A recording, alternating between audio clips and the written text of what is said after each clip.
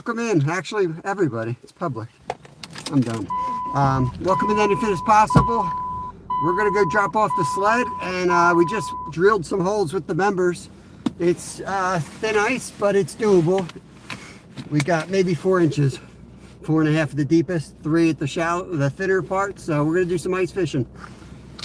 I just got to pull around, drop the sled off so I don't drag it across blacktop. But welcome in. I got 5 holes already drilled, so we don't have as much to do. We should better get fishing relatively speedy today. RDA, good morning. Yeah, it's chilly out. Yep, 21. So it's 21 in my car. It's always 3 off, so 19 or 18. So we're growing ice. And the sun's gonna come out, so it should be a really nice day, but we do have the breeze, so we're gonna have to put the tent up, break the wind, so it's not too loud for y'all. But we'll be popping in and out. I got some good bait today. I got 3 big shiners and a bunch of little ones, so we should be in good shape. Joe, good morning to you. Welcome in, guys. Let's get this going, put my blinkers on. Okay. Hopefully we don't lose you all while we're doing this. It's cold out. The phone doesn't like it when it gets, you know, down into the 20s and teens. Here's our minnows. Got some good bait there. I gotta make some lunch at some point today. Brought my empty thermos. Brilliant.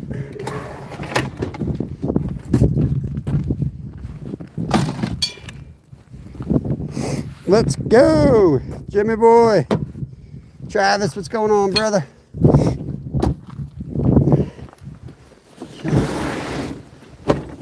Oh, I hooked the seat.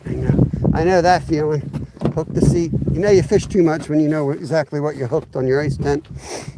Let's get this back up.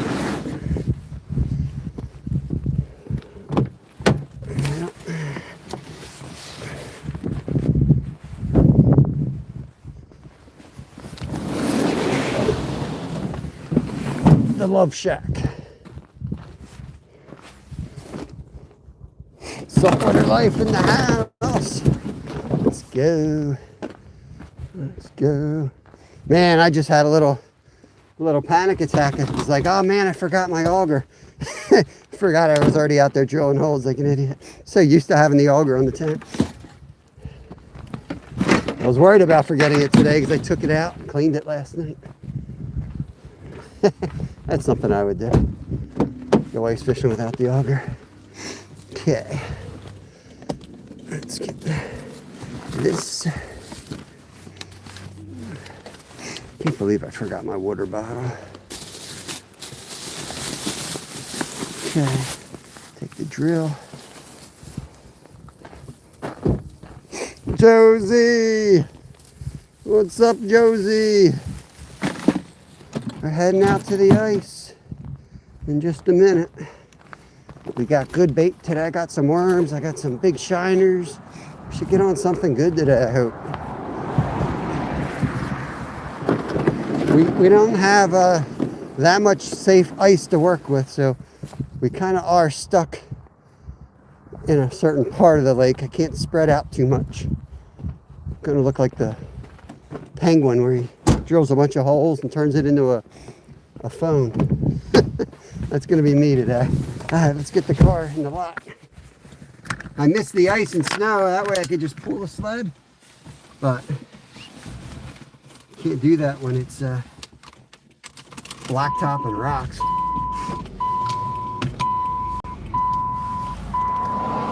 Don't worry about me, buddy. You just go to work. Just go down that road. 30-point turn.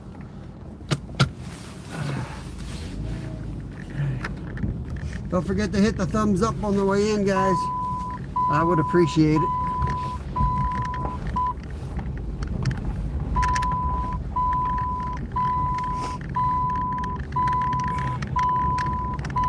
At least we got a bathroom here. filled my thermos up and I left the house without it. But we're only going to be live till 2 at the latest. We're not going to be out here for 8 hours today. Dorothy, what's going on? Salt life. Jimmy, I'm ready for the salt life. That weather forecast looks awesome. We're going to be doing a lot of ice fishing. I'll leave the key right there in case I take a swim today.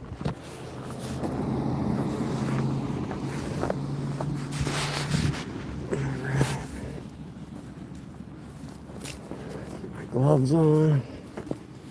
Act like I know what I'm doing out here.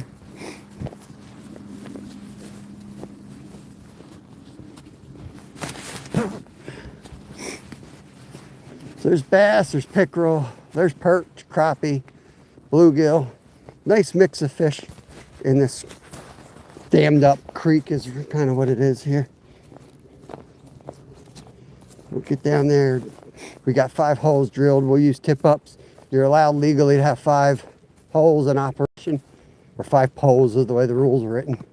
So we can drill more holes, but we'll start with 5, put a rod in each one of them, put the bells on them, and then maybe we'll drill a couple more if we feel like we need to.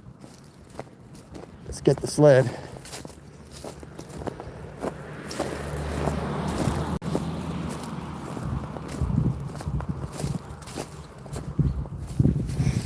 Shiners, let's go.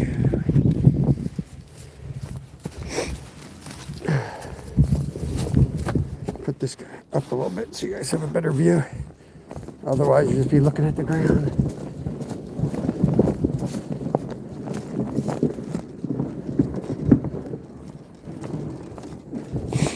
Members, make sure you're in Sunday's live. We're going to be doing all-nighter Sunday into Monday on the ice.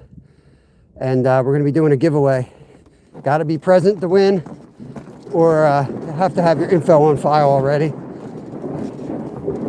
So the folks who have been members for a long time already have all their info. So if they can't make it, that's fine. I just can't be, sending out stuff to someone that I don't know if they're going to claim it, or it's just too much drama. I want to give it to somebody I know can get it and be done with it. All right. Do not be shocked if we go through right here on the edge. This part is definitely only like an inch thick, but right where that shelf is, it gets much thicker. Hold on 1 second.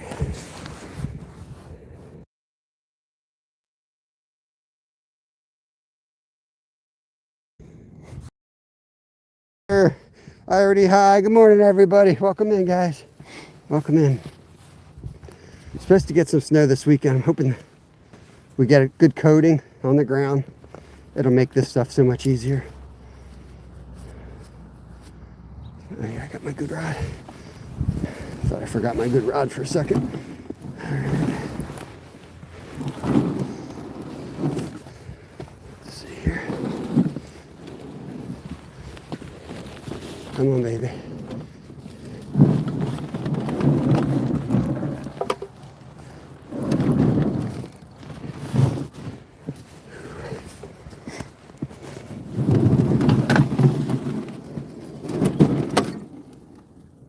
All right.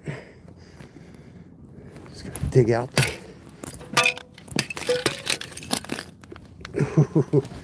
That's water right there on the edge.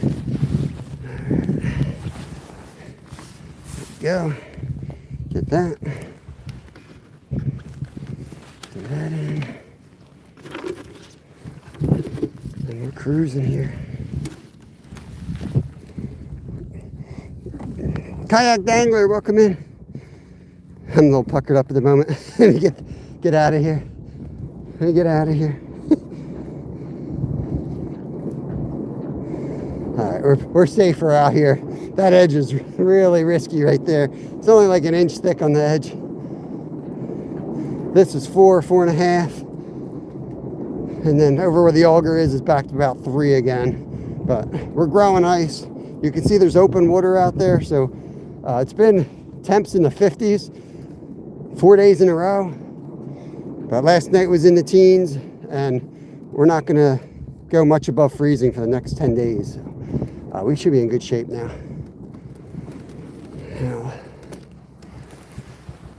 we're gonna do. Let's get this stuff all set up here. Lost my pots and pans. Drop my pots and pans. Yeah, we might cook. I don't know. Okay.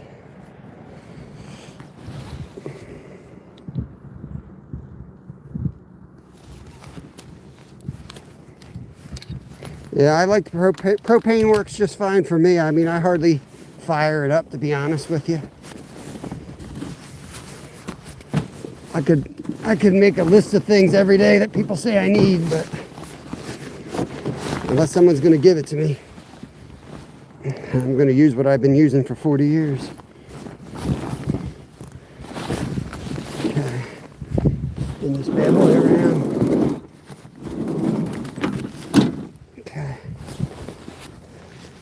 Gloves, always going to go in the pocket. Don't throw your gloves on the ice. Keep them in your jacket so they stay warm. All right, where do we want to go with this? I'm going to go.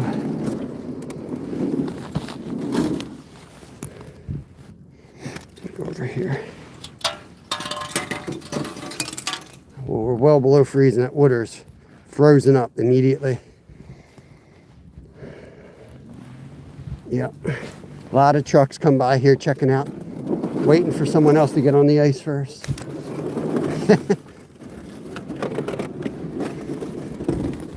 I'll be the guinea pig, I don't care.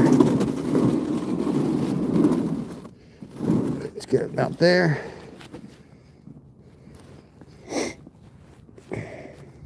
We are going to have 15-mile-an-hour winds, so I definitely need to anchor the tent down today.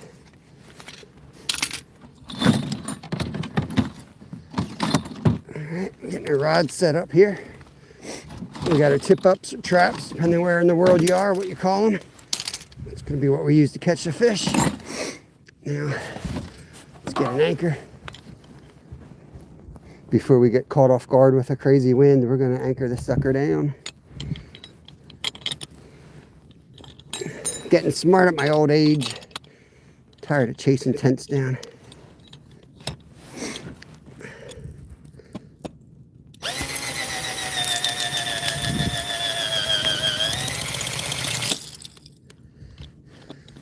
Okay, that's all you do. Let's bring this in, make a little safety rope like that. Just in case we start blowing, that'll hold. And then once we get the tent propped up, we'll get another one in.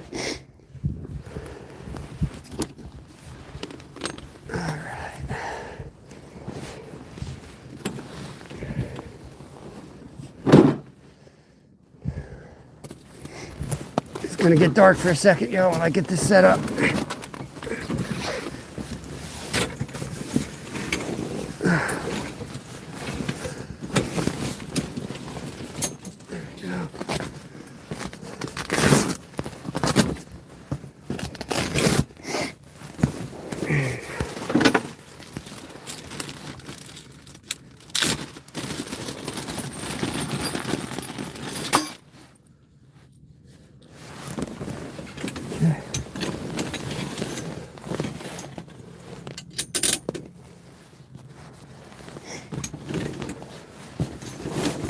Oh boy. Whoa, tiger.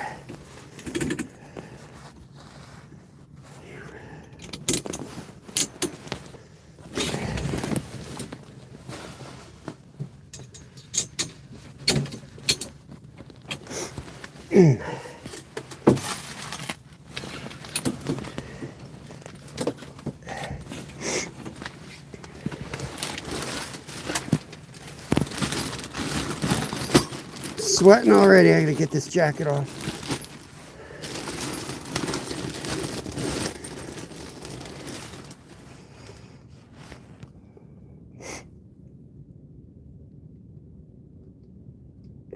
Yeah, we're in Pennsylvania. We're not ice pros. I mean, we don't get that much ice fishing here in Pennsylvania, so I'll take advice from anyone in Minnesota, but I've been doing this. I'm 50 years old. I've been doing this in this shack for 40 years. It's an old clam shelter. And I guarantee you it's fine. It works just great.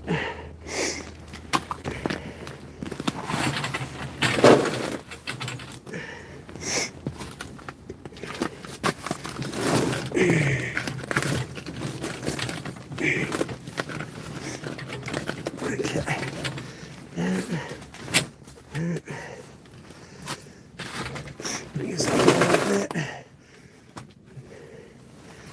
We'll drive one more bolt on this side. Before we do that, we'll open the back up so we can see what the hell we're doing in there. You don't really need too much shelter. If I've positioned this right, we should have the wind at our side, not the front. How's the zipper?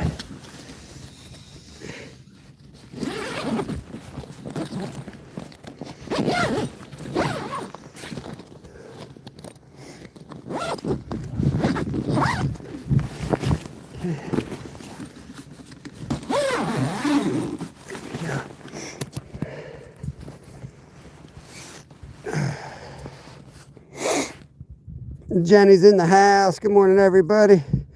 Joe Mama.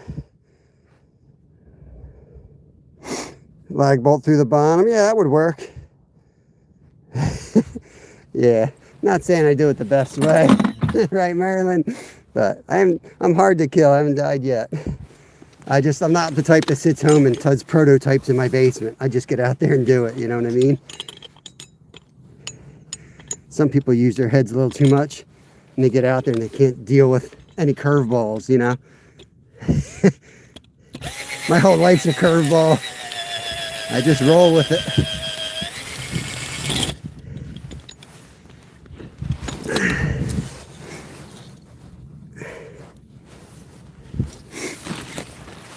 Okay. Honestly, once you get it warm in there, it melts a little bit and then refreezes. It doesn't go anywhere anyway. It's really just the first few minutes. You might get the 30-mile-an-hour gusts, which will not be out of the question today, to be honest with you, the forecast. So we got this in here. I'll probably just fire the heater up, make sure it's working, so it's ready to go. We got a stove in there for later. Make sure you guys aren't going to fall off.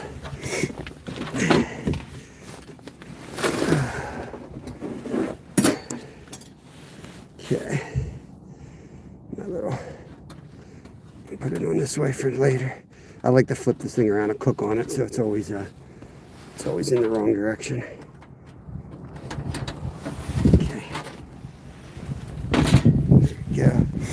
All right, let's get some tip-ups out there.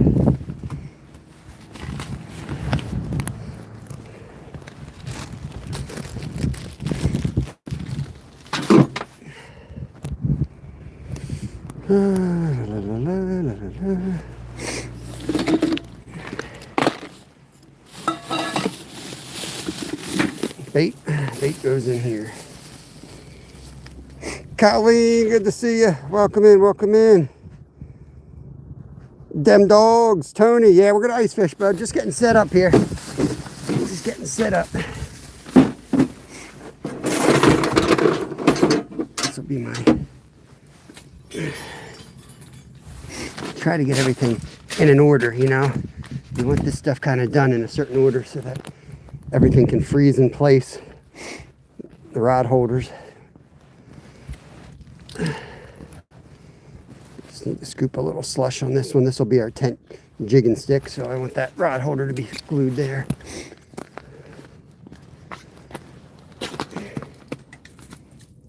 Let's see, I'll probably put it over here because I'm going to put the camera in the corner eventually. Like that. A little bit of that right on the edge.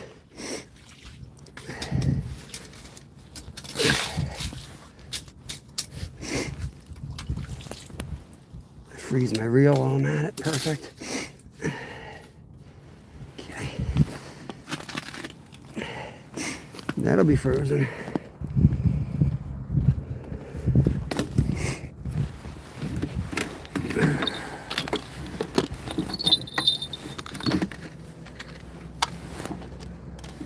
the jigs I was looking for.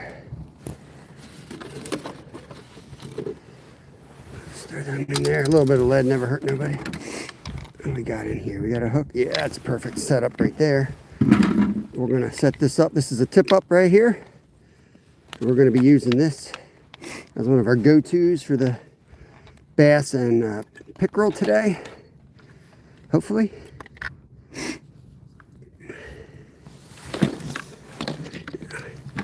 Let's make sure we get this out.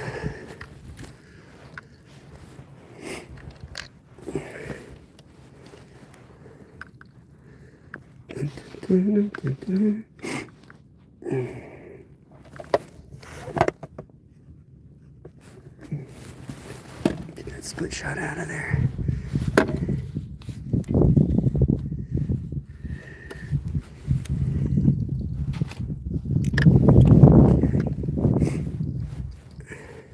Little tangle there. Just want to get it down to the backing, then it should roll out. A little bit of snow on there from the last time. Gotta watch that. A little bit of a loop there, don't we? It's all right.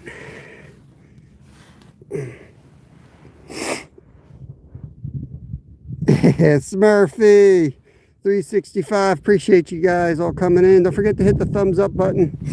Would appreciate it. Gonna make a good go of it out here today. Gonna get a big shiner. Let's get a, that dude's a little busted up. I'm gonna get a healthy one. There we go. Chill out here for a second, bro. It's lead. Lead's warm, it's sticking right to the ice. Okay. We're gonna hook it right behind the dorsal. Hopefully without hitting the backbone.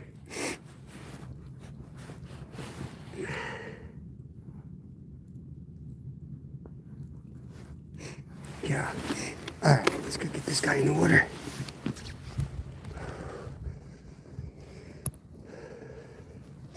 I'll show you how this guy works in a second. It's called a tip up or a trap. These we just bought a few weeks ago, upgraded our old setups. These are really nice. Hopefully we can get through this. It hasn't frozen. Yep, it's frozen already. It's cold out. Give it the old boot.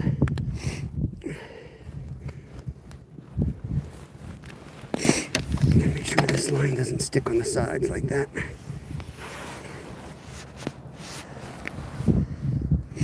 Okay. So I'm about 6 feet here. It's not deep. Let's get this wound up carefully. Where am I going? Around here.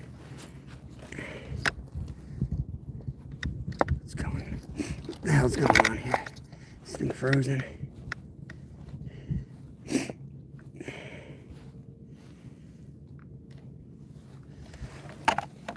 Freaking hands, you know. Let's get this up here. That's why you get the heater out, because it might be sweating, but you start getting your hands wet, you're going to want to have something to, you know, pop in the tent and warm back up with. We're going to be fishing upstate on a big lake overnight this weekend, so this is kind of a trial run in some ways to make sure everything's working. So when the fish takes it, we got to go through this little Johnny John. Jeez, oh man.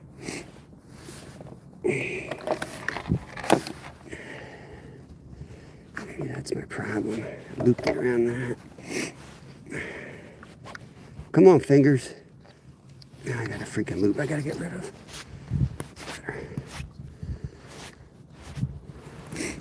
This only happens when you go live, I swear. Now you want to hook it there. Pull that. There we go. So when they pull that, this top thing will spin like that. So what you're going to do is you're going to extend this, and you're going to put this under it. And when the fish pulls this, flag pops up like that. So that's how this thing works. I want to keep it about a foot off the bottom. That's what I'm going to do. Get this sucker down.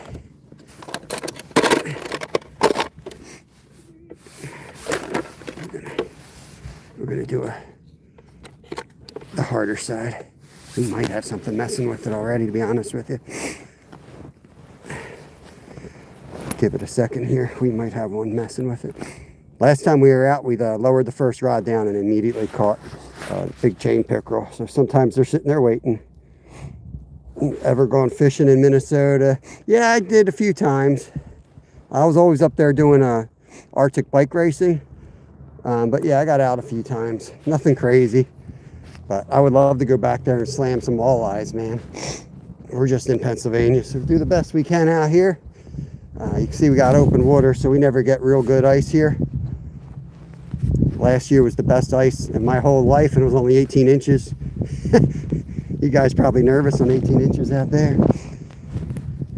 All right, that's one. I'm not sure if this one's got a hook on it. I think it's got a little jig. We're not gonna mess with that one right now. We're gonna put our big rods out that can handle big fish first.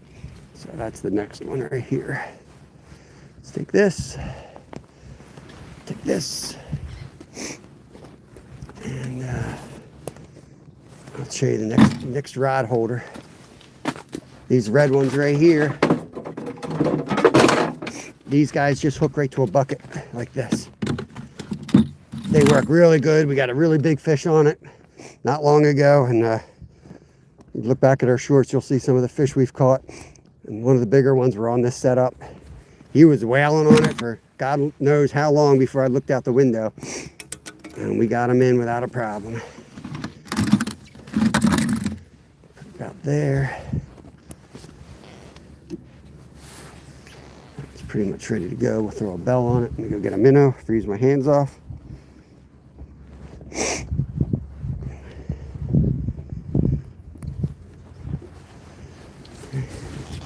Who's next? There we go. Next victim.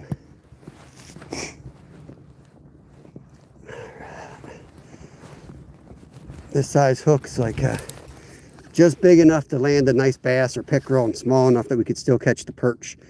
I like this size a lot. It's a size 1 bait holder hook. That's kind of our go-to on tip ups here. This isn't technically a tip up, but same difference. Give it the old boot. The old boot. Drop her down. Let's see it flashing under the ice. Get down there, bro. That's why you need the split shot. Put a bell on this. Let's get the extra line out of the reel so it won't tangle. I'm going to give them a second to pull that line out. It's got a split shot, so we will kind of be pulled down.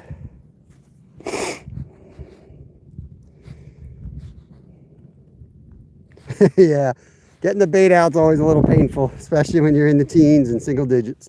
Water is your enemy when you're out trying to stay warm. You got to stay dry. That's really the most important thing, or have a way of getting dry. Make sure this is down. I'll just manually pull it up, make sure we're down where we want to. See, he's a really healthy shiner, so he's not really sinking too much. He's fighting the split shot right now.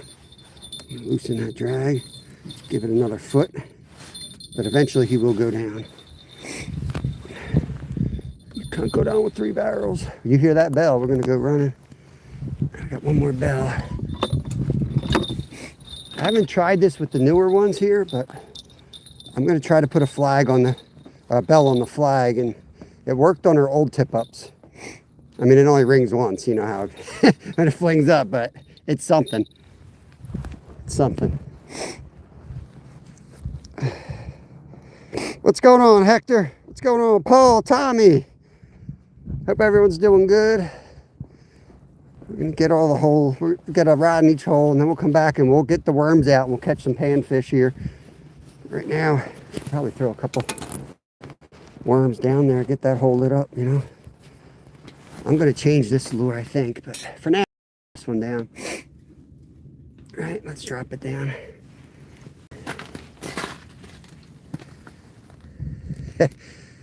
Telling you, we got a little bit of snow the other night, and it's just enough to get everything frozen up.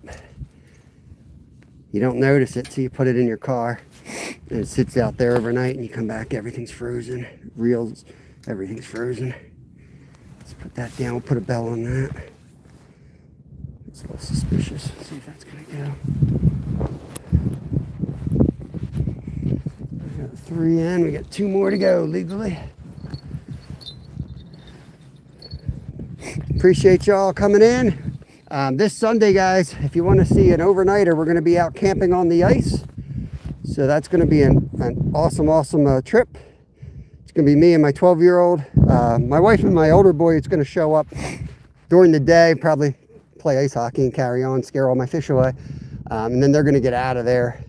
And then we're going to fish for walleye overnight and perch. We're going to put out some green lights and see if we can get a good school of fish in to keep us busy overnight. All right, let's do one more of those bucket holders, and I'll put it on the white bucket. This green one works okay, but you better plant it in pretty good. It tends to fall in. So these guys on top of one of the buckets is pretty strong. Way to go here. Thought I had another bell with me. I'm telling you guys, if you're new to the channel, you don't know the whole bell saga. But I mean, I was in a shop yesterday. I bought 5 bells because they only had 2 left. Right? I'm not great at math, but that's 5 bells on top of 2. That's 7. I come out here and I got 3 bells. I think somebody's messing with me. Somebody's freaking stealing my bells.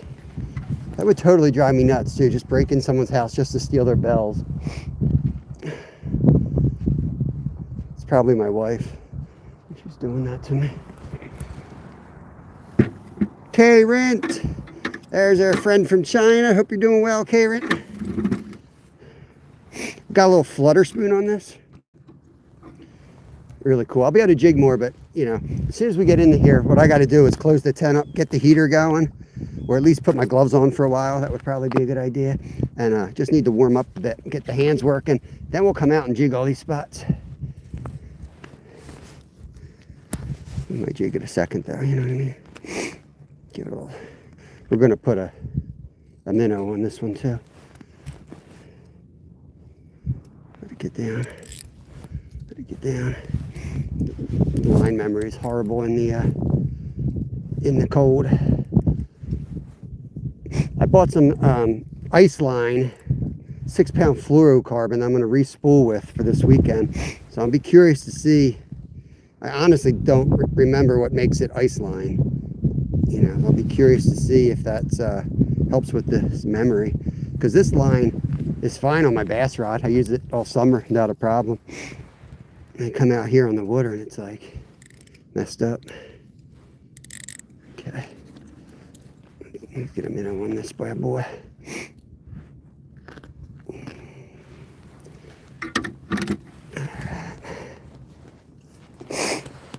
Hope everyone's having a good day. Welcome in, Ricky Bobby.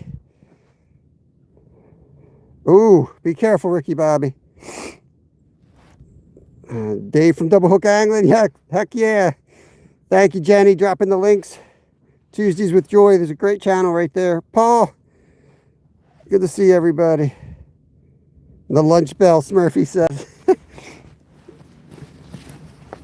I may have been a little over eager opening the back of this tent up today. Probably not a great idea. It ain't that warm. Single digits, I'm getting excited. What do we got? 3, 4. I can do one more hole. I think we should drill another hole. That first one's really close in. I think that was like my test hole to make sure I wasn't going to fall through the ice today. I think another hole right out here might be better. I said I wasn't going to drill anymore, but I'm going to drill one more. This ice over here is so thin. This really is like the best spot, though. Knucklehead built a fire out here. Idiots. Maybe right here. No, right here. Right next to the fire ring.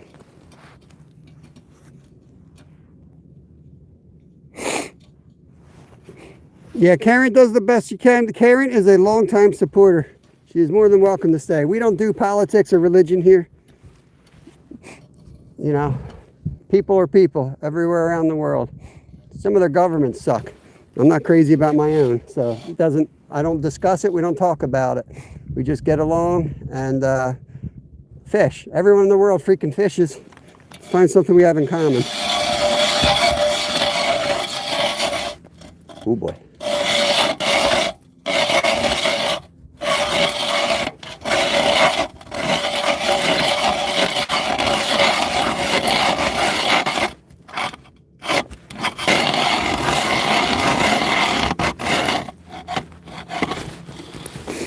It's hard to drill with you guys on my chest. Sorry, it's bumpy.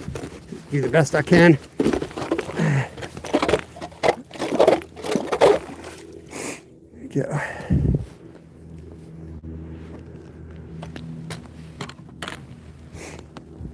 Okay. I think I'm going to put this green one down since we have a good layer of slush over there. We'll take this over there. The other reason you need a tent, people are like, I don't use a tent. Well, good luck going live because your phone's going to die in like 10 minutes. When it gets down this cold, you have to have heat on your phone to prevent it from dying, especially if you're going to go live. I made it across Alaska at 40 below without it dying, but that's only because I turned it off and put it against my skin. Going live and fishing live is a whole different thing.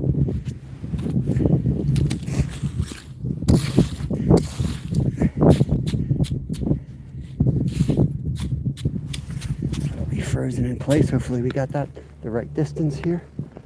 All right, let's get a shiner on that rod over there, and then we'll be done freezing our hands off, and then we can get jigging with some red worms.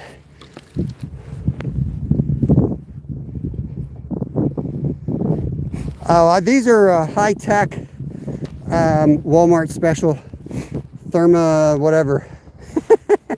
They're actually really good.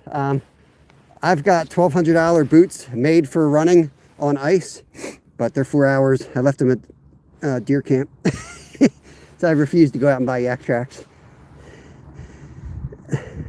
Yeah, I got a good pair of 45 North boots with the built-in studs. Absolutely amazing. Hopefully that'll hook up. It's got the treble on it. Get down there, bro. Just open the bail, let that go down.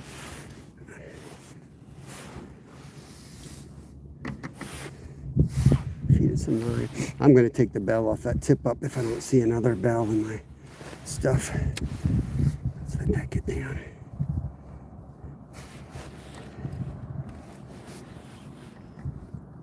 Get down there.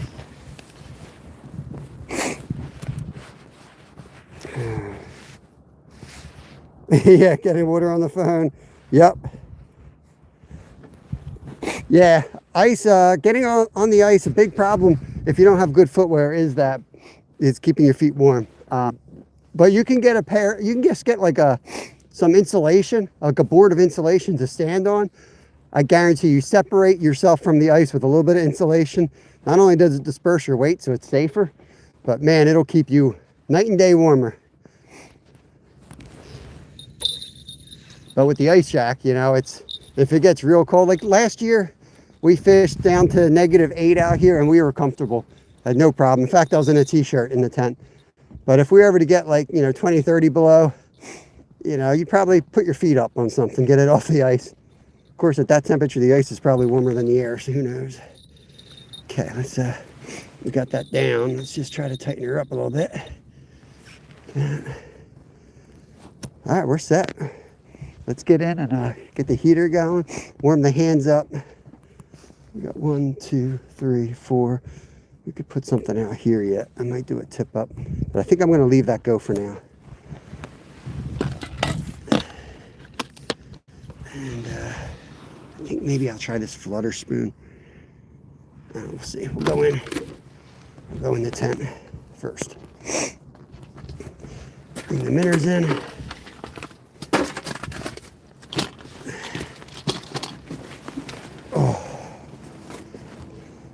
Probably going to need, let's get the heater going over here.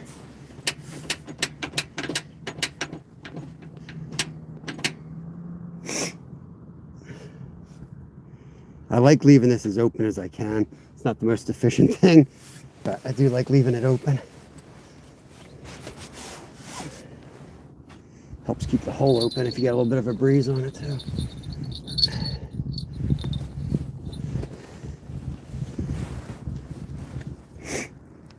Oh, this thing's frozen up. If we get a big fish, we're gonna have a problem with the setup here until this thaws out. The reel is definitely frozen. Bob is a pro kids. Please do not bring kids on the ice alone. Your kids on ice is a dangerous problem. I mean, adults ain't too bright, but at least they have some experiences. People are dumb when it gets to ice, man. It's a shame. They see ice and they're just like, oh, ice, and they go out on it. You know what I mean? I see it all the time. And you'd think that might sound silly, but trust me, that's exactly how it goes down. It's scary. It's scary. I'm going to put a different jig on here. There's no common sense at all. Like, you remember yesterday when you were swimming on that lake? Maybe give it a couple, maybe give it a couple days. Nebraska's in the house. Nice, Eric. Good to see you, buddy. We're in Pennsylvania here. Getting the heat going. I probably will shut the back of this tent. There's really no point in having the back of the tent open, but I think it might help with lighting. But sometimes the fish like the shade in the tent. Where am I at? 30 wraps? I only need 7. I think I did 30. If you can't tie a knot, tie a lot. That's what Bill Dance says. Where's, speaking of knot tying, where's Zyro?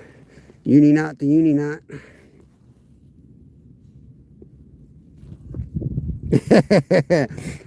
Soldier, take a trip somewhere. You probably got ice somewhere up that way that you can get on some ice for ice fishing. Oh, we're blowing. Let's see how this is going to sink. Feels a little bit, yeah, that looks good. A little bit heavier. We'll try this. We'll put a worm on it. Let me get the scooper. We're going to have to scoop that out. So we got these 3 rods set. I'm going to leave this hole go. I'm going to chum that in a little bit and see if we can get something going over there. Try to close the back of this up or not.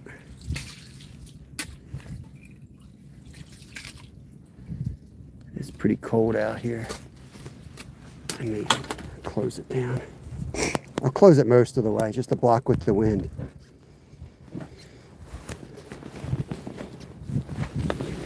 Should be able to get it on.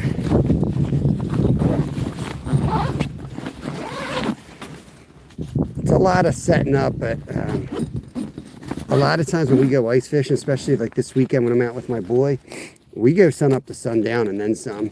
So it's important to have like a base to come to, So having a tent like this is, you don't need anything this fancy. I got like a Helix, I think it's called, a one-man fishing shelter.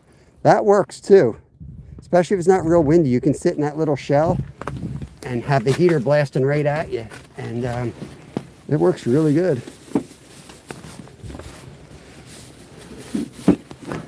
Enough jabbing. Let's catch some damn fish. Let's catch some damn fish. Let's get the battery on. Hey, Matty. What's going on, brother? No frills, no mercy in the house. Dying fast in here. Get it charged. Outhouse fishing. Yeah, I may take that up with me, to be honest with you, because we're going to be in single digits. Yeah, charging slow. I know it's charging slow. We're going to be in single digits this weekend, and we're going to be out all night. So we might, take that shelter out. And that way we have 2 different spots that we can warm up in. There's like a different spot that we want to hit for pickerel versus walleye and panfish. So it would be handy to have 2 different spots out there that we can go to. And all right, let's throw a worm on this guy here. Let's see here. We're going to jig this one a while, see if we can get a fish on this. Let's turn this heat down. Remortgage my house to get more propane. Ian, welcome in, buddy. Welcome in. Trying to thaw out my rod here. Oh, here we go. This is comfortable. Dennis, welcome in. It's about 8 feet. 6 to 8 is like the deepest out here. It's a dammed up creek. We're in Pennsylvania. Just started jigging. I got a few rods set up out front as well with tip ups in. So we'll hear some bells eventually today. I almost guarantee it. When you least expect it, they usually go down. That's why I keep you guys on my chest, because we're going to have to run out there and grab a rod.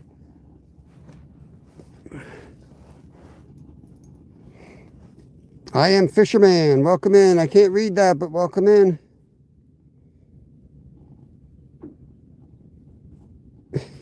Hope you're all doing good. Just string chat here while I'm jigging. Ranyos! There's a man who only sees ice when he gets a margarita right there. Another Floridian in the house. Don't fish die in frozen waters. No, it ain't frozen on the bottom. Only the top freezes, and then the bottom stays like 50 degrees. Fossil Monster, Germany. Welcome in from Deutschland. Guten Tag, I guess. It's still daytime. I'm trying to get this. Man, my reel is totally frozen. If I catch a monster, it's gonna suck. Let's try to get him. Let's try to get him here. Make sure we're all the way down. I give it slack. Make sure it goes all the way to the bottom. Watch it drop, and as soon as that line gets slack, you know you're on the bottom. And then I usually bounce the bottom or just work that bottom foot line. Though at night they will come up. I was trying to tell my son this for Sunday, when we're going to be fishing all night long. Those fish are going to come up towards the surface at night. I think that's what I expect them to do. Had ice on the windshield. Oh my God. Yeah. Complete apocalypse, and get icy windows in Florida. Yeah, fish can drop their body temp and just kind of chill. They almost like just hover there. I had a channel catfish as a pet once, and I had it in the dammed up creek behind my house. And that thing looked dead. It laid in the leaves the entire winter. And then spring came and he just started swimming around again. It's crazy. Yeah, moonshine would be great in this weather. Unfortunately, I am celebrating dry January. So you can have one for me, brother. Earl, welcome in. Welcome in. 2 rods out there have bells. One's got a flag, so I do have to keep looking up for that flag.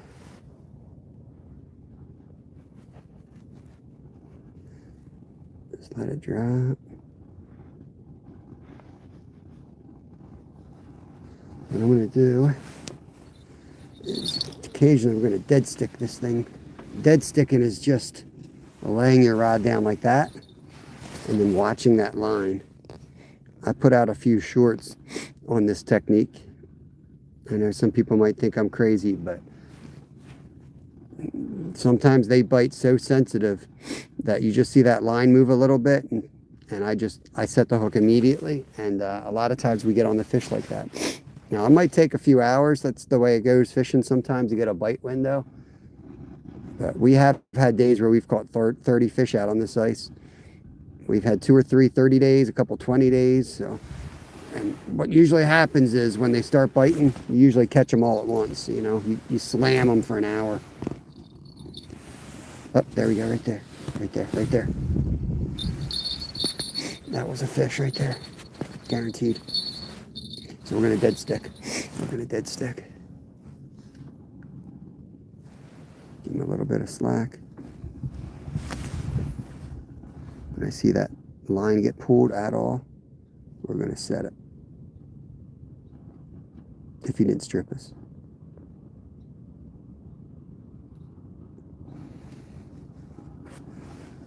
Might have stripped us.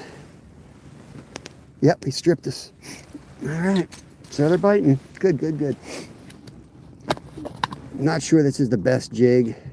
It is a little bit heavier than the one I was using. The last one was a little too light. So we went to this heavier one.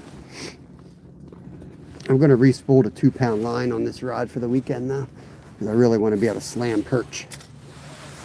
And sometimes perch are the pickiest little brats that you can fish for. Fish are friends, not food. What do you eat, air? Gotta eat something, bro.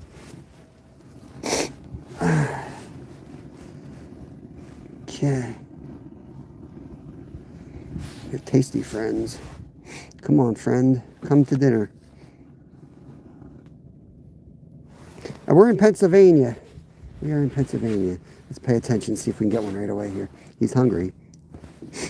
Hit it again right away.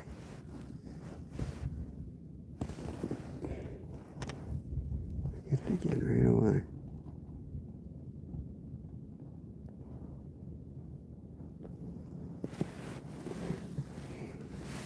Jason, we are not carp fishing today, Jason. Bad news.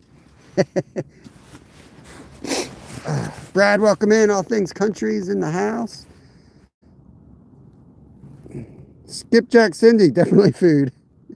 All right, watch that line. It's stuck up on the slush. I like when it does that. I leave it like that. And eventually you'll see that slush little piece of ice cube there move. And that'll be my strike indicator. People use floats and all that stuff, but I just find if you do get a big fish and you got the float on, now, you know, you got that thing falling through the eyelets, and this works for me.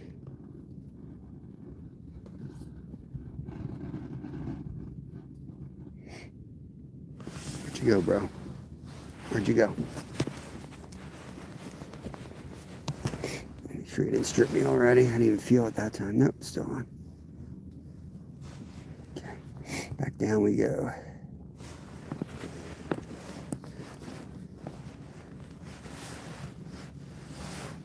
What I'm going to do in a minute, if this guy stops messing with me, I'm going to go throw a couple worms down the other hole, and we'll go over there soon. Or I might just walk over there. I got to put the backup battery in my pocket though.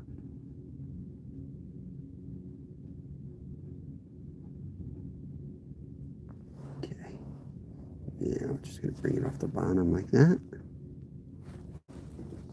Get a little something like that.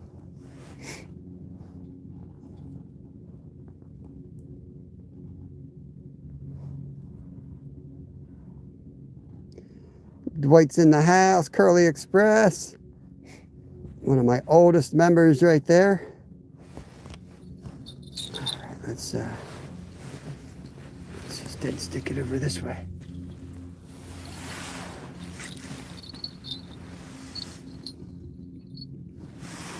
Up, up, up.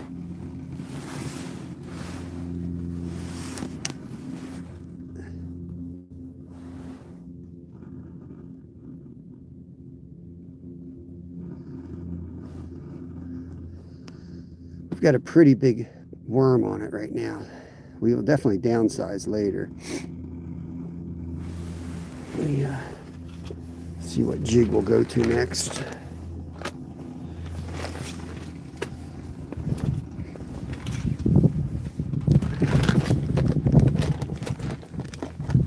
My best jigs are the, oh, I see one that would work really good.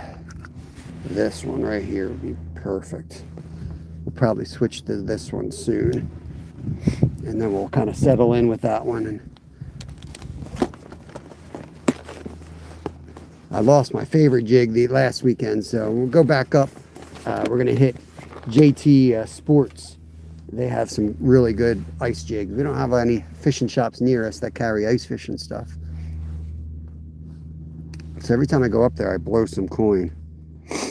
The bells are good, especially if you're live.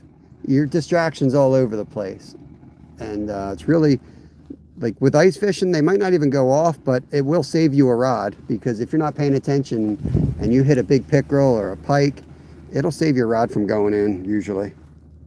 Catching cooks on, oh yeah, for sure, Smurfy. We'll be doing a fish fry on the ice, no doubt, man. We haven't gotten skunked there yet. We got 40 fish the first time we went up there. We're expecting a lot of fish. Yeah, I think that's a hole. All right. Let's jig this one, and we're going to go out. Before it gets too windy, we'll jig the other hole out there. We'll also jig the tip-ups that are out there. That's another technique that I find really works for us, is not just ignoring the tip-ups, but going out there and just grabbing the line and giving it a few jigs, especially with pickerel. A lot of times that pickerel's just sitting there staring at it.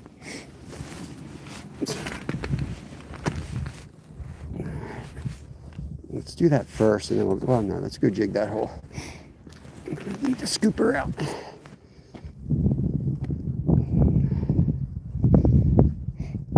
Got a little bit of a breeze, a little bit of sun, but it's still freezing right up. I'm not complaining about, considering we're on thin ice. Oh, oh, there we go. There we go. That was one. Oh yeah, oh yeah.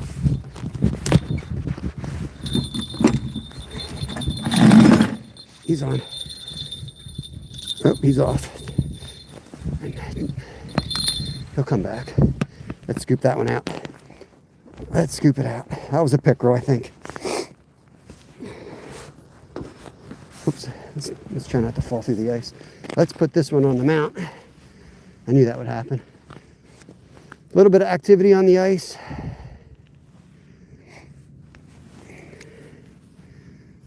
Sometimes all it takes. Let's get this down in that hole.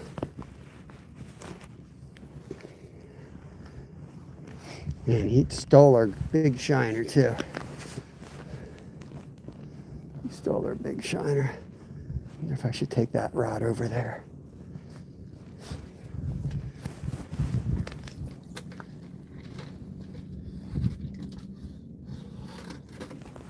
Okay. Two of those. Take those little gold ones. We're gonna use these guys.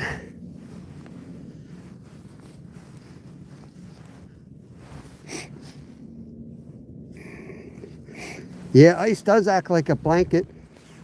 Snow does the same. So if you have a warm bottom lake, that's a great point, Earl, and that's a reason why lakes are so dangerous. Because if you have a shallow lake, you got to know that that mud's warm, and you know, if it's around the freezing mark, you're thawing, you're not freezing, because that air is coming up, and you can have dangerous ice. Now you get a spot like this where it's a little bit deeper. You know, everything's different. Every body of water freezes different. You have to know that when you're ice fishing. You got currents, you got deep water, you've got springs sometimes. So yeah, but yeah, a lot of times this muck is warm at the bottom. That's where the fish go. And now you got a layer of ice on the top. In fact, last year it was so windy that it took forever for everything to freeze up. But I think that water was like super cooled. When I was a kid, I used to go in the grocery stores, and occasionally they would have this thing that had like water that was at 25 degrees and it was liquid because it was spinning in a circle. And that's kind of what happened last year. All the wind kept it from freezing up. But once we got a calm day, I mean, we grew ice so fast last year. It was crazy. Let's see if we get this guy back now. Make sure we're all the way down.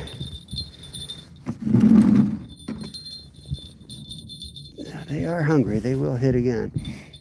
I should have just waited a little bit longer. I got stuck on the bucket bringing it up, but it was probably a medium-sized one. Ooh. All right. Let's see if we got anything going on over here.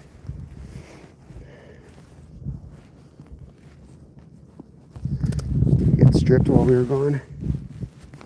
Nope, still good. Thought they might be doing us dirty out there, missing bells, coming around, getting stripped all day. We'll get them. They can mess around a little bit, but we'll get them.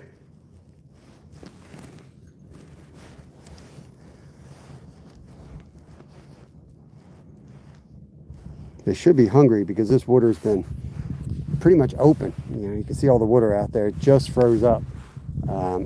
In fact, I was just live with the members this morning because I wasn't sure we were going to have a live. So we came out and tested it. I might have made some unmanly sounds as I tested the ice, but we're good to go. Trophy Waters, what's going on? Yep, exactly. That's why you can catch that bottom layer is pretty warm. Don't forget you got the heater running. Yeah, I got it on low. Thank you, Ace. No, it's not wasting gas. It's keeping my worms alive.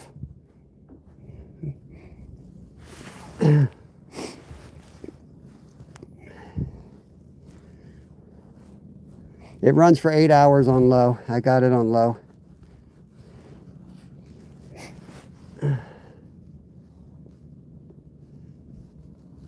And I needed to thaw out that other rod that's in the back too. So a little bit of warm will dry everything out. Everything got wet. It's been warm. It's been 50 degrees 5 days in a row. So before I get out on the ice, it's going to be single digits this weekend. I want to get everything thawed out. So I don't mind killing a tank. There was one right there. I just missed one.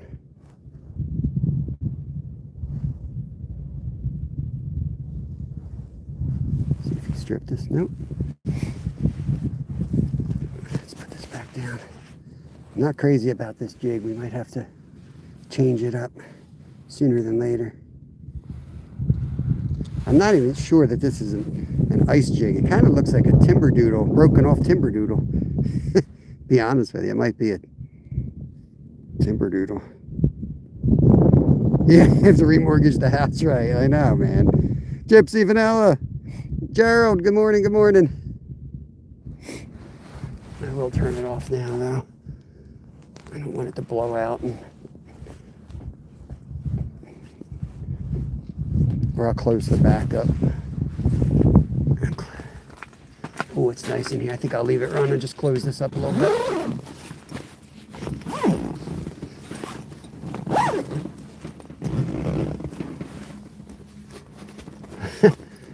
Don't worry, guys. Don't worry about that sound. Put another bolt in the side. Forgot to open this one up. High-tech solution. All right. I believe that's it. I'm gonna go jig this one. See if we get a big fish on this guy. There's a hungry one around. The old boot.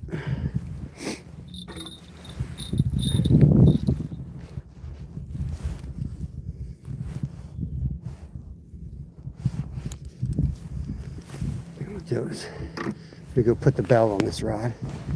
Got to multitask, as silly as it seems sometimes, running around like an idiot. You got to play zone. You got to play zone while you're on the ice. Until you figure it out, sometimes one hole will just keep producing. Then you can kind of focus on that spot or drill additional holes in that area. But till then, you have to cover some water. Now here we know they're pretty much in this spot. We fish this area a lot. We've got them figured out. It's just a matter of getting them to bite sometimes. Get down there. Just like that. Okay.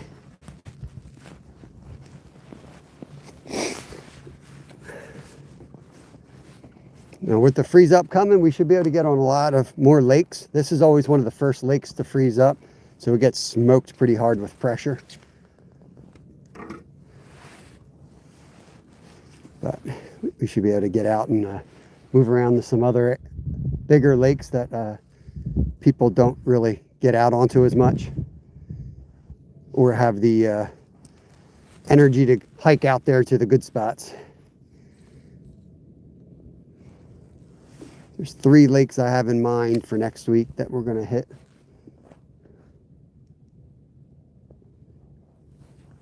Yeah, I left that on. Woo, baby. No, I did not catch anything yet, Gerald. I just lost one on that rod. The bells were going off, but I missed them.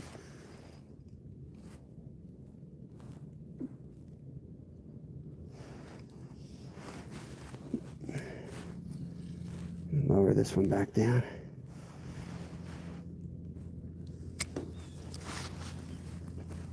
Get back down there, bro. I want to go jig that tip up too. Just let that go for a minute. Check the tip up. This is the one we had the fish on, Gerald. Probably should clean these holes out while I go around. That actually probably costed us that fish. I went to hook set it, and you know, there was enough slush in the hole that I kind of caught it up. And I think just kind of tweaked it the wrong way. Didn't get a good hook set on him. It's kind of a swing and a miss, but I mean, he was on it. The rod was bending over pretty good. He was definitely on it.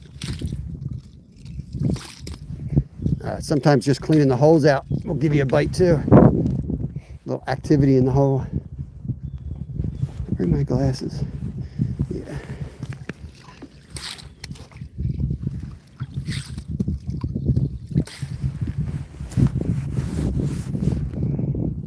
Yeah, make sure your ice holes are clean, guys. Very important. Another bad snowstorm in Michigan.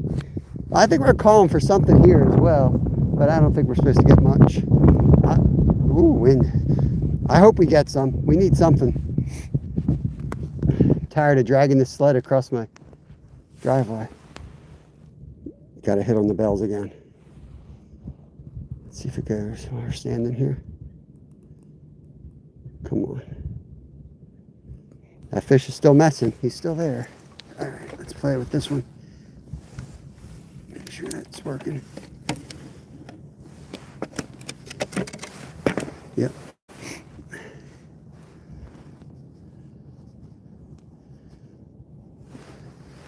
So right now we're going big. We got all the big shiners on. A little bit later we'll probably end up switching things up and jigging these holes. This is over here is a good spot for crappie too. So sometimes the crappie come over here, and then the pickerel come here, and you won't catch a crappie, and you'll catch a pickerel, and vice versa. So it's good to change them up.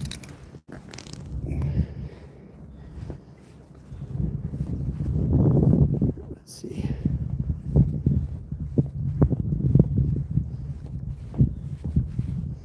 Scoop this one.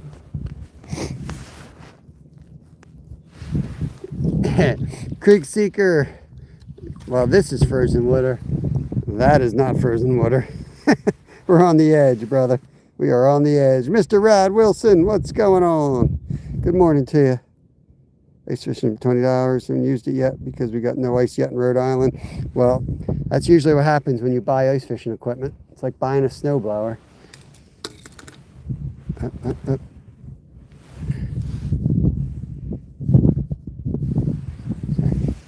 Playing. Let me get Ace hooked up here. Oh, dang. What the heck? Put that one in my hand. Woo. You might have stripped me there. Standard rod. There you go. He might have stripped us. We missed a big hit.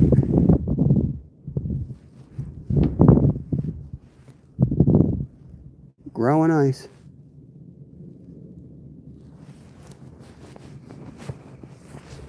Just lay it on the ice. Let's see if we can get him.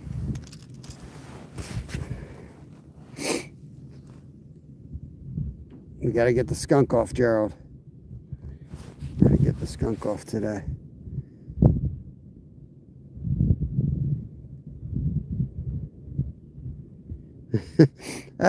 I try to wrench everyone up. It's a little harder in winter to kind of know what's going on when we're struggling out here. But we fish every day all year long. And anyone that hangs out that's, you know, not trolling, and, you know, it's pretty simple rules. Make everybody a standard mod so they can connect around. I've got a few managing mods that take care of business. But that way you can connect, you can tap on someone's name, hit go to channel, go out. We're not always on the action, but we do fish a lot. After ice fishing, we're going to Florida in March, so we're taking the RV down all the way down to Florida. We'll be doing that. That's our next big trip. And then after that will be saltwater stripers and all that fun in the spring, as well as trout and carp and catfish. So that's kind of what's in store. Thank you for the floating heart, Dorothy. Trolling. Not that kind of trolling, Jimmy.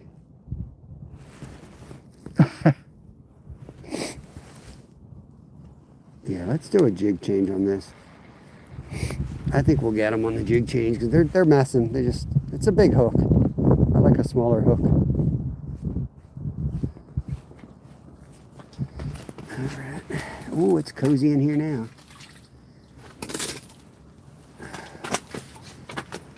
Not about running this heater on 2 inches of ice out here. Give me 1 second. I'll be right back. Oh boy.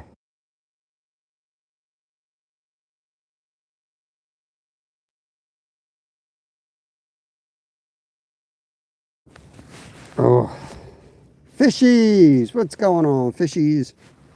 All right, where did I put my jig? I'm allergic. I'm allergic to the ice. Where did I put my freaking jig? Oh, there it is. I'm gonna sat on it. All right, let's change this up.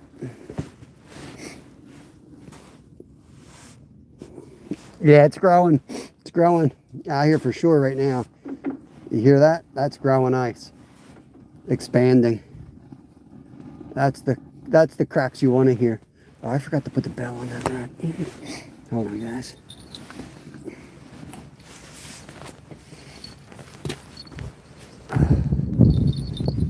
Definitely need a bell on this one. Might switch these 2 rods.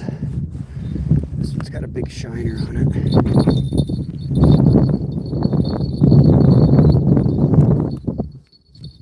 We're going to put this one over here since we just had a good hit on this hole.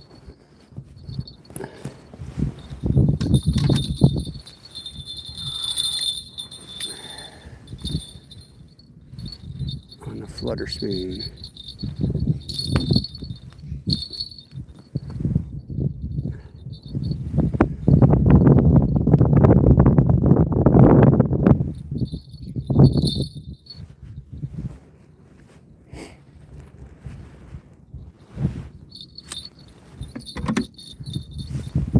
Sink a sec. Oh, now my fish have frozen off my hook. Lovely.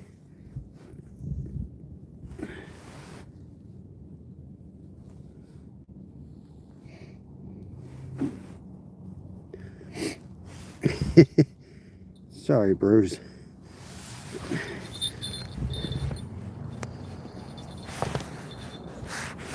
Have a good one, Tommy.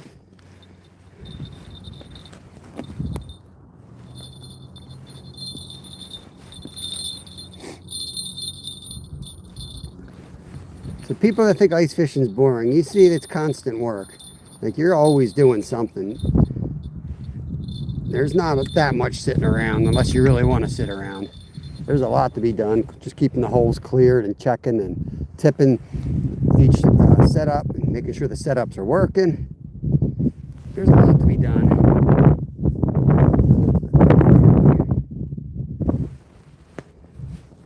Especially if you're doing it right. There's not a lot of downtime. Pull that one back up. What the hell's going on with that? Oh, don't do that to me.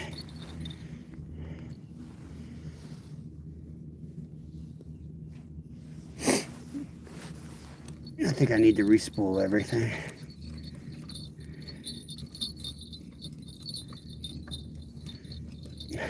Line's not cheap. When you have a lot of rods going, line is not cheap. Some of these lines I got out of a box that are pretty darn old. My dad's like, here's my old fishing stuff. I'm like, yeah.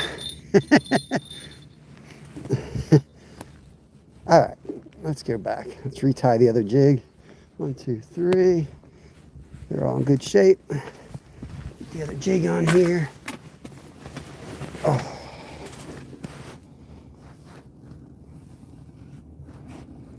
How come you only hook the bait once? It's only through the body twice. On those little ones or the shiners, I don't know. I want the hook exposed as much as possible when I'm hooking bait. So the one, I'm not sure which one we're looking at. The one's a treble, so I just bury the one treble on the dorsal like I do for catfishing. The other two are sticking up. If I just have one hook, it's a size 1, so it's not a giant hook. So I want plenty of hook exposed, especially if they're live and doing well.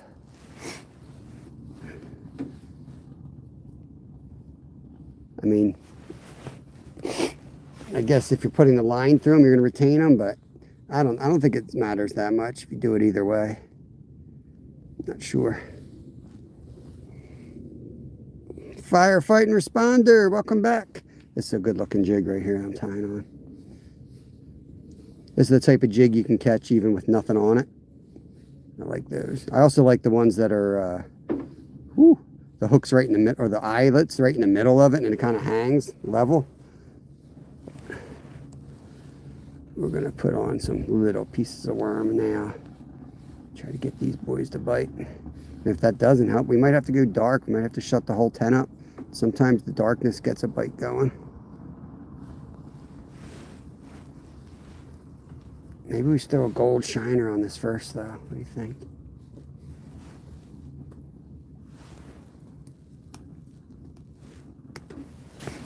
You got a gold shiner out first.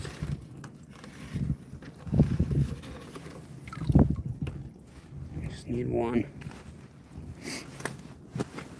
Alright. Take this dude. This guy I think will hook through the lips.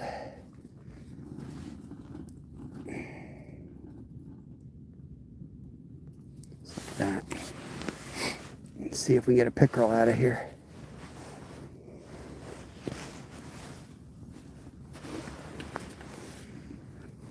Freaking line's frozen. To the ice, there we go. Down we go. Let's see what's down there.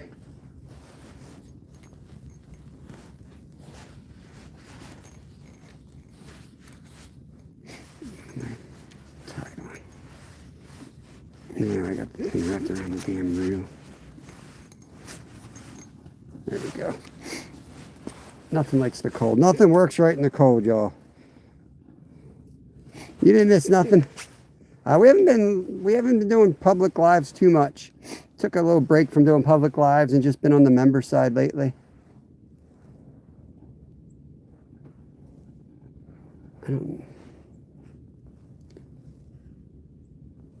See if we can get anything on this minnow before we switch. Hey, Will, what's going on, brother? Crazy, welcome in. I'm new too. Brand new. Raptor Will in the house.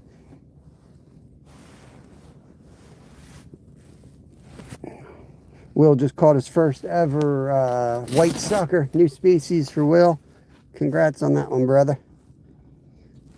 We got like barely 4 inches out here.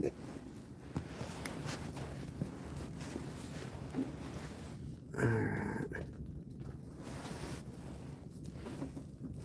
Let's sit it for a minute. See if anything comes and slams it. Give it about a minute. Stare in the outer space for a minute. See if this goes down.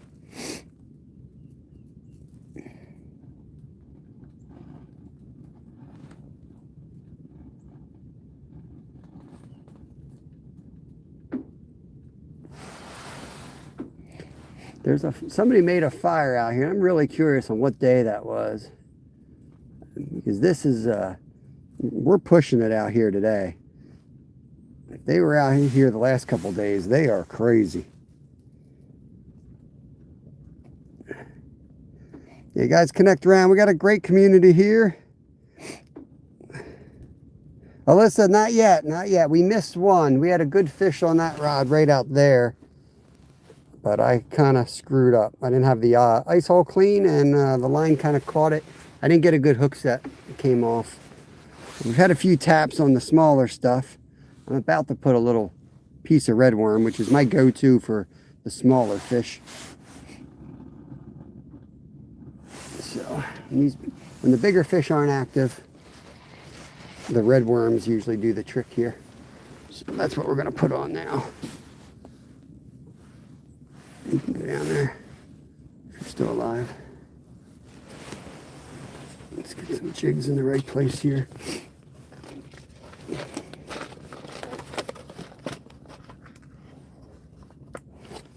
I'm trying to stay organized. Trying to stay organized. We got a big trip Sunday.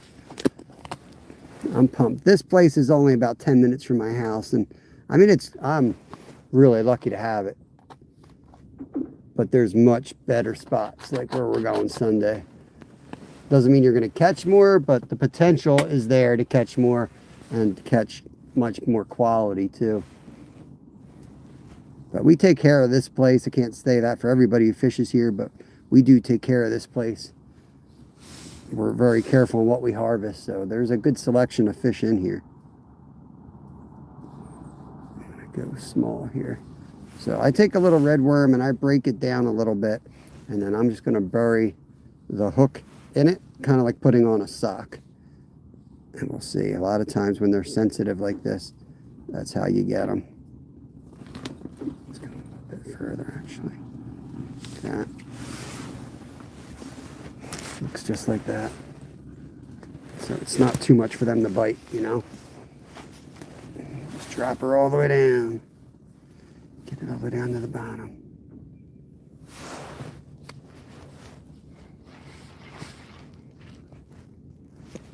There we go. Make sure we're not stuck on ice. Okay, we're down. Now, just sit back and relax. Oh, there was a hit. Got him. Oh, he's off. Damn it. Yep. Yep.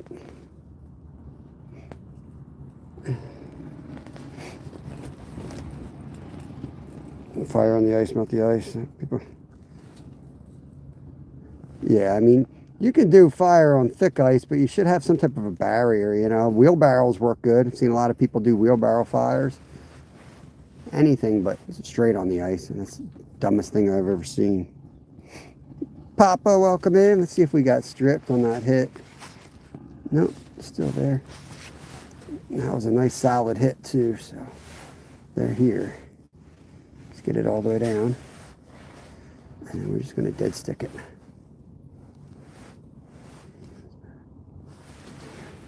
It's going to be like that. You're going to be like that. We're going to be like this then. We're going to play this game. Give them the old things. Come on.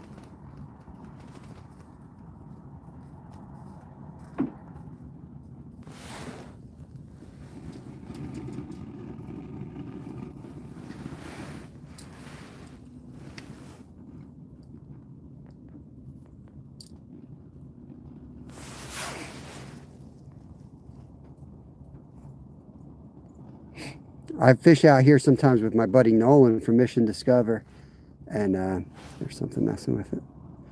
It's funny to see. He'll put the electronics on it, and it's good to see like what I think's going on and what's really going on. More times than not, it's exactly what I think. They're staring at it, and he's like, "Yeah, there's a lot of fish down there."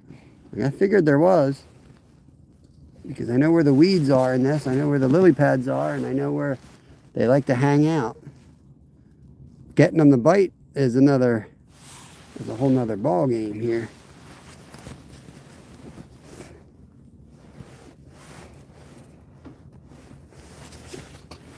Try to sit back and relax. We'll get them. Yeah, right? Nolan in that dang screen. But that's the best of both worlds right there, Brad. I don't like staring at screens, but it's nice to have somebody on the ice with one. You know what I mean? For the edge of the ice, not in the middle. Yeah, right, Ace? Especially here. Well, see, it's illegal to have fires here, so I guess they thought they were maybe being safe, having it out on the ice and not burning the forest down. How do you see what's written? It's right in front of me, Craft Lover. Welcome in. I'm staring at the screen, and the screen's facing the ice. And then the words come up right in front of me. So when the ice is like this, it's not bad. When it's white from snow, it's really hard to read chat because the words come up white. And then I got to put you guys like in a corner, stare at something black so I can read what you're writing. But it's not too bad right now. Oh, fell. Where are we going? Holy crap. No. Got a good one on.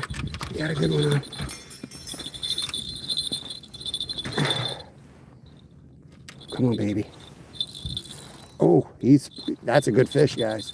That's a good fish. Damn bell off. Okay. It's coming a little bit easier now. Don't break off.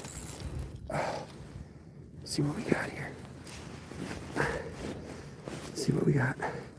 Oh, nice pickerel. I don't know if you guys saw him. He might break off. Pickerel tend to break off. Oh boy, it's a good one. That's a good one. Real good one. For here. Come on up. Oh yeah. That's a real good one. Holy cow. Wow. Look at that boy right there. Man. I don't know. Get this guy out of here. All right. Let me go get my tools here. Hang on one second. Where is he? All right. I'm going to leave him right there. Wow, that's a healthy looking one. Let me get my tools.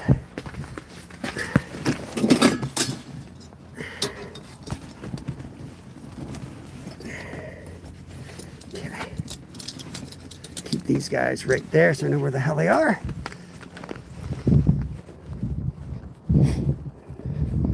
Yeah, that's a beaut right there, guys. It never does it justice on camera, but I got it right in the corner of the lip. Chill, dude. We'll get you back.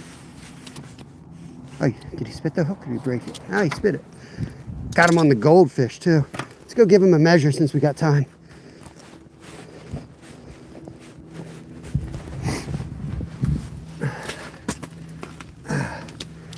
He's a keeper. He's definitely a keeper. 22 inch pickerel right there. 22-inch chain. I'm not going to keep them from here though. Like I said, we're careful on what we keep out of this place because this is our home lake. But and everyone else will probably come here and eat it anyway. Okay. Woo! He's gone on the little goldfish. There we go, on the little goldfish. Let's get our tools straightened out. Put that through there. I got tired of looking for these tools, so I found a little spot that I can hook them to right there underneath my seat. So that's where I keep them. I should probably get some jaw spreaders in here too. But honestly, if they took it that deep, I'm probably cutting anyway. All right. So the bells worked, guys. The bells prevented that from going in. Yeah, that was a close one, Travis. Yeah, that's a good one, Len. I could have taken him home and eaten him, but like I say, I'm selective here.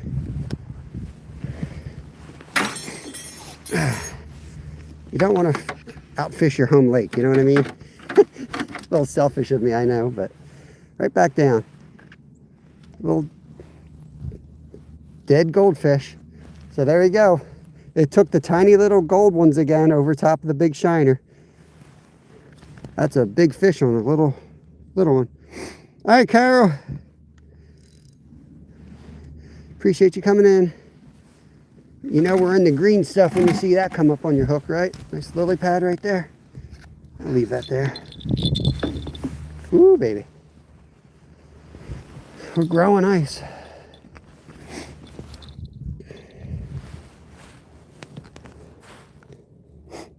Hey, Bob.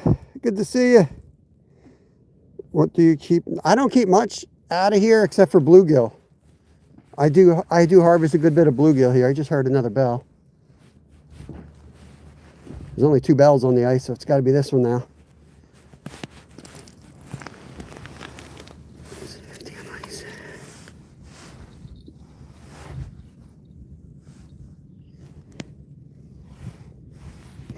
Yeah, small baits. Small baits. I tend to do better with the small ones. Those gold ones especially. Buy them at Petco. 23 cents each instead of $4 each for the big guys. Or whatever they're charging up the mountains. Outrageous to catch a fish. But yeah, they're good eating fish. If you guys want to see how to clean them, I do have videos. I think it's on my how-to playlist. We do the 5 fillet method, where you basically take the top right off, the loin, and then you take the 2 sides off and you split the sides, the Y bone. But yeah, they're extremely good eating. Tastes like pike. Delicious white meat. We make New England clam chowder out of them. But without clam, you know, we substitute the fish meat. All right, where were we? Let's go try this other hole. Oh, we're out here. Man, that was a good first fish right there. 20, what was it, 20, 22, 23, 24, something like that. I forget what it was already. If somebody wants to put how big he was, I'll pin the message up there. Sorry if you already did it and I missed it. We're getting a lot of snow in Chicago. I heard Michigan is too, so Midwest is getting whacked. Catch minnows in a mason jar. I've heard a lot of people putting them in mason jars and lowering them down to attract fish. I think that's like an old school thing. I've never actually done that. I do put minnow trap down sometimes. I think it does kind of the same thing.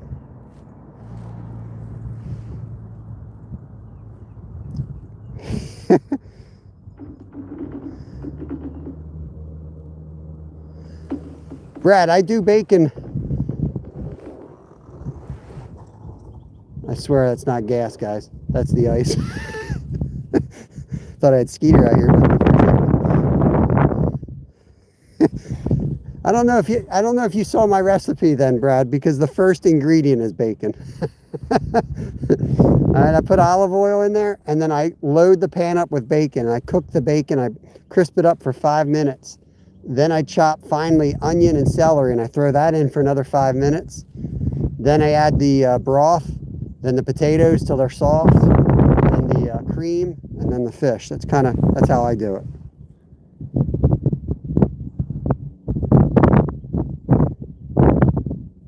There's Scotty, Fun Fishing Adventures. Yeah. Every time I always make it the same. Bacon's my first ingredient.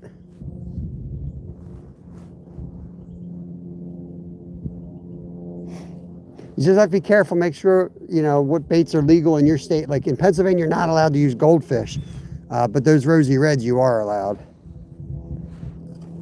I mean, I've looked it up 100 times and it's so unclear, but I'm going to say it is because the bait shop upstate sells them. So he's going to jail, not me.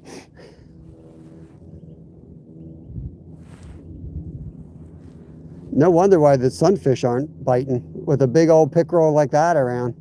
You know what I mean? I'd be afraid to bite too.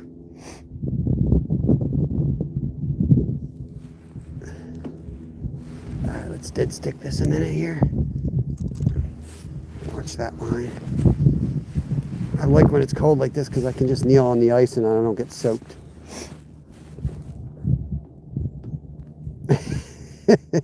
Yeah, the bacon's very important, Brad. I buy the ends. I get them for like $4 instead of $8. I get the ends, and if I have time, I partially freeze them and then slice them up into little bits, and then I fry them that way.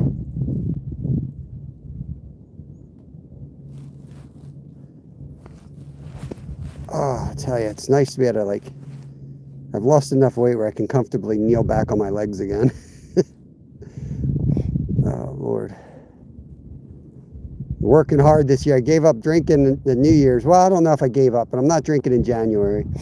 And I've been going to the gym every night instead. I feel good. I was going to do February, where you only drink in February at breweries, which I can't afford to do, so that's only going to be a couple times a month. Try to keep the alcohol out of the house, I guess, is the idea. Nothing here.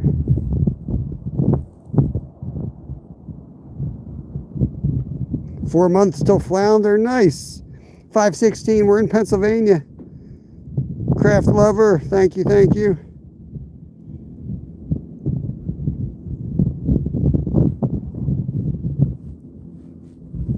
I did it as much to lose weight than anything, but I definitely was drinking too much. Not good for you. But I'm old and I got a lot of other issues, so I was kind of using it to self-medicate. But I've been working with like a lot of different herbs that have kind of been doing the same thing, so it's a lot of research, you know. I've been using a lot of turmeric and a lot of what's the other mix? I forget what the other stuff is. Another tea mix that I make at night. Southeast Pennsylvania. Oh, there it is. Thanks, Ace. Appreciate it. Whoops, I must put them in timeout for that. Pin message, that's what I meant to do. Southeast PA. I always tell my members where I'm going, but if anyone who's not a member wants to know, just send me an email and I'll give you the details. Because we do have open water about 10 feet behind my tent here. So it is a little dangerous. So make sure you guys know what you're doing before you come out so you don't waste a trip. Most people come out and see that, they turn around and go home. But we fish here all the time. We kind of know what the ice does and where it's safe and where it's not. Welcome in, Peter. Can't wait to go saltwater fishing, bluefish and striper. Oh yeah, me too, man. I love bluefish.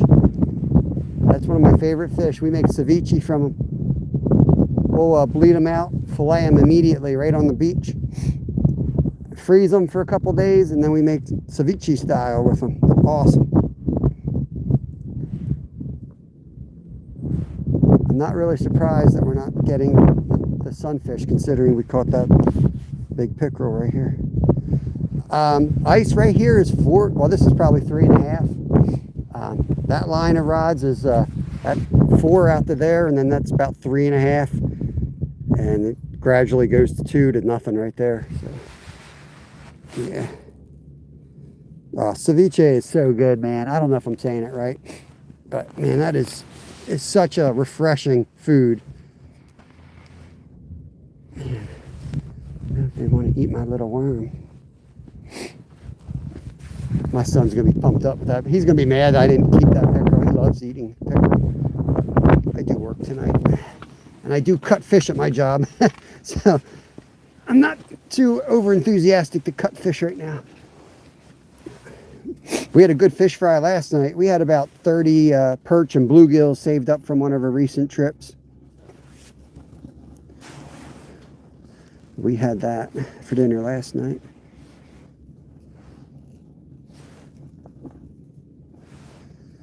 Come on, fishy. All right, we down? Let's just get into a rhythm here. We'll do some jigging here. Real light jigging. Bottom bouncing, we'll call it. Just pulling it off the bottom, letting it hit the bottom. Yeah, these aren't goldfish, Lan. I forget what you call them. They're rosy reds, but they're not goldfish. In fact, if you read the history on rosy reds in Pennsylvania, one of the articles that pops up, at least it did for me, was that rosy reds became a popular bait source in Pennsylvania when goldfish were outlawed. And it was talking about like some of the creeks upstate in the Poconos, there became so many of them that they kind of have a natural population of those fish now. But they don't get big. That's why they're kind of legal. At least what the article said. Was they never get big, so they're not a threat like a koi or a goldfish that would turn into a koi. Gotcha.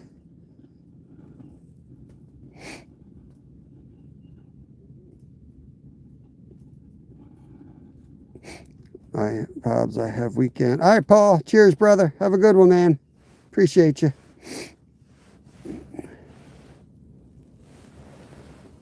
Just take a look outside, make sure I got bells on everything I do. Yeah, that pickerel hadn't been missing any meals. He was good. He was fat. He was definitely fat. Surprised he ate the little goldfish when he's got all those big shiners to eat, but he slammed it.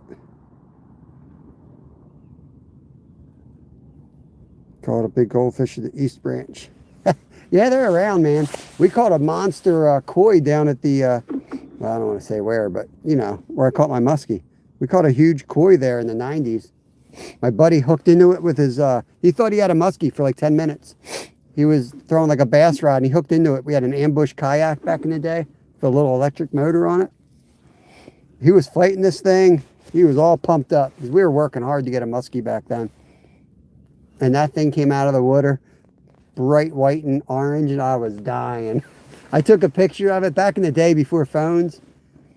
We had to get a good picture of it, and we had to go to CVS, and I had it turned into a mug. He still has the mug. Just him holding a big fat goldfish.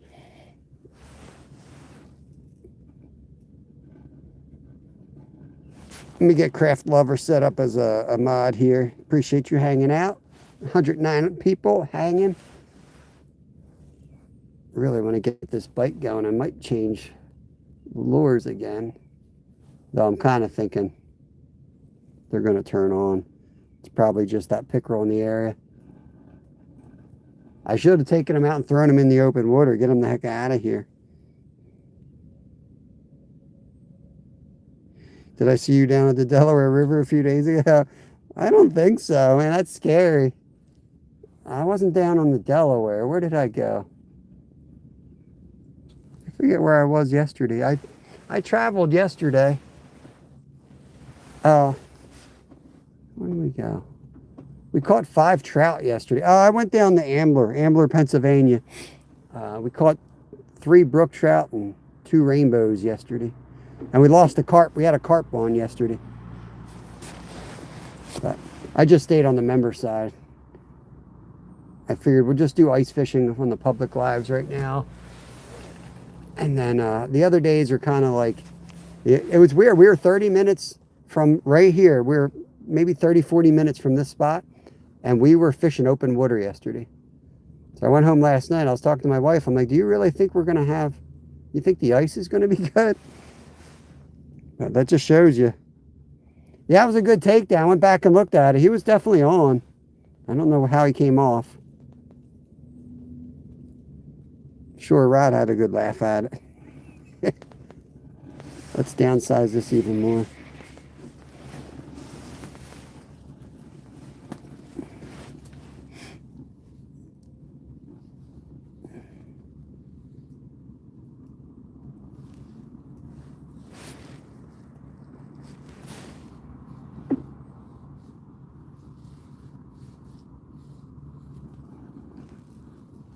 Take that old piece off.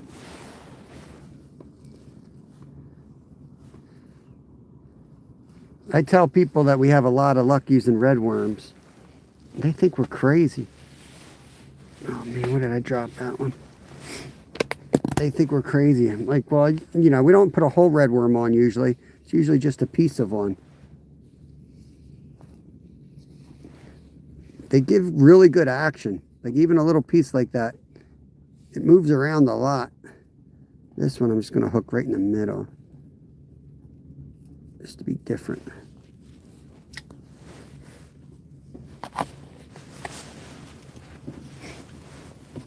Where the spikes and wax worms, they don't really move too much at all. These guys will shake and shake down there. Especially the red worms. Night crawlers, not so much. But sometimes the night crawlers work good too because they're fatter. Ooh, baby. Oh man, you hear that ice, guys? I sent the picture in to get my goldie pin. Caught my first golden trout last. Nice. I hate to say it, but I was like 45 before I caught my first golden trout. And then my son caught the same fish later in the day. Or maybe he caught his first. I can't remember. But we both caught the same golden trout the same day. And then since then, I've caught like 10. I never really had them growing up. They weren't really stocked around here. But now they stock a lot more of them. I caught like a 6.5 pounder last year. Yesterday we were slamming trout on the red worm.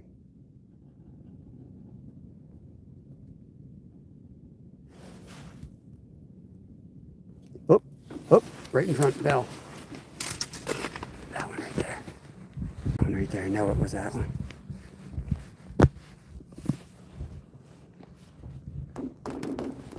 Oh boy. Oh, oh boy, he's going down. He's going down. Let's get it out of here.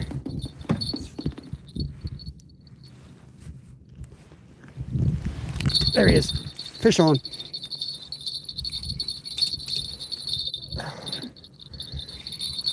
Oh, broke it. Now it popped off. Damn, I couldn't get a good hook set on him either. Man, he was running. He was running. Man. All right, we lost him. Yeah, that was a real good one. He's all knotted. That ice is singing today, y'all. We'll get him back.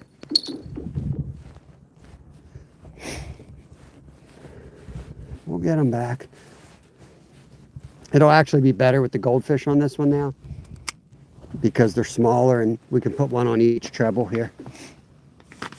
Where's my scoop? I didn't bring my net. I didn't bring all my gear. I got a lot of my gear organized. I only brought what I needed for today. A lot of it I have ready to go this weekend. Man.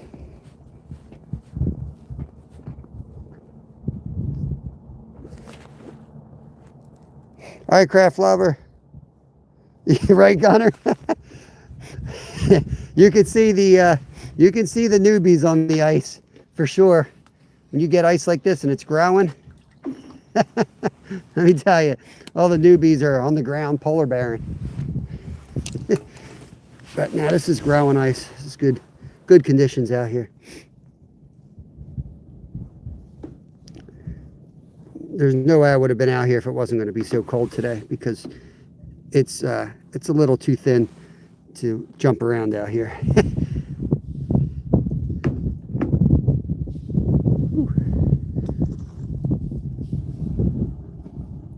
Let's get that one. Let's just go with 2. Let's go. Woo! Pucker up. Did I just lose one? What the hell? Where'd you go, fish? Come on. Where you going? Be a team player, for God's sake. Let's go. We need you. Okay. I just go by temperature, Ace. Like, if the holes are freezing up on top, it's usually expanding. You know, like, it's below freezing. You got holes like that, and it's general cracks, and you hear them traveling. To me, that's all good. If it's right under your feet, and it's only right under your feet, that's bad. We'll see what Brad says about that. He's a professional ice fisherman. He's a professional Canadian. Whoop. Oh, my roof just blew off. It's better than my tent blowing away.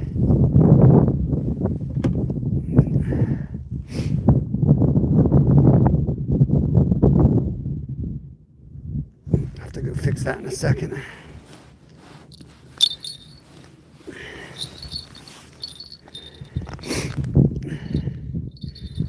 That's the problem, leaving it open catches the air a little more. Let's see if we're all the way down here. Let's come up a little bit. All right. I got a convertible. My tie down came off the front. I never really pulled it tight.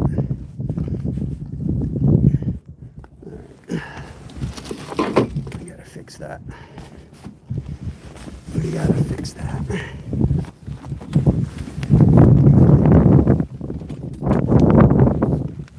Well, let me wait till the dust is done. You know what I mean?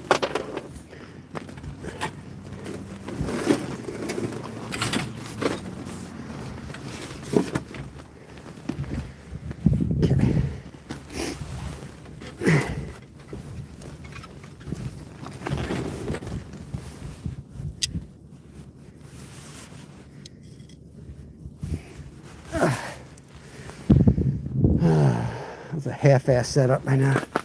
Half-ass setup, that's what you get. This side's all good. I lost a bolt over here.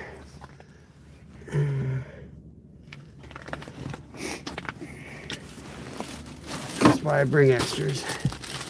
I heard it hit the plastic, so it fell back in. Let's put this back up.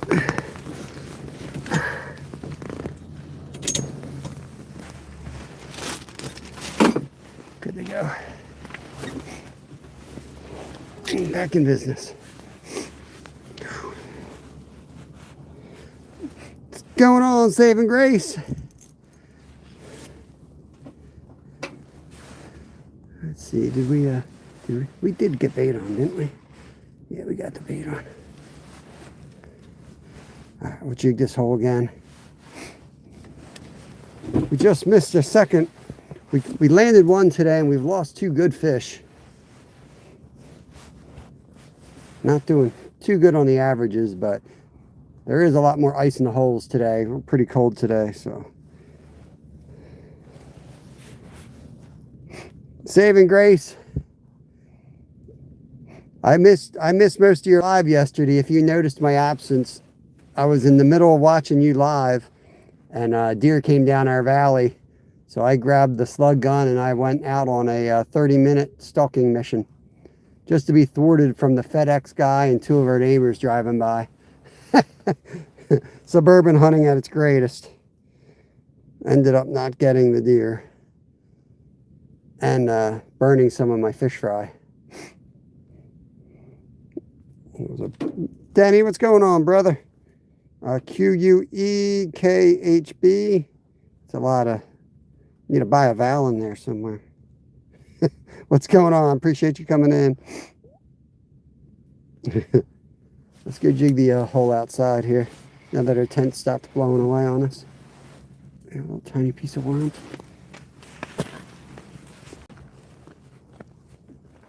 Yeah, it's really not that windy. That was kind of a gust out of nowhere.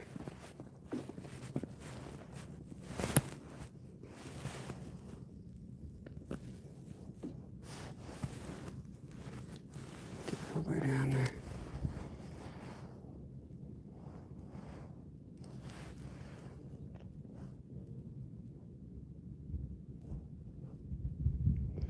A little twitches. Interesting. Early couple weeks ago, I guess we've been ice fishing 3 weeks now. Last week was too warm and messy, so we did not ice fish. But the first week out here was like all bluegills. I don't think we caught any pickerel. And then ever since then, it's been mostly pickerel. Hey, roll calls, GG, welcome in, guys. Hey, I got a high five from Spuds. Thank you, Spuds Ted, appreciate it.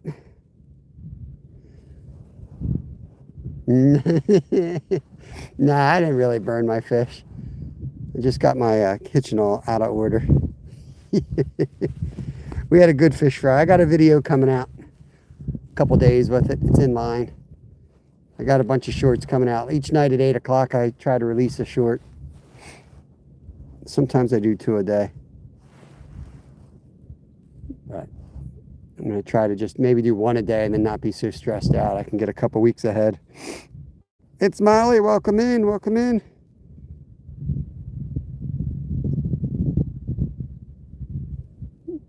Trying to trick a bite here. Real sensitive. Twitching. It's dead stick in a minute. Here. Sometimes I'll dead stick in the holder like this. I'll put the rod in a holder. And then I'll just line watch, and if the line goes, I won't bother grabbing the rod. I'll just grab the line. Every once in a while, though, it's a big fish, and then I'm screwed. I break it off because your hands, your arm doesn't give like a rod does. It's really hard to adjust as the fish is pulling, and you end up scaring the fish away. There's pickerel in here. We just caught a real nice pickerel. There's bass. I would like to catch a largemouth, but a lot of bluegills. There's some couple perch, some crappie. So yeah, that's what we got going on in here. I'm thinking if I want to drill another hole. Kind of want to maybe move some of the stuff out here and then jig the far hole or something like that. That's what I'm thinking of doing. Just pickerel, no pike in here. But we got a good one. We got like a 22-incher. There's not too many pike in our area. There's a couple lakes with them, but they're still a rare catch. You're going to catch more pickerel than anything else. Norman C's in the house. Happy Friday to you. Happy Friday. Haven't caught anything on that rod. Oh boy. Hold on, guys. I just need to go change my underpants. You guys hear that ice cracking? Whoa. Oh. Whoa. Put a bigger worm on here. That's fine, Paul. That's good sound. That's ice expanding. Louder the better, man. Louder the better. Bell in my pocket here.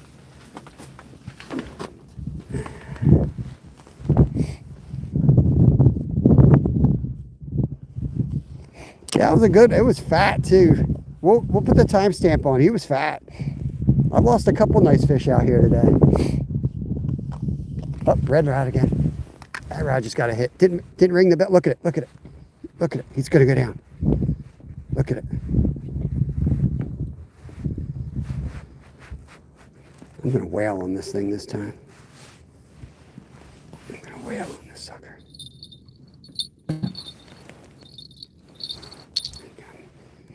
I'm not going to be messing around. He takes it this time. I'm going to wail on him.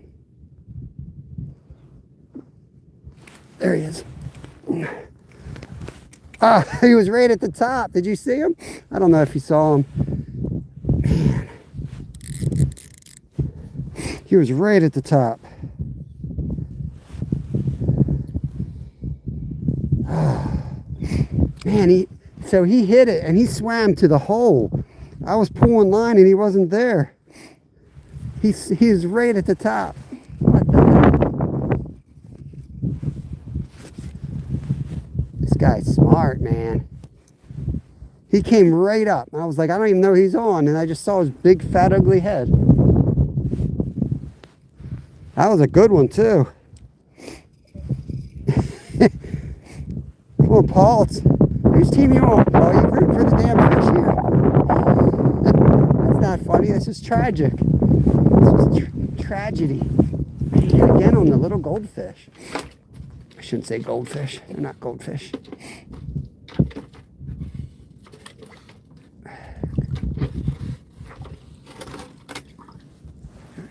Just two again. There you go. This hook.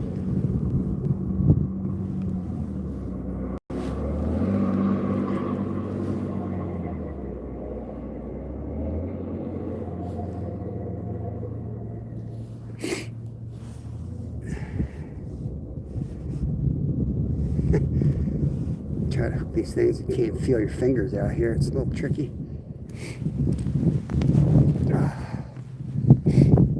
I mean, if we're eating these things, I could just let them eat it, you know, but that's not the right thing to do. I don't want him swallowing it.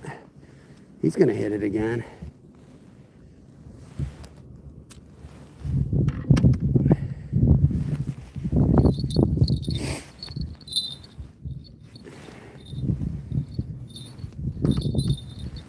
Let that line straighten out.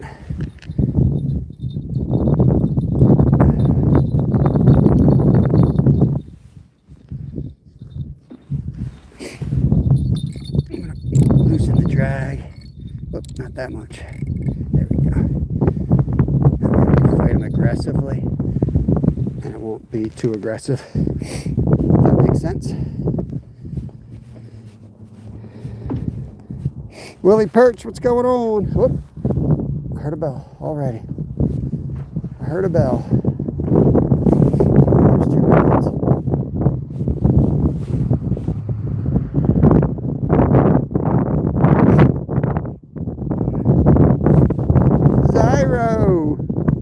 about time you showed up. Josie was in here looking for you. She was upset. She was worried about you.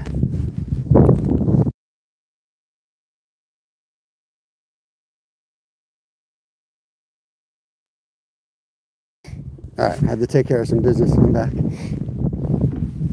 Whoa! Change my underpants.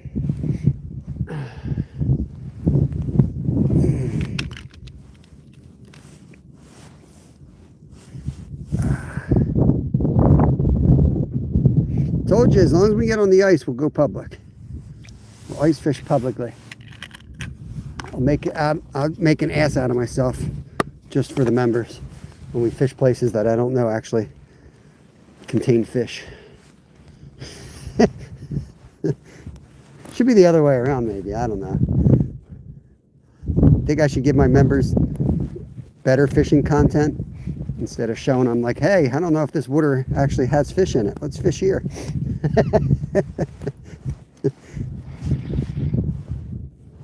All right, we're down.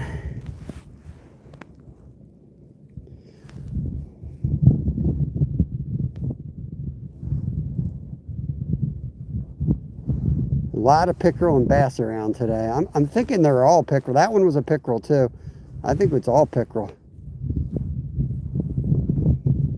It's quality content. Carnosaur's back. Remember you from yesterday or Wednesday or whenever the heck we were out here last. Welcome back. Hope you're doing good. I've had a couple taps that kind of tell me they're here, but they're just not moving around much. They're not real hungry. But we got a lot of pickerel around, that's for sure. This time of year, the pickerel start getting hungry and they go on the prowl. It's not uncommon to see a 20-inch pickerel eat a 10-inch pickerel.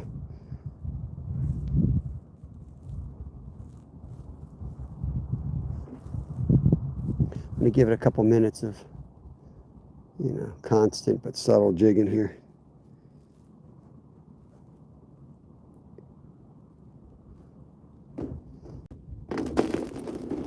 Look at that hole. Look at that. Did you guys see that?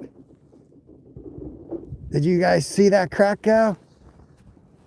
You guys rewind that and tell me if you caught that on. I don't know if I was looking at it, but I don't know if the camera was looking at it. That crack right there is brand new. I just saw it go through the ice. That was wild. It was really cool. And Whit, welcome in.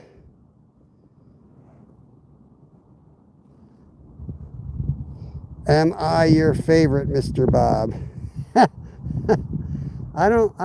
Like I tell my kids, I don't choose favorites. Did you guys see the crack? How far are you lagging? It's hard to have a conversation when you guys are lagging 30 minutes behind me, you know? You did? Oh, cool. See, Ace pays attention, Zyro. At least somebody listens to me.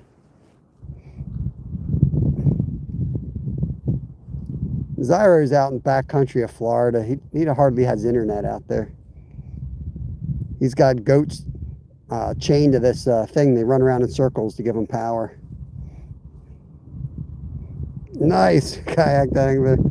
I try not to listen. Don't be scared, Gerald. Don't be scared. Let's just dead stick that now.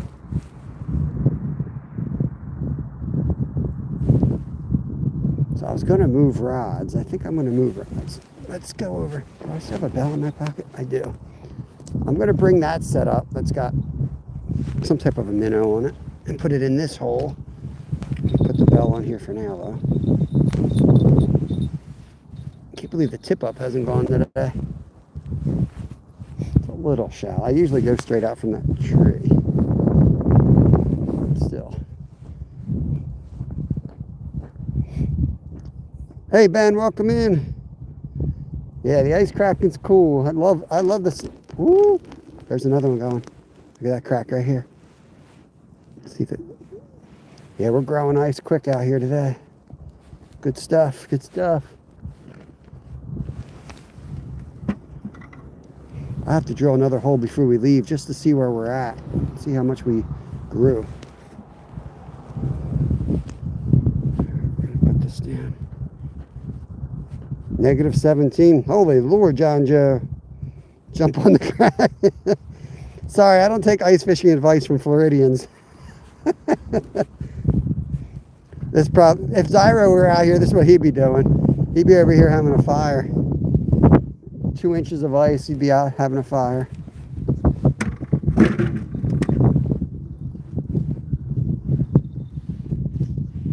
Ooh, baby. I might have to go back in if this wind continues. Let's get this out of the way. Put this one in. Bombs away. There we go. There he goes. Let's put that guy right here.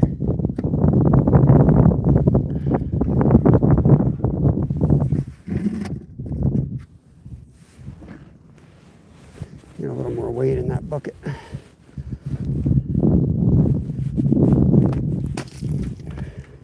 Well, it'll be fine. I want to put more weight in it, but I don't want to put anything in there that's going to mess that up. Tell you guys what we have planned this weekend. We're going to try to get a muskie through the ice on Sunday.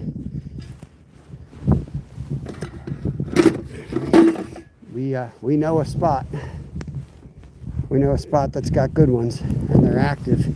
So we're going to go out there and see if we can get on one. I'm just going to get this up. Let's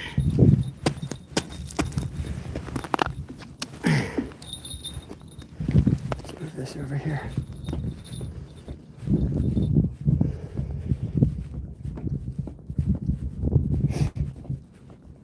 Hey, PA Outdoors couple. Yeah, we will. We got a spot to get them. Well, where we're going to go, we're going to catch yellow perch anyway. So we're going to be up your way, man. We're going to be up your way. I don't think it's a top secret spot, so I'll say it right now.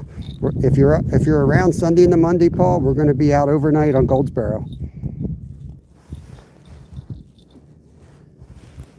We got a nice pickerel, man. We got a 22-inch pickerel today. Real nice one. We lost a couple nice ones too. I got to get the scoop and cover this one up a little bit.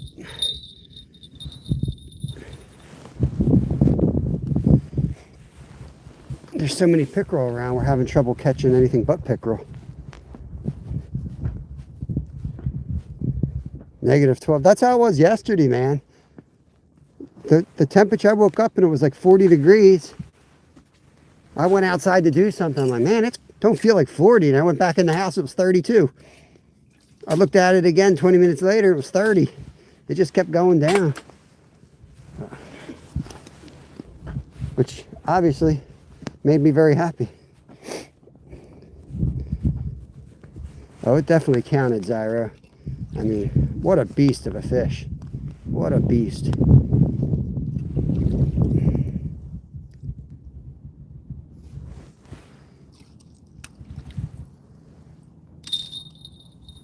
That's me. Just getting that thing stuck to the ice. Should probably put my safety brake on that. We're gonna jig this anyway though. So we get this thing in the spot. We got, yeah. Well, the rod's set. Let's get some jigging. Southwest. No, it's up. It's up way north of there. Oh boy. That was right under my feet, guys. Right under my feet.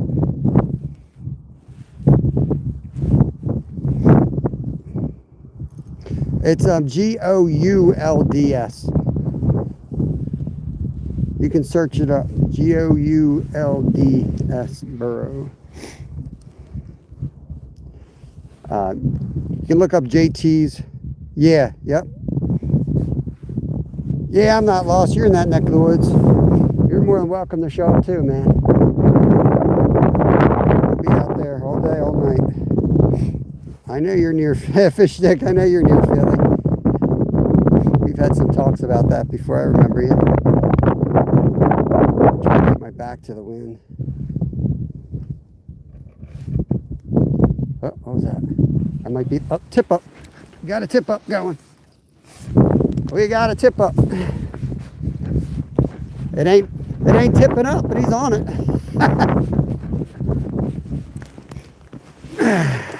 Here we go, guys.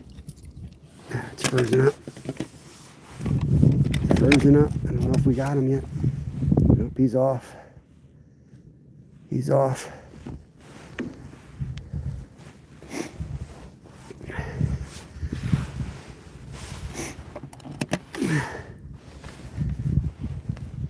What's going on with this one? Let's get it back in the water here. How you doing? Good. Yeah, that's good. That's good. That sounds growing. That's good.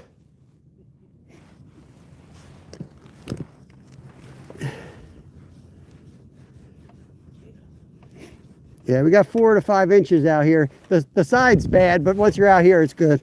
Yeah, I mean, this shoreline is full of cracks. Yeah, cracks are not bad, though. That's just the ice expanding. You're catching a lot. Yeah, we got a 22-inch pickerel. Not catching too much today yet, but they're going to start. If I can get these traps to work.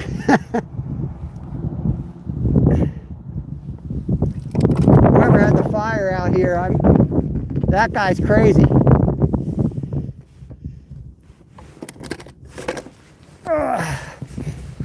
Yeah, pickerel really taking this lake over. It's crazy how many are in here now.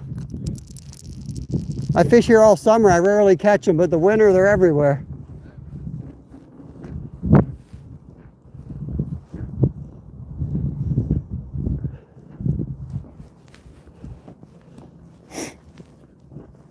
We're going up to Goldsboro this weekend. They still got like 12 inches up there. And it's single digits now up there, so might need the extension soon up there.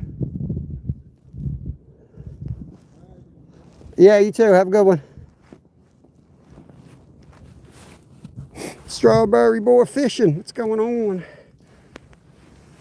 I don't know what that thing froze up. That's why you got to check your tip ups. That thing was spinning on me and it wasn't going up. And then when I tested it, it was working fine. So some type of an ice jam in there. Hopefully he comes back. He hit it hard. We're in Pennsylvania, Strawberry. Oh, that's the worst, John Joe. Yeah. I'll tell you, I got 3 off of Facebook Marketplace before I got a good one. The first one, I thought it looked good, but when I got it, it was stripped, so I couldn't get the blades off. So then I finally found this old dude that was like, I'm too old to do it, come get my stuff. And it was like $40. I'm like, I was finding them for like 20, but I just had a good feeling about this dude. I went there, he ended up giving me 3 extra blades, and the blades were like perfect, you know? So now I got this thing with 3 blades ready to roll. It's awesome.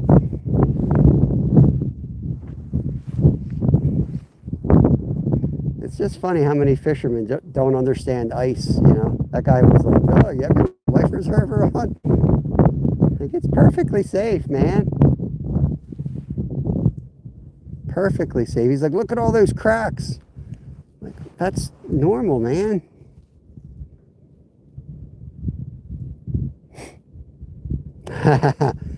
Get it, man, get it. I know our boy Jimmy already caught a catfish this year out of there. He got a 3.5 pound channel cat down there towards the city. So they're in there.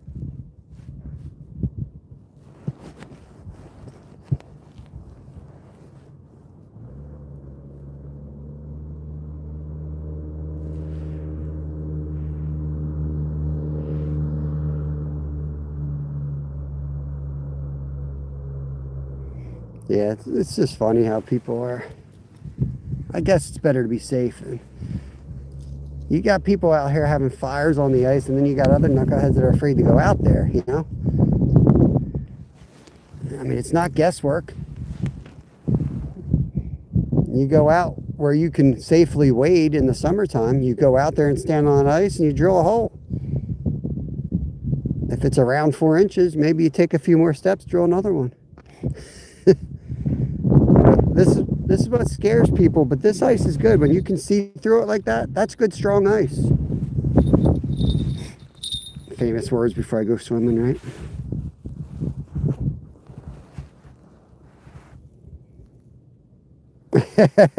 Yeah, we'll get them on some fish for sure, man.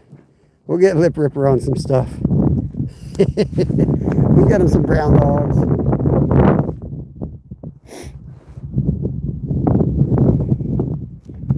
Play a little zone here. Let's see what's going on with this one. The holes are starting to freeze up.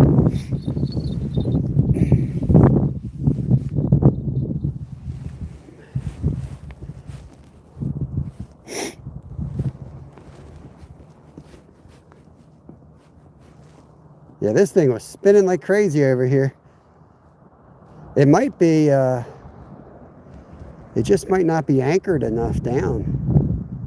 I don't know. I tightened the drag up a little bit on the bottom of the setup, and that thing, I don't know if you guys saw when that fish hit it, it just started spinning in circles. I don't know. And when I did it by hand, it worked fine. So I don't know what the deal was with that.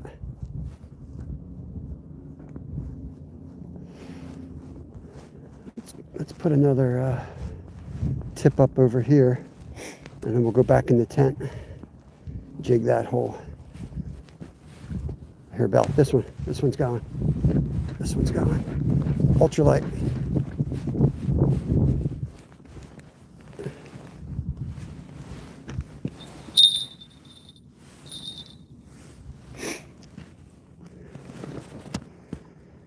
Ultralight.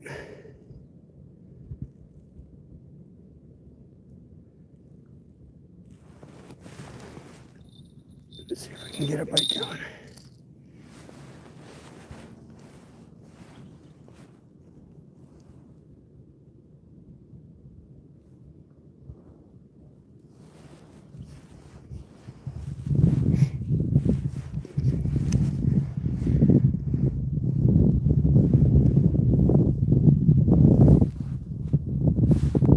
There he is, fish on. Oh boy, that's a big fish too. It's not, this is the ultralight.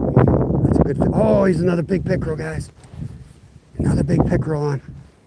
Oh man, this is the 2 pound test. Oh no. Oh no. I'm gonna give it plenty of line here. Oh no. Oh, he's even bigger, I think. Wow. Look at that guy. There he is. Oh, he's longer than the first. Woo! Jigged up on the ultralight. On the worm. Look at that. Look at his lip. He's all busted up. That poor thing. Let me get the tools out. I've never seen that fish before. That was a worm. Caught that one on the worm. That was a little tap. I heard the bell. I jigged it thinking I was going to catch a perch, and bam, that big boy. Let's get him. Let's get him out. Pickerel crazy out here today. Okay.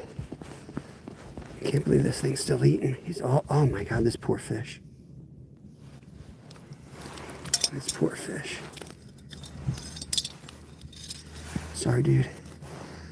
He's a fighter. Look at him fight. Come on.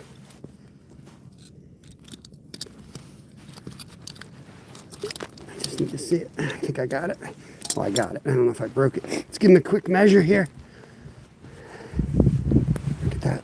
Long, but he's doing all right. He might be even longer.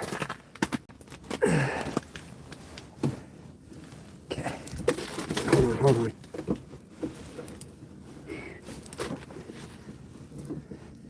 Right there.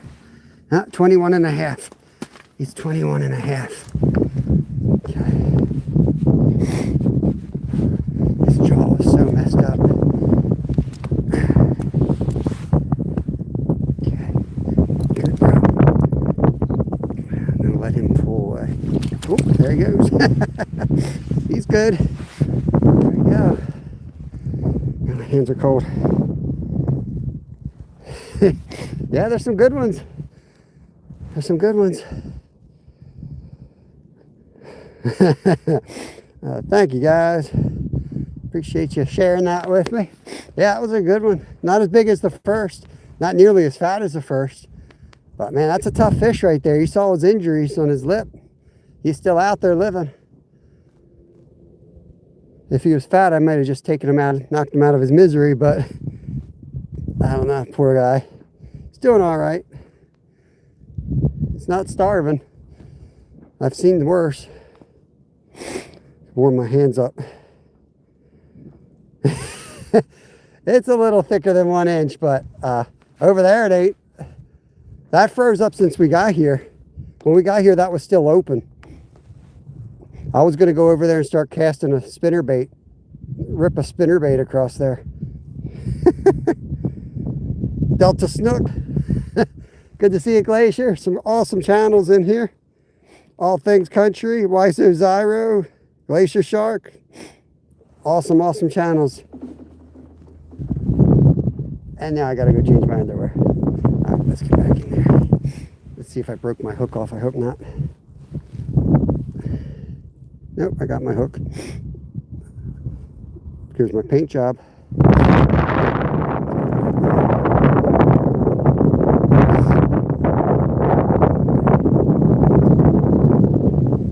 We were just about to go back in the tent, but now I gotta, yeah, we'll sit this, yeah, let's go in the tent. I'm gonna have to warm up my hands. Or I could put gloves on, you know, either one.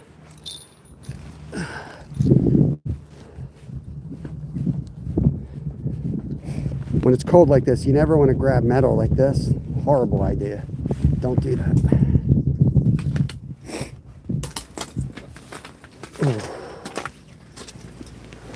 Let's go in here.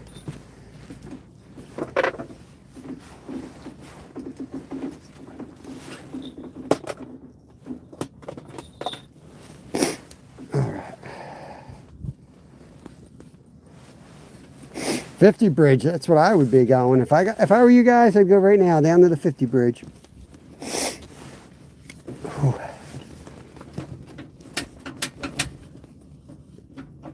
Let's get the heat cranking in here.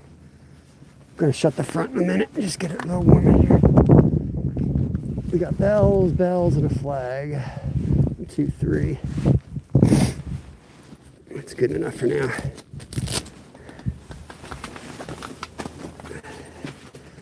Sometimes we can get a bite going just by keeping this tent super dark. So that's what we're gonna try now.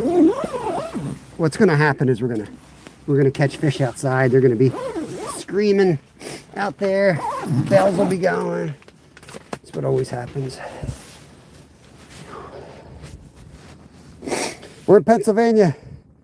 Goat balls. Goat balls. Let's go dark. Oh, yeah.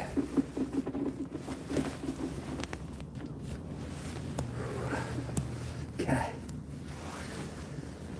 There we go.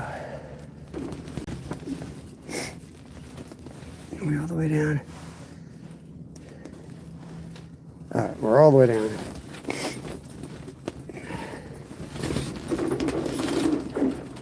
Oh boy.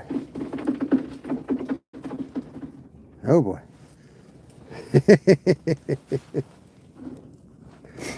Yeah, we got really thin ice here, Glacier. Good thinking. Better turn the heat on.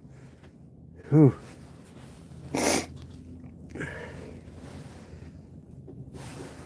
Warm these fish up. They're cold.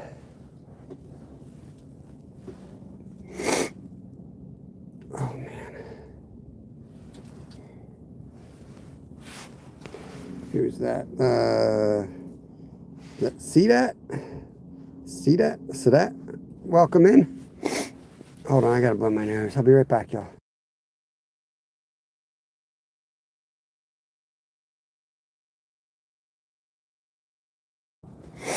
All right.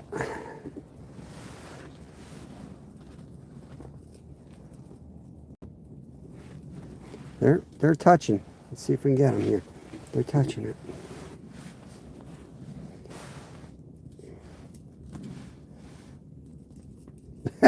Right? We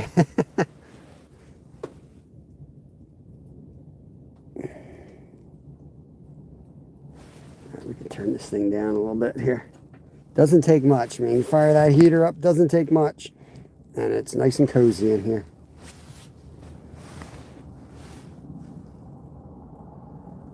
Thank you for the 200 thumbs up. Appreciate it, guys. 185 in joules. You guys are awesome. Oh, what's been cracking all day? Pookie, what the heck? Good to see you, brother.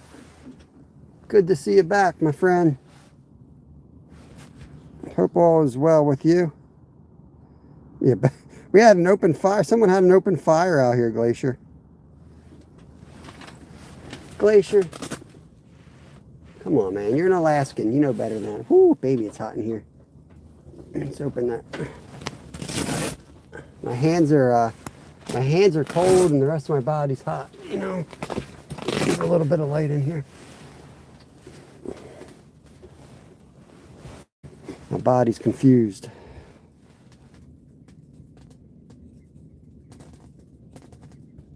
Yeah, for sure, Len. If anyone can... That's my bucket leaving. I guess he's had enough. My bucket has left the ice, guys. I need to go get my bucket. If anyone wants to put the other fish down there, we've caught two now. We got a 22-inch and a 21.5-inch pickerel. That would be very nice of y'all if you could update that for us. Meanwhile, my buddy Len, another local angler, is going to drop a link. It's a safe link. If he says it's a safe link, it's a safe link if you want to check it out. All right, let's leave that sit there.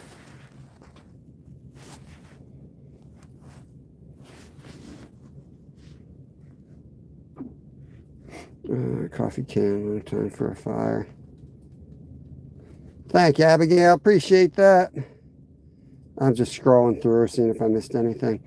Adam, it's anywhere from 3 to 5 inches out here. I got a safe link on the grill. Bucket says, yeah, the bucket was out of here. It's like my short with the auger. All right, we'll do 2 chain pickerel. But if somebody wants to update that and put the sizes, they are a really good, you know, that's really good pickerel. 21.5 and 22 are really quality fish. My buckets. My bucket was like, I'm out. Oh boy.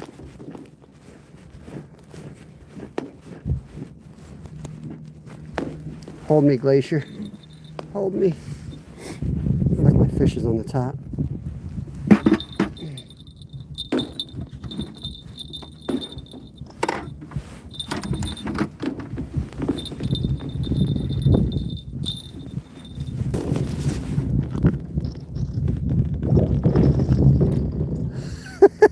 I told you it's going to be loud today.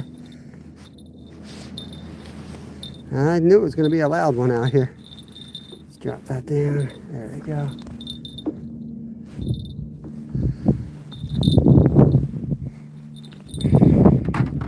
Put this little rod holder like that. I'm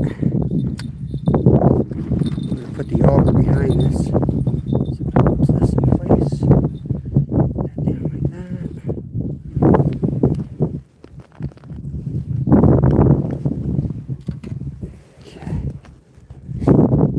Growing ice out here. It's all good. We'll get another tip up in that other hole out there with a worm. I think we were in the process. I feel like we were doing this earlier and we got interrupted.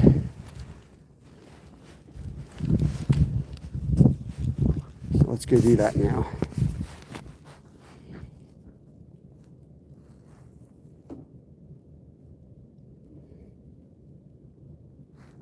There we go. Firefighter responder. Appreciate that. Thank you all who pinned it up.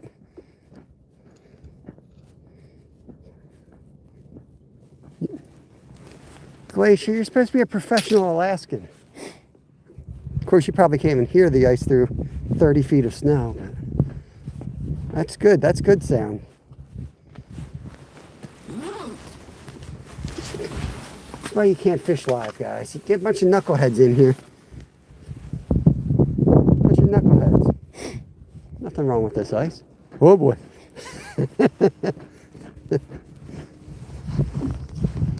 Like now we got overflow. Now the water's creeping back up over the ice. Got your, no, I don't use ice spikes. Whoa. I don't want any ice spikes on when I fall through the ice, Glacier. You know what I mean? I want to be light and nimble so I can swim my way out of here.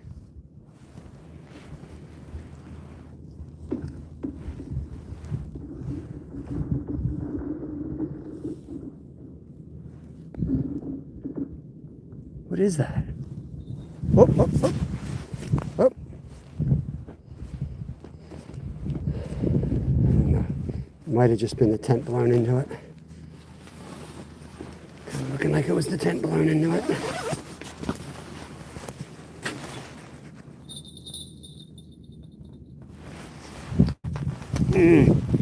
I'll assume it was the tent.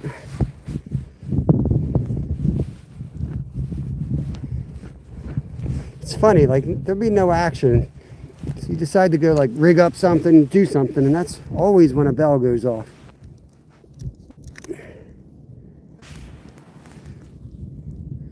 These are big hook, little worms, so I'm going to put a bunch on.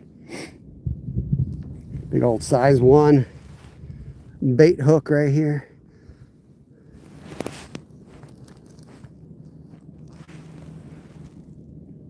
$19.94 in the Bay of Quinte, Ontario, Canada.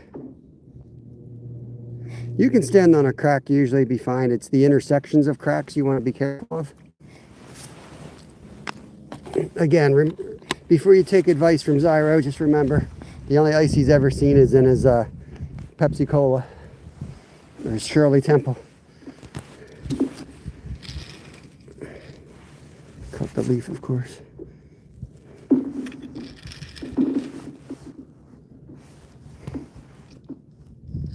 Back at Rainforest. That's crazy, man. Your ice. So Glacier is a commercial fisherman up in Alaska. His boat was literally frozen in place in the harbor. And now he's back out fishing again. What a crazy place.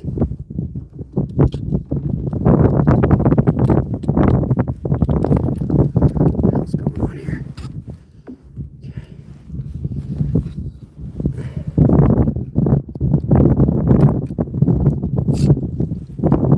Old school tip up right here. Works just fine.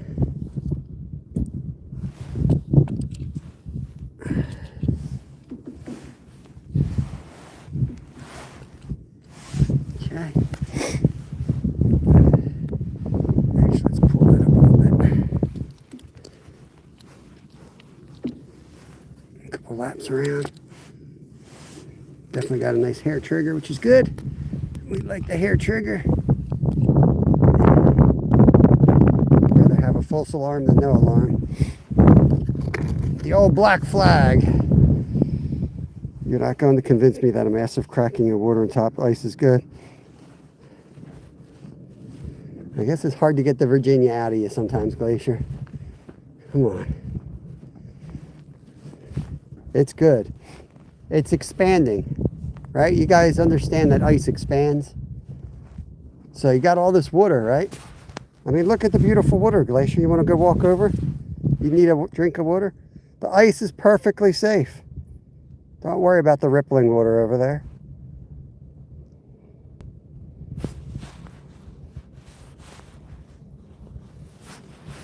All right. We got rods in. Got 1, 2, 3, 4, and 5.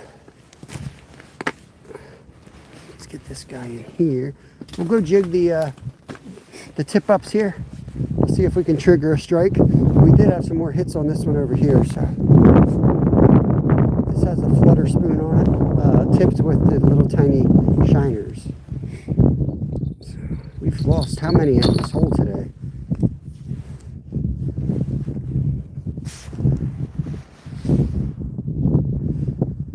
Kind of feels like it might be. Yep, this has got one on it.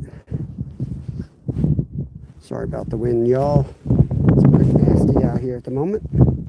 We'll hide in the tent again soon. I'm going to try to get a fish out here.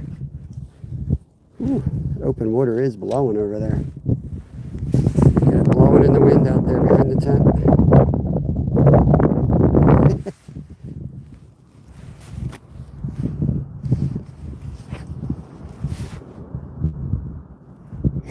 How's it going on the fish, Mush? We got a couple good ones. Seems like the big pickerel are in here, so not surprised we're not catching all the little fish. When we catch 30, 40 fish, it's usually a lot of little guys. We're catching the quality ones, so I think the little guys are getting eaten and are afraid to come out. Okay. There we go. Let's just get that off the bottom. Get that old jig here.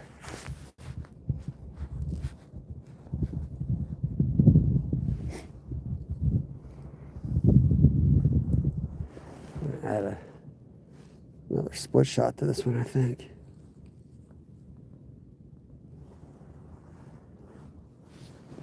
Okay. A lot of times, just a couple twitches like that and jigs, and then put it back down and walk away, and catch a lot of fish that way. As you're walking away, something smokes it.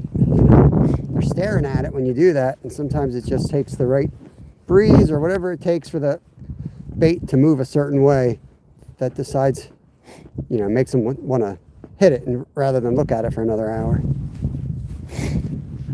We had a big one on this one earlier as well. Let's see if we have anyone home on here. So here. So let's test it out.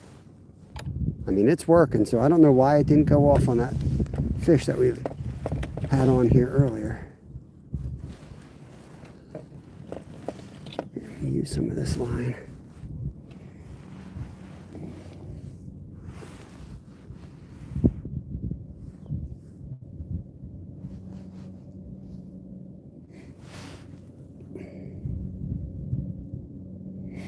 Said it makes me look like Kim Jong-il from North Korea.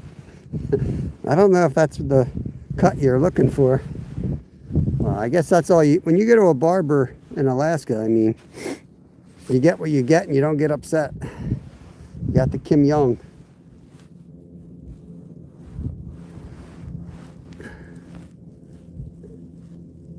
This guy's still alive too. How have we not gotten smoked on this?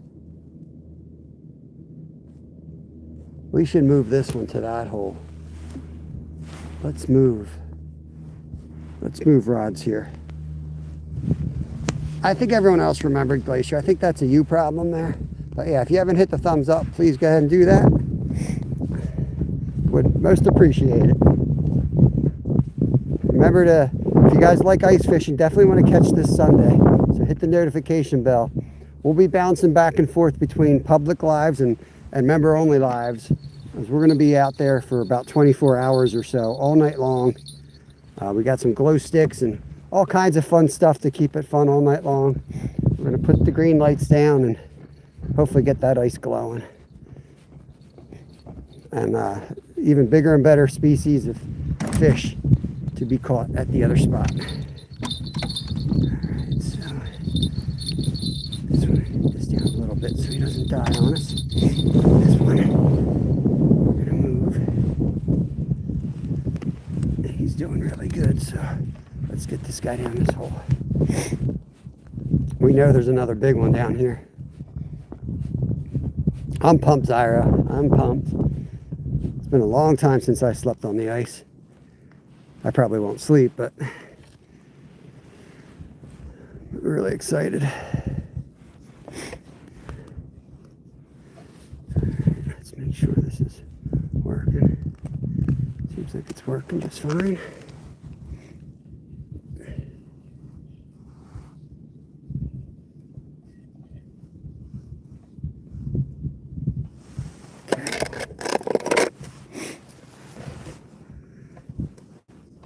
I hear a bell. I heard a bell. Which one was it? be the tent on that one. It might have been the tent on that one.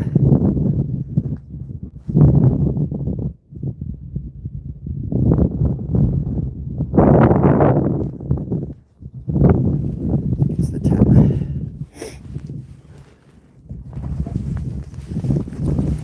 We'll leave the front door open. Let's open it up the right way here. King Killer in the house. What's going on, brother? We got a couple fake pike out here today, man. I mean, they identified as pike. They were big enough to be little pike. Let's see, nothing's going on. I'm gonna go sit down and watch what happens. As soon as I sit in here, it'll be bells, bells, bells. Oh.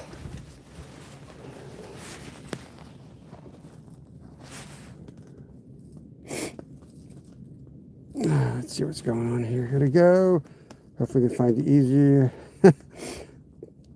Thank you, Heather. Appreciate it. Yeah, if you hit the notification bell, it'll definitely... Oh, flag, flag, flag. Right here. Black tip up, black tip up. Let's see if he's still going.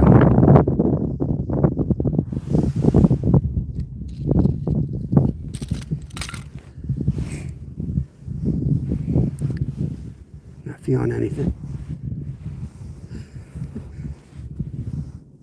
Oh, that was a hit. Something just hit it, or he's on. I just haven't gotten there yet. Nope. Nothing. False alarm, maybe. Something probably bumped it and set it, though. All right. Strike one.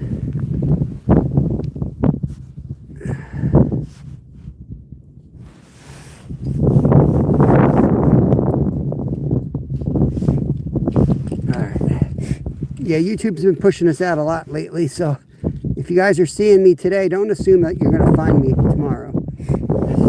So you want to be coming back, hit the notification bell and sub. You should be able to find us a lot easier in the future. I'm the boring part of my channel.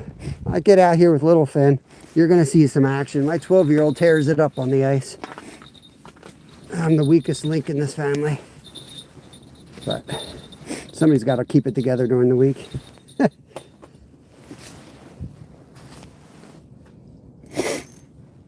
Yeah, he'll be back. That could have been a false alarm. That's the one that's a real hair trigger. The big boys are in, though. I mean, we're going to get some more hits out there, no doubt. That one's worm. This one that we have right in front of us, that's the good shiner. That's the last big good shiner we got. That one is a little goldfish. Not really a goldfish, but orange minnow, a small minnow. We got a good mix of baits out there. I am the weakest link.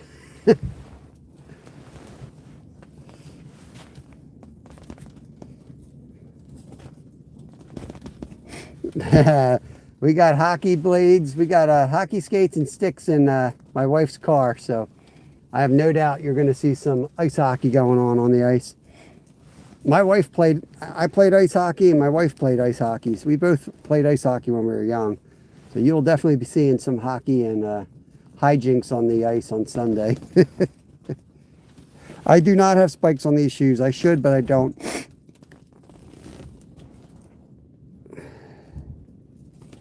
That's crazy, Paul. I don't know what's going on there, man. Just keep putting out content. I don't know. That's why I stopped doing giveaways, because I don't know about, like, I feel like the giveaways mess you up. Anytime you try to, like, boost your sub count with anything other than just doing content, what happens is you attract a lot of people for that purpose only. And then when a video comes out or any other content comes out, they don't watch it. And when they don't watch it, the algorithm doesn't send it to anyone new. And, you know, I think all of our channels, like, if you're not growing, you're losing subs, because I lose subs all the time, but I get more than I lose. I could be totally wrong, but that's how it seems to me. So that's why I switched to just member giveaways. Take that out of the algorithm equation, and I'm not trying to attract anybody with a giveaway. Not that there's anything wrong with that, but I just think it messes up the algorithm. Did you search for a deer? Yeah, no luck, man. I didn't see any Any blood, nothing. It looked like a clean miss. I don't really feel like retelling the story of the missed deer for the third time today.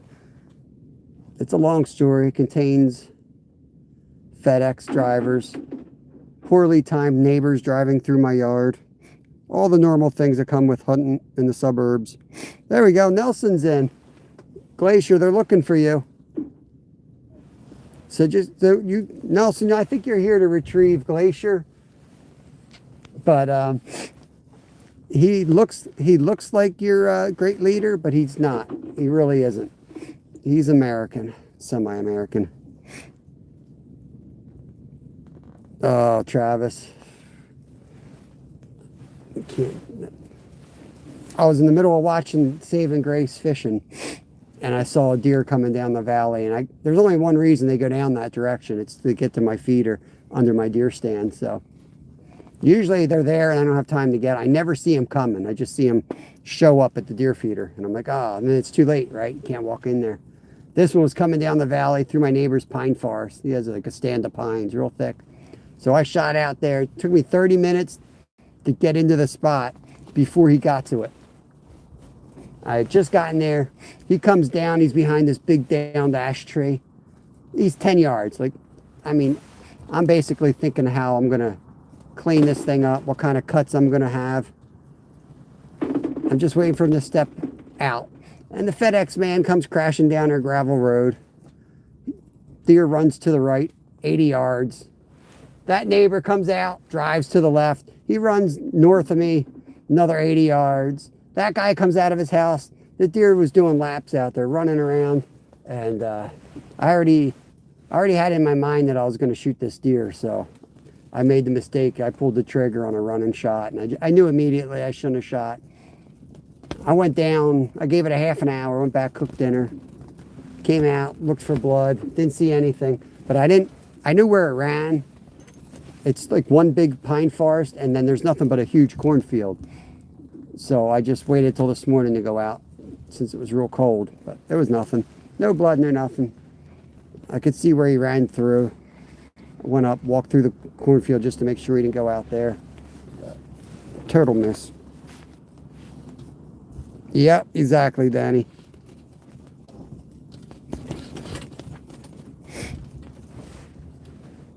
I didn't know they had I don't think they had internet in North Korea. I got a good friend from South Korea.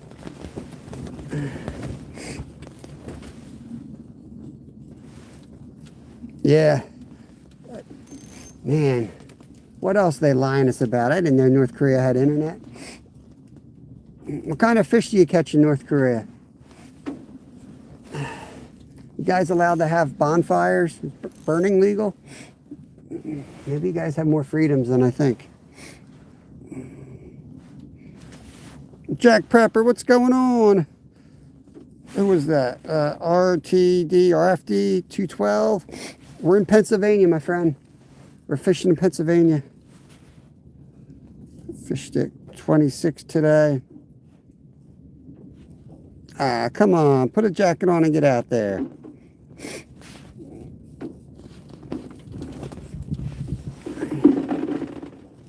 Woo, baby.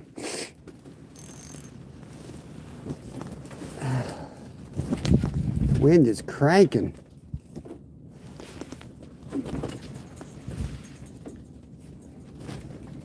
Come on, fishy.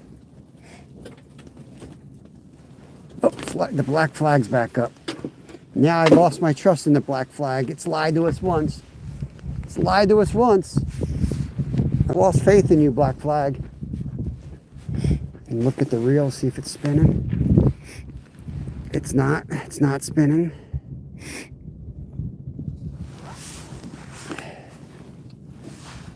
Just gonna put this back like this.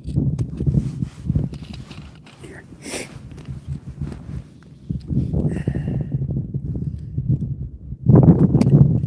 Here, let's bend this back a little bit. Less of a hair trigger if we bend that. Make sure you dust the picture of your leader showing all the lineage.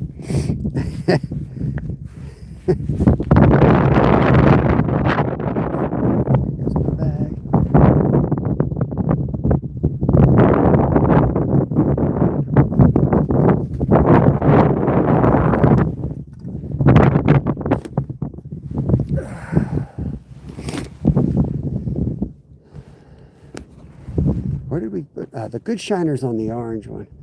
I don't know how that hasn't gotten hit yet because I know there's a hungry pickerel in there. This guy's all frozen up. Oh, hear a bell. Do I have a bell in my pants? I heard a bell.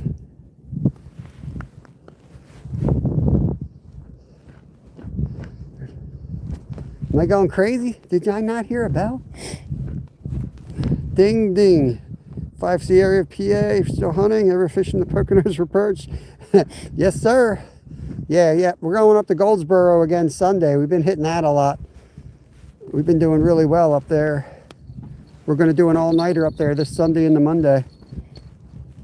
I think this guy's landed right on a lily pad. I can see it. The sun's shining right on it.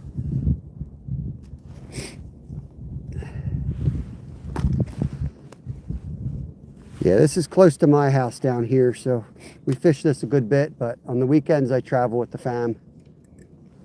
And we'll get up to Goldsboro, and there's a whole bunch of Pocono lakes that we hitting, you know, run and gun, where we don't spend the whole day. Let's get this little flutter spoon down. Flutter spoon is not great on a 10-pound line, it just floats.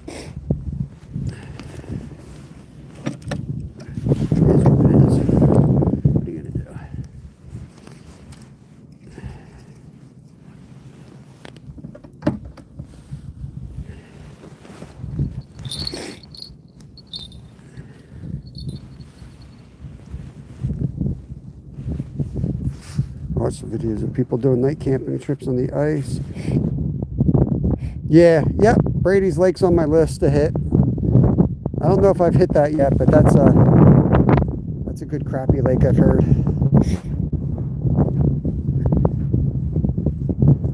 There's some really good fishing down here if you can get the ice. We usually catch, you know, 30 to 50 fish out here when we give it a whole day. But it's my home lake. You kind of get them dialed in. It's just a lot of pressure, so you have to kind of know where to go and when. But right now, we got nothing but pickerel going on. These pickerel seem to be hungry.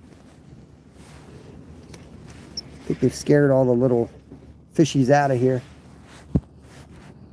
The sun's shining right on me. Mohimmer. Welcome in. Good morning to you. Yeah, there's a little slack in that line. Fish will take care of that, broski. Don't you worry. When are you fishing again? Yeah, Zyra. It's not all about me, Zyra. We're here to find out when you're fishing there. Oh, boy. Oh, boy.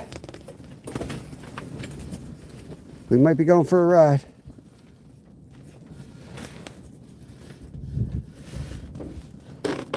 Oh.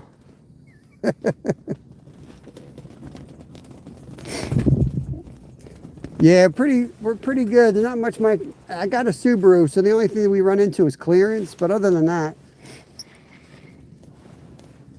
it gets around better than my old pickup truck. Those things are awesome. All right.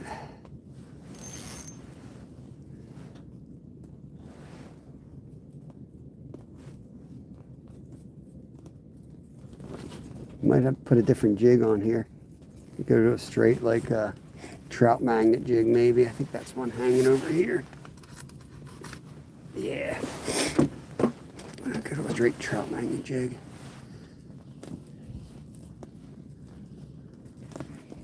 My little teardrop. I need to get a slightly heavier teardrop jig for this line. I tried the tungstens I have are just a little too light for this setup. Put on my ice fishing gear, forgot a spud bar. Spud bars are awesome. Yeah.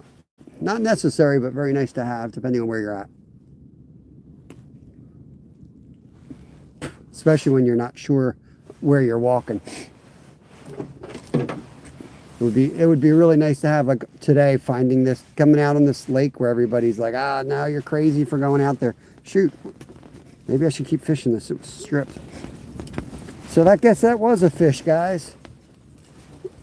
That was a fish. When we were out there and we heard that bell, we came in here, the worm's gone. So how do you like that? Look at these little tiny, like what the hell? Really, dude? These worms have been in Walmart so long, I think they had babies.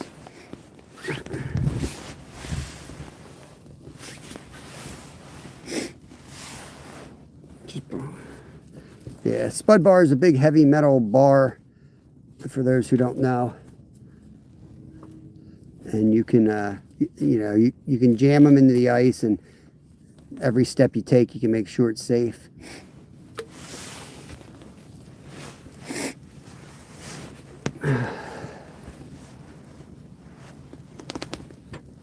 Down we go. Let's see if we get that fish. Been down there jigging without a worm for I don't know how long. Idiot. Uh-oh, it's chat furs. Let me refresh. I don't know if we lost signal there for a second or what. Okay, we're down on the bottom. Pull it tight, take some of that slack out.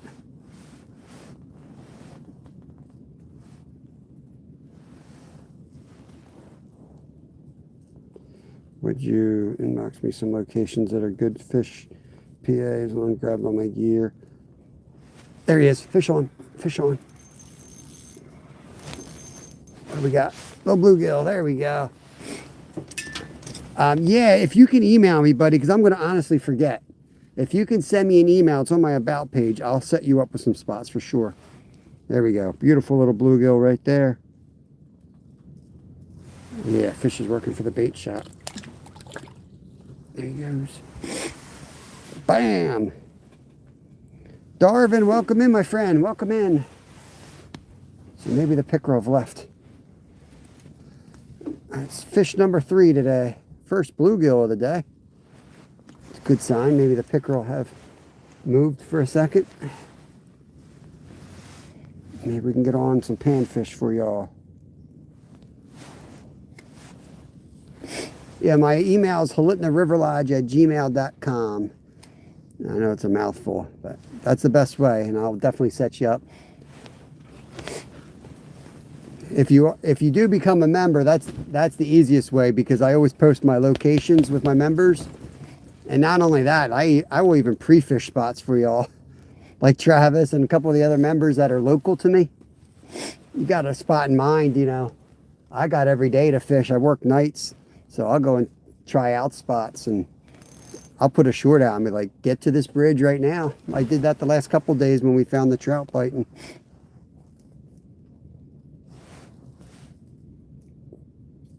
Stuck at work. I got you. Appreciate that. Thank you. Yeah, bluegills are beautiful fish. Let's see if you'll hit again.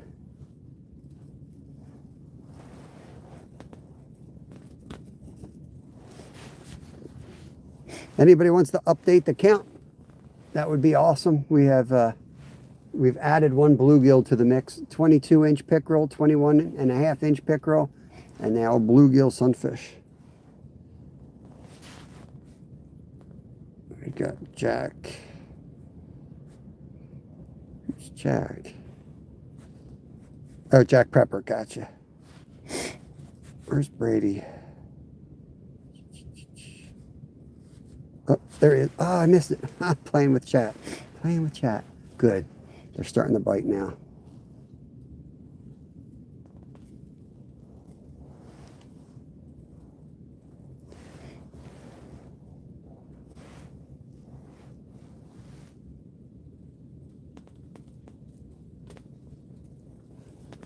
Come on, buddy.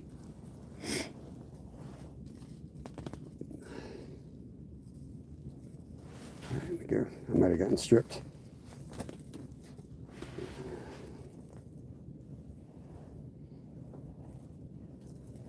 Are you Yeti? Let me get you wrenched up. I've seen you in here numerous times now. There you go. Appreciate that.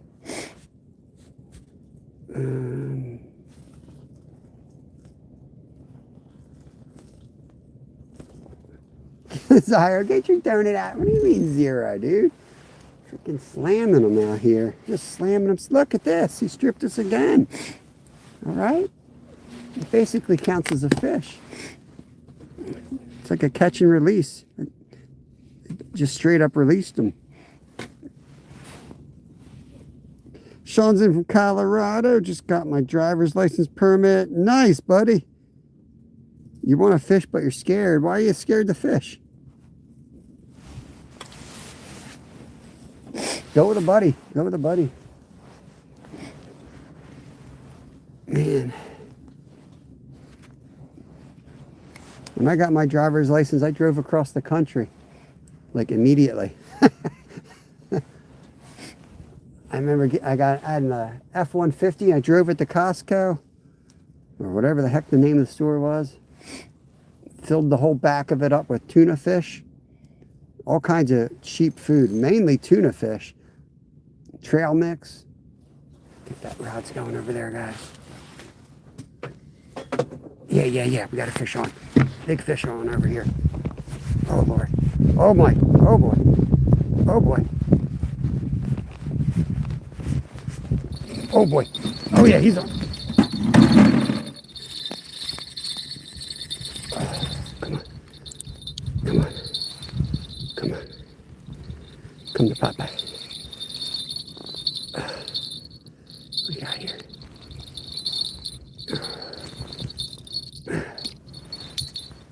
What we got here? Come on up. Ooh, nice pickerel. He's not as big. Boy, he's fighting. Okay. Come on out. Oh, he is pretty good. Bigger than I thought. All right. Let's go get the spreaders. It's number 3. Be right back. I get the tools. Let's get the tools. We got them that time. Chaos. What's going on, brother? We're putting together a solid day. Got to grind it out sometimes, you know? But we're getting some solid fish. That's another good one right there. He's trying to go back in the hole. Hold on, bro. Let's go. Let's not break my head. Yo, hold on. Yo, that's not my jig. That's someone else's jig in its mouth. That's my... He broke that off earlier, guys. This is my other good jig. I broke that off like a week ago. Hell yeah. Come on, bro. I need that. Hold on. That's my favorite jig. Hell yeah. That's my favorite jig right there. Ah, I got it back. Let's go give him a quick measure and we'll get him back. That's a nice one. Dude, that thing's been in his lip for 3 weeks now. We haven't fished this lake in forever. I mean, it's a tiny little hook, so it didn't hurt him. But heck yeah, man. Let's just do a rough 18. Actually, a legal, 3rd legal pickerel of the day. If we wanted to harvest, we'd have 3 keepers right now. But we're not going to do that. We're going to let these guys go.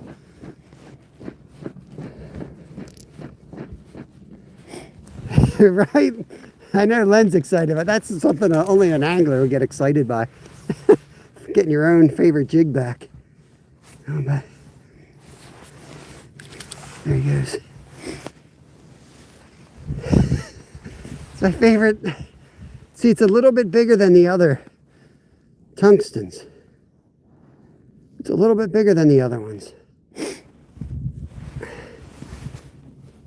I'm afraid to lose this. Get this back in.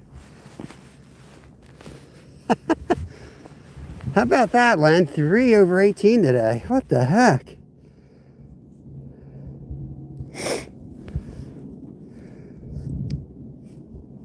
Quiet, Ed.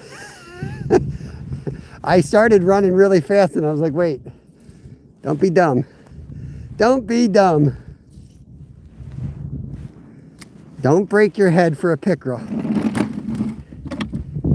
Dang, he fought harder than the big ones. I'm not gonna lie, he was really jamming on that. Where's Zyro? Is Zyro still here? It's very important that Zyro knows that we caught him on the line that he said was too slack. And I said, the fish will come and take that slack right up. So, I'm gonna get tired of saying it, but once again, Zyro was wrong. Oh, I got to be nice to him now. He's helping me. How big was that one? That one was 18. So we got 22, 21 and a half, and 18 for the pickerel. The jig, I don't know what to call it. It's a teardrop jig. Tungsten teardrop jig. I mean, hell, it's funny because we tried to catch that fish that day we lost it. We came back over here with a good shiner trying to catch that fish because I remember seeing it like in the tip of its mouth. What a productive day.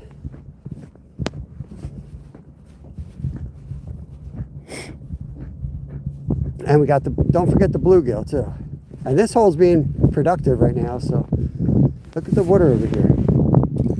Look, it's open water right here. Oh. Okay. Man, that was a soft hit. He wasn't really jamming on there. Did I lose signal again? Let's go.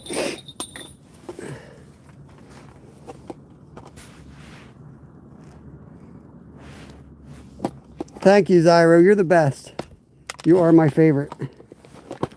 I didn't want to say that. I didn't want to hurt anyone's feelings, but yeah, you're definitely my favorite.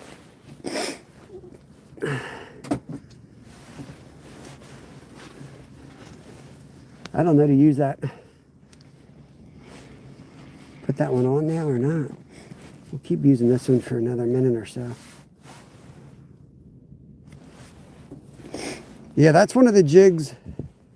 That's one of the jigs we used out here when we caught like 30 that time and 20. It was all on that little yellow one.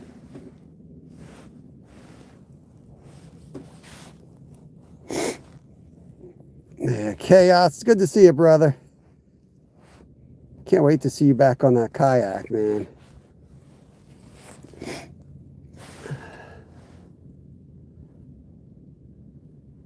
Watching the other lines. I got to remember there's a tip up over there now, so there's 2 rods out there with bells on it, and they're both to the left. So if I run, I'll have to run out to the left and then figure out which one's going. I'll tell you, if we don't hook up here soon, we're going to switch to that yellow jig. I might save it though. I might not use that today because I'm going to go to JT's tackle shop Sunday, and I'm going to walk in there with that thing. I'm going to say, give me 10 of these. Give me 10 of these right now. Can you get your lazy butt out on the ice? Nice. You away? Where you at? Take a trip? Hope the fam's good, brother. Laura Hope, what's going on? Welcome in. Hope you're doing good too. Good to see everybody. Am I shouting in your head? You guys are like an inch from my face. I was getting bit on this pretty often here before we had the action out there. I don't want to lose that one though. Dang, you really do hate the ice, man. All the way down to Houston. I guess it's a straight shot. Gotta be a pretty straight shot. Puzzle Room. Hey, Daisy May. Welcome in. So last time I went to the tackle, I'm really bad at figuring out what weight I'm buying. So last time I went in there, I bought like 5 little jigs, but they're all a little bit light. They'd be good on 2-pound line, but we usually fish anywhere from like 6 to 10-pound line. So using the heavier line, it just doesn't have enough weight to it. I'm pretty picky when it comes to the weight of the jig. I want it just... The red rod's getting hit again out there. I didn't hear any bell, but I just saw it bend over. Unless I'm seeing things. Could be the wind, I guess.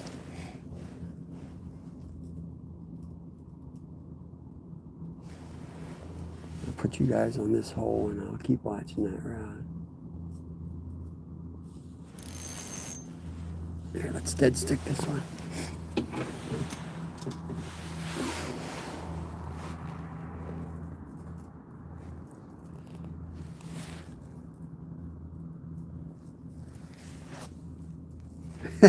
Yeah, 2-pound line, sometimes the ticket, when you get into these bluegill and yellow perch and they won't bite, 2-pound line is, and you're using these tiny little jigs. Otherwise, you don't feel the hit. Oh, there, like that. Got him. Oh, did he come off? Nope, he's still on. Hand lining him up. They're real subtle sometimes like this, Zyro. Okay, real subtle. So, just having the difference between having the rod in your hand and having it like that, you can just see that little tiny tap, and that's all. And that's a good sized fish. I have huge hands, so that's a good sized fish. Got to remember, I'm 7'4".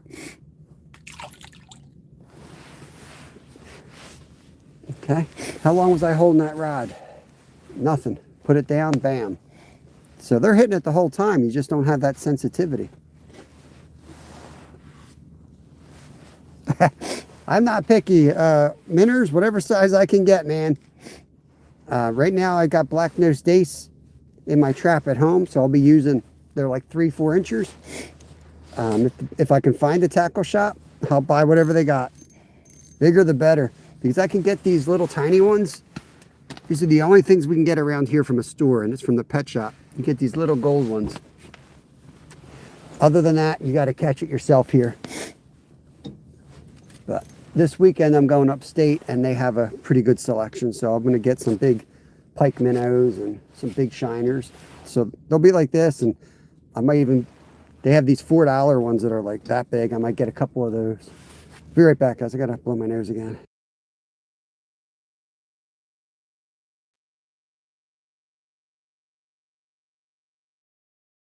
All right. Yeah, I don't know. I mean, I know Nolan had his light action rod out here, and I think we outfished him 12-2 that day. I don't know, it was just hand lining. So much easier to feel him just hand lining it. But that could be me. Maybe I don't have like the sensitivity in my arms or something. Even my spring rod wasn't even moving.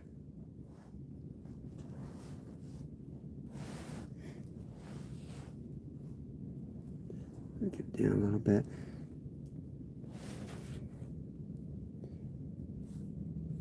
Thank you, Zyra. Appreciate that. Got our new count updated, pinned. Up to 5 fish. Tied yesterday. But we definitely got some quality today.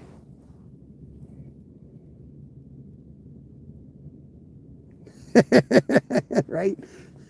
Right, King Killer?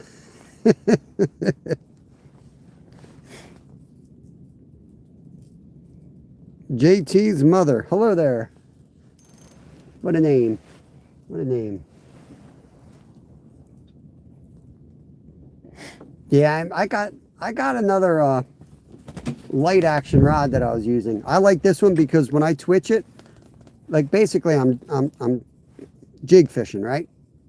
So my belief is when I jig fish with a stiffer rod, it jigs more. When you have a light action rod, that thing's all flimsy and it's absorbing the jigs. It doesn't have that little pulsing action. And sometimes it's like this little tiny, getting that big gust here, guys, hold on. Oh, flag came up, I know that's a fake. That's a false flag, I know it. We'll go out and we'll respond. We'll go look at it. We just had a major gust go through. We'll go check it out. The flag is up. I don't, JT. You're gonna have to tell me what your other channel name was. You have to tell me. We got this flag up. It is rocking. Could be the wind still. Look at that spool. See if it's going. It might be.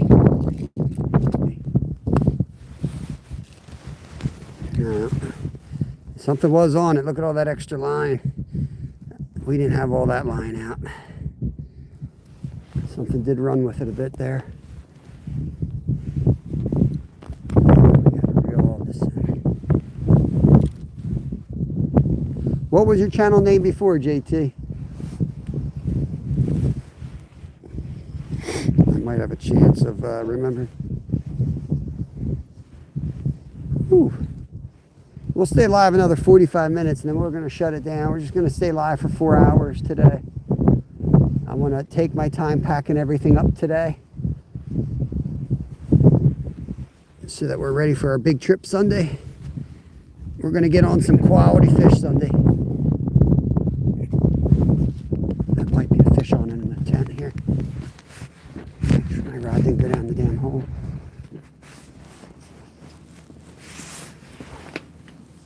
No, okay. Got the bell on, it should be all right.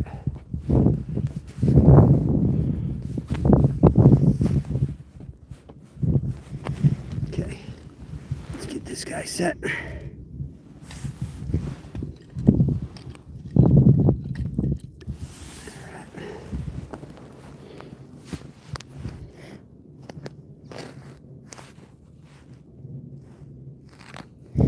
Okay.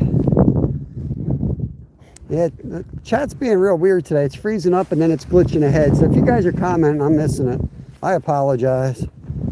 It's been goofy today for sure.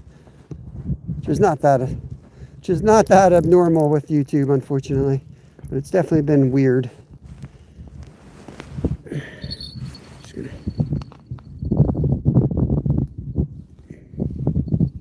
switch this one. I'm gonna drop this another foot.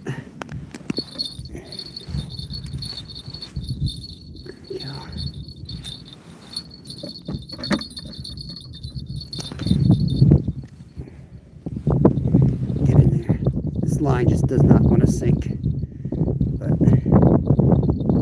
it will eventually go down. As long as I get it off the tip so it doesn't wrap on the tip, it'll find its way down, just like it did last time.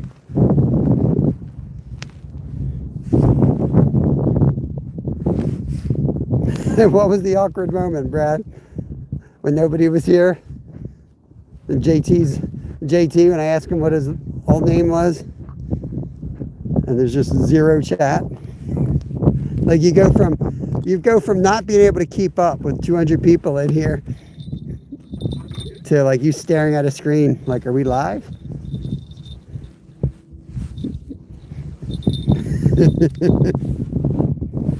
Yeah, exactly.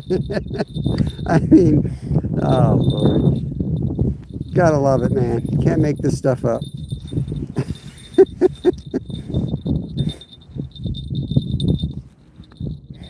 Remember, people can hate you and still not be in chat. Wait, I said that wrong. How do you say it, Brad? He always says those two things are mutually inclusive or exclusive. Fish head. Let's put some fresh ones on this one.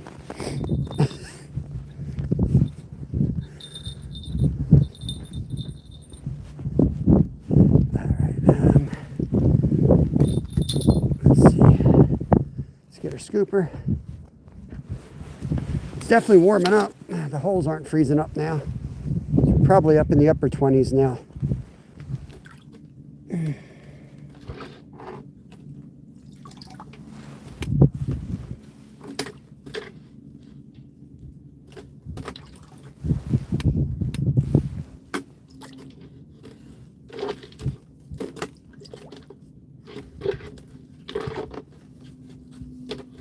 You're the smartest minnow. You are the last survivor.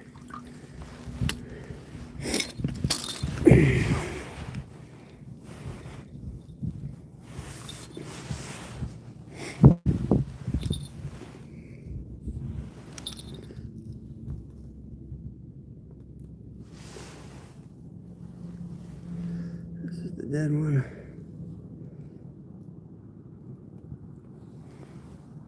Spot.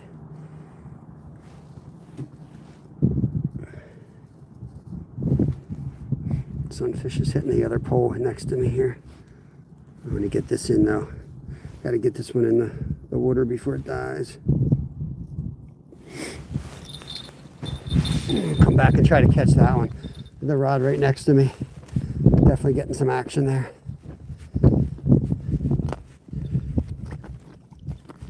Okay. Drop this one down.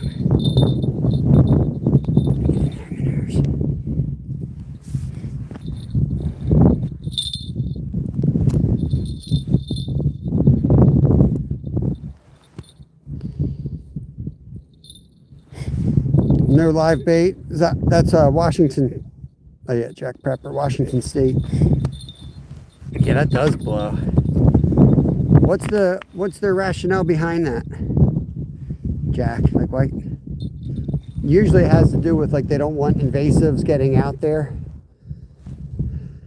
But like there's usually some type of natural, food source that will not do any harm.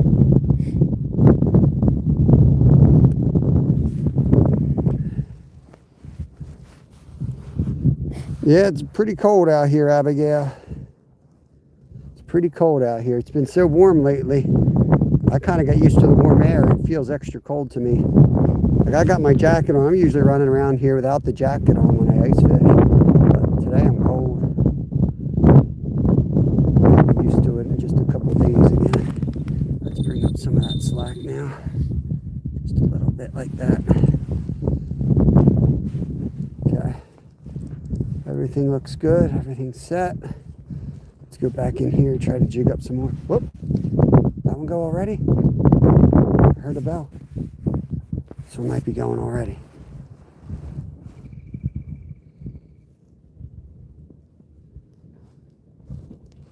I only got 2 bells. I got this one and the one behind it. I just got hit. This one looks a little tight.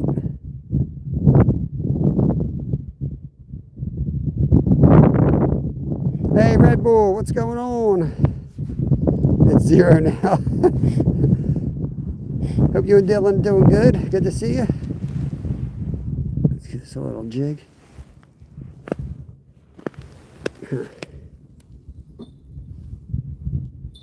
Guess I was already down. Second guess myself. Just pull it tight. That split shot's on the bottom. The minnow's floating off the bottom. So I have about 8 inches between the split shot, the weight, and the bait. So that should be bouncing off the bottom. Okay. All right.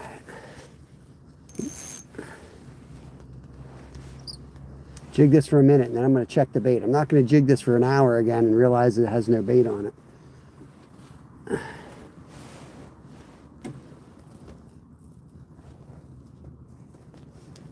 Let's bring it up. Yeah, we got hit. We got stripped again when we left. I thought we had a hit, and we did.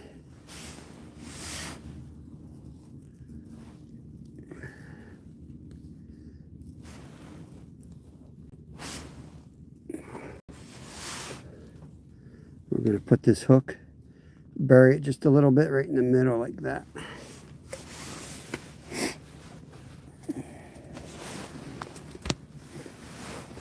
Down we go. Adam Weiss, what's going on, brother? Good to see you, my man. Hope you're doing good. 42 awesome people up in here. It's been a pretty good day. We got some really quality fish. And we definitely could get some more bluegills here. Every time we go out to deal with a pickerel, we're coming back and we're stripped, so they're in here.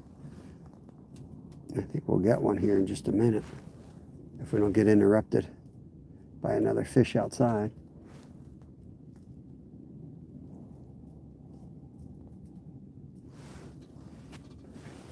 Let's just dead stick him again.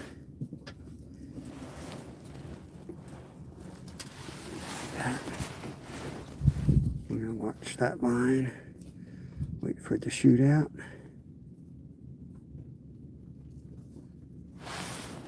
There we go. Oh, there he goes. Ah, missed him. Got to come up with a better way to sit this rod out there. Gotta give him a little slack. There we go. That's what I like. Have a little extra coil. I don't know if you guys can see that, but there's like a little extra coil up there. As soon as that goes, that's my strike indicator. He might have stripped us again.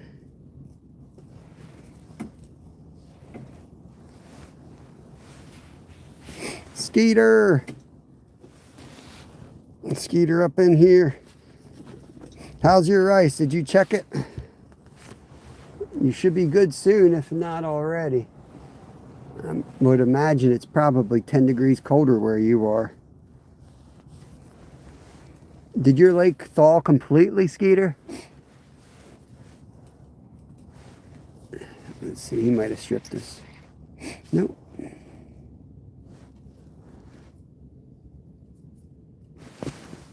Down we go.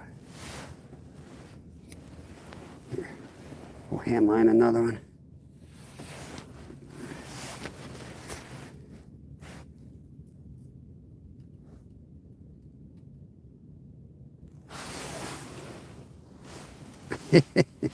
Little dirty rats, man. Dirty little rats is what they are.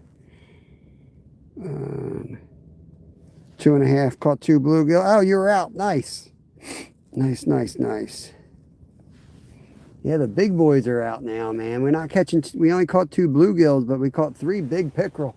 All 3 keepers over 18 inches. We'd be eating well if we wanted to.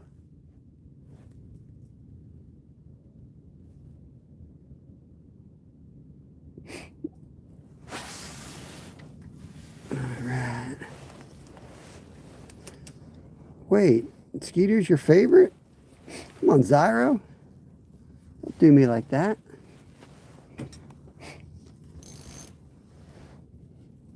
I'll try to go in the morning. Nice. I work tonight, all day tomorrow, and then I'll be fishing a lot on Sunday.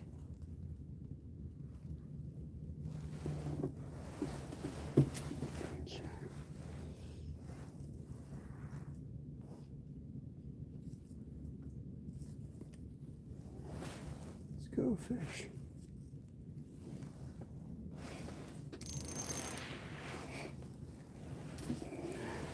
Put it back in the holder.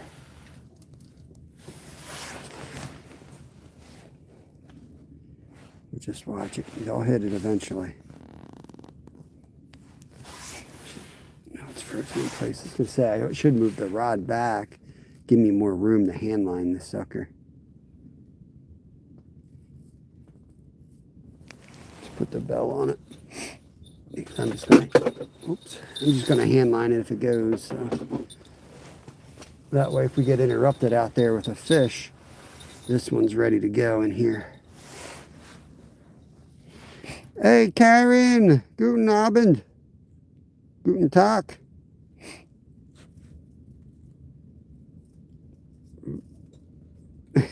Looks boring. It's not real boring. I'll tell you, when you come out, you got to drill a bunch of holes. You got to get out here. You got to drill a bunch of holes. You put all these traps in. So it's rare. I mean, honestly, it's the first time I sat on my ass for a while. By the time you get done drilling the holes, you got to go scoop the holes out because they're constantly freezing up. And there's almost always action. Something's always going. We've caught 3 really nice ones and 2 other small fish. So yeah, it's not really boring at all. But I mean, if you don't fish, then you won't understand anyway. But if you fish and you think ice fishing's boring, give it a try because there's a lot more going on than you think. Paul Outdoors TV, welcome in. You know, like right now, if you're bored, you just get up and you go check all the tip-ups. And when you check the tip-ups, there's a fish. Just missed one. When you check all the tip-ups, you know, you jig them a few times, and about half the time you'll catch a fish just by jigging one while you're checking them. Lots of mermaids. My buddy just sent me a video of his trail cam. Bobcat whipping the hell out of 2 coyotes. Nice. Nice. Not a fan of the coyotes. Probably my least favorite animal.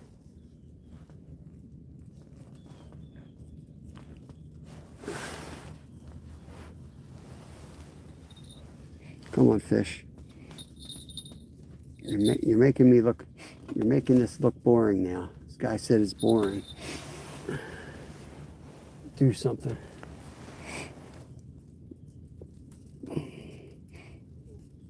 You know, I got the stove out with me, so you can always cook out here. You can have the heater rolling.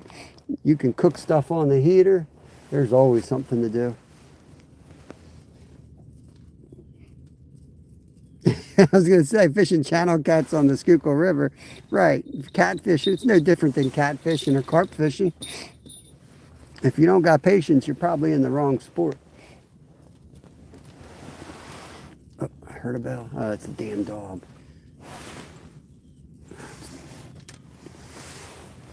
Damn dog out there.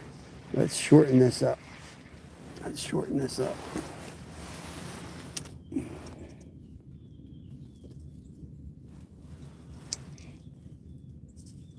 Just snip that piece off, let that fall down like that. And we'll let that one go down as well. We got a dog out there. It runs around with his collar and it's got like a bell on it. Drives me crazy. I think it's a fish. More times than not. Halfway out of my 10-tour rod before I realize it's the dog. Okay, let's try to stretch my back down here. Be down, we're all the way at the bottom. Okay.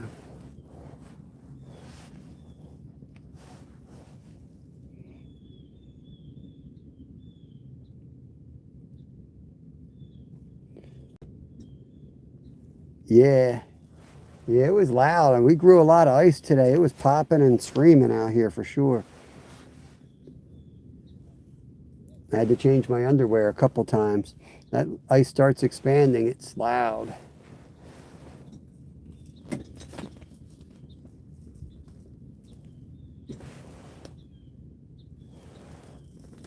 Wait till this breeze dies down. Maybe we'll go jig a couple holes outside.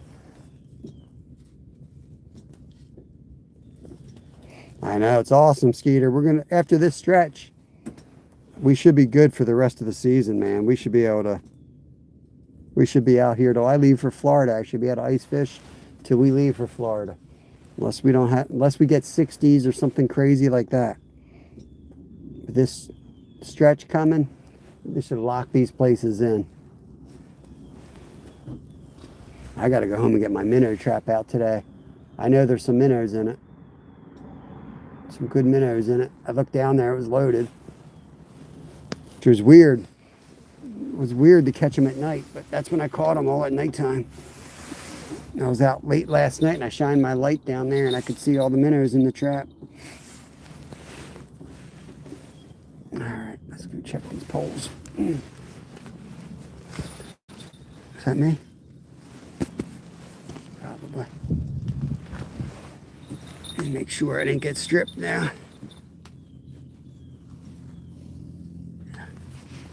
Okay.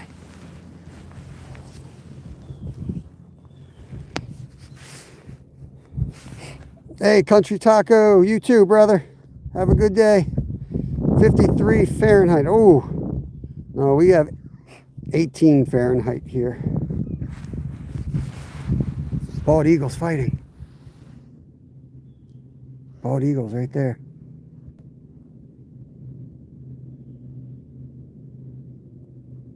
They're going to come back. Here they come. They're going to do their ritual thing where they tangle each other with their talons and they're going to drop, I think. Here they come.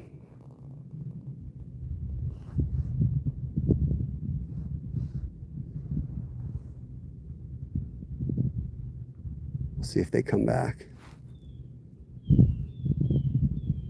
Yo, thank you for the 100. Skeeter, Goldsboro, man. I told you that like 5 times, bro. I texted it to you. The only spot around here you can legally do it. You said you couldn't go.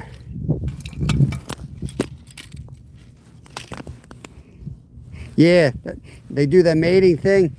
I've seen them drop like 100 feet down into the trees before. It's pretty crazy. They do like a death spiral down. There they are. There it is. They're going to do it close to doing it right there. Yeah, they mate on the way down to the ground. In case you need some more. Thanks, Karen. If you need some more excitement in your love life, jump out of an airplane and do it. That's what these guys are basically doing.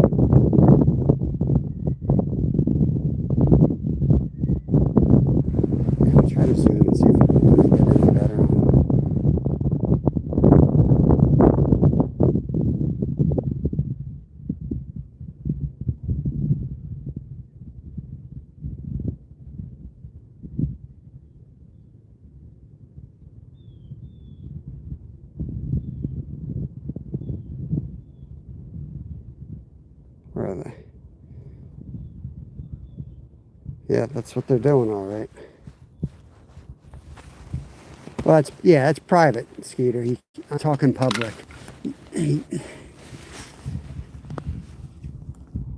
you can do it in a private place, but public waters, you got to be real careful on where you go out all night.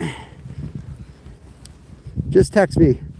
Just text me with the details. I don't want to go too much into public lives. Blow out the spots completely. Everyone and their uncle can show up at this lake.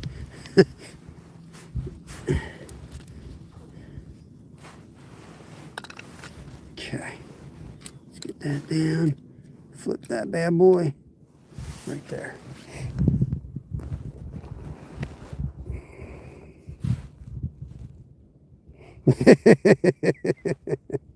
Yeah, they're bald eagles, Karen, and they're mating. They circle each other and they drop through the air when they're mating.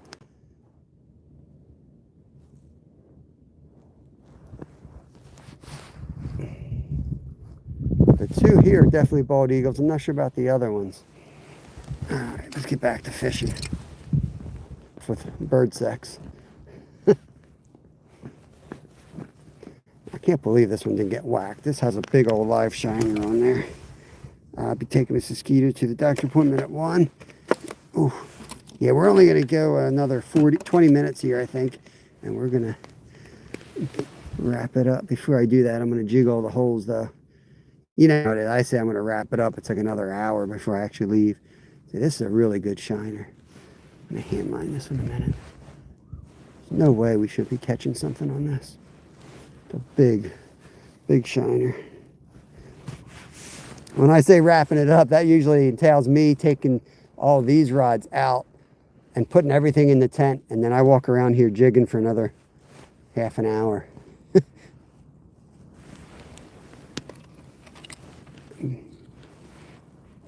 And we almost always catch at least one doing that, sometimes multiple fish. Let's get this out. Come on. Let's get this up like that. There we go.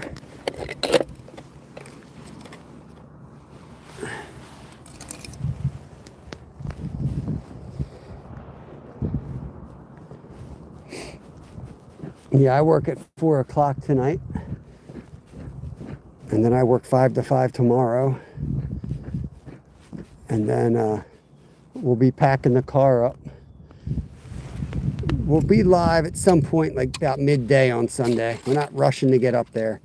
We're going to wake up, have breakfast, make sure we got everything packed, head up there.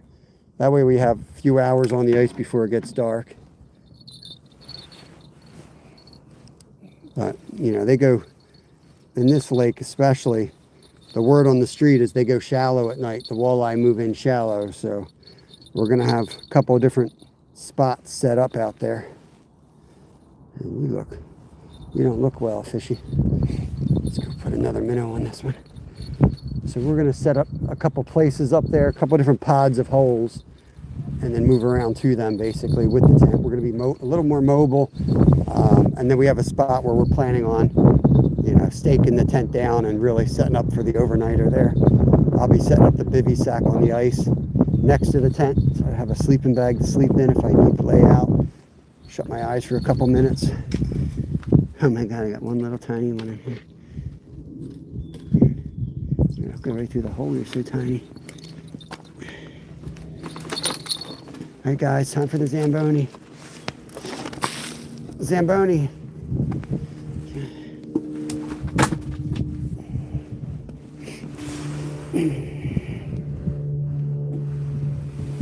Savage vlogger in the house. What's going on, brother? It's been a minute. Hope you're doing good. It's such a... I don't know, they say this thing's deadly. It's so light. It looks like it would be heavier, but it's a super light flutter spoon.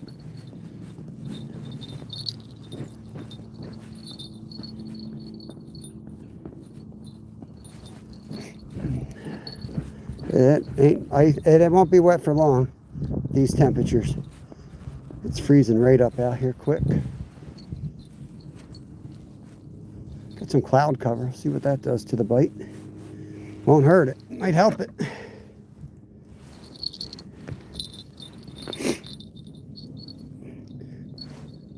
What do you guys think we should cook Sunday? Let me know in chat what we should cook while we're out on the ice. Last time we went to that lake, we had hot wings on the ice. It won't be anything so extravagant as that. Steel City. Oh, it's just my bell moving. A lot of it's lily pads. These are lily pad holes. That ain't all fishermen. There's a lot of people fish here, but that's not all ice fishing holes. You imagine? We landed on the moon.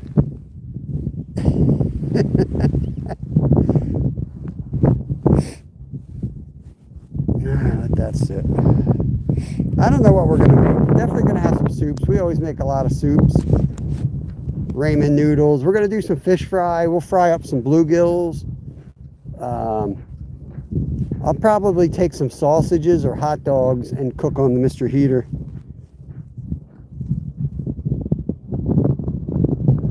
Oh, rotisserie with the buddy heater. Rotisserie. I need like a whole rotisserie chicken. I need like a spit then, like when there's things that spin. You imagine having like a live rotisserie going in the... That's a great idea. Hey Lee, what's going on, brother? We got some good ones today, my friend. We got some good ones. We didn't catch a lot. Only 5 fish, but 3 keeper pickerel. We let them all go. I know, that's surprising, isn't it? Occasionally I let fish go. The hell was that? That guy over there on the road. Holy crap. Scared the crap out of me. The ice cracks have not scared me, but that sound scared the crap out of me. Let's see what we got going on here. What do we have on this? Got worms or what? Oh, these guys. Dead fish on there. Here, let's put this. We did have some hits here earlier, so let's get these guys down just on the edge. And let's jig this up. Oh, baby.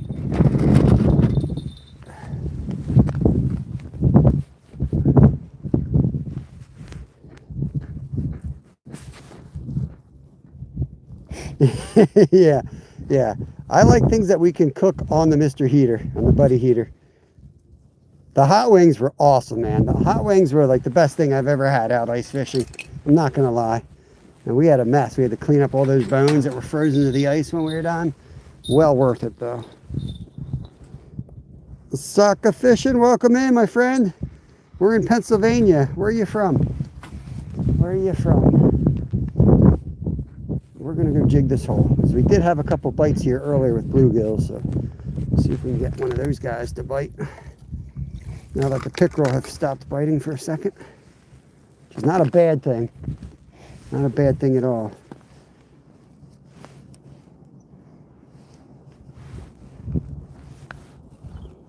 Thank you, Savage. Appreciate that.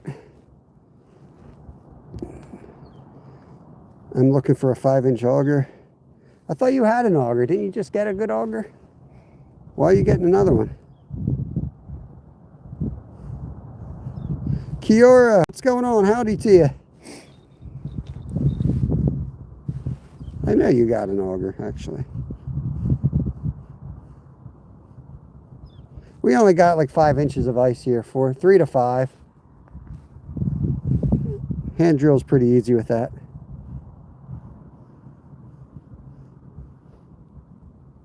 It was a Jose moment. Where are you from? Where are you from, my friend?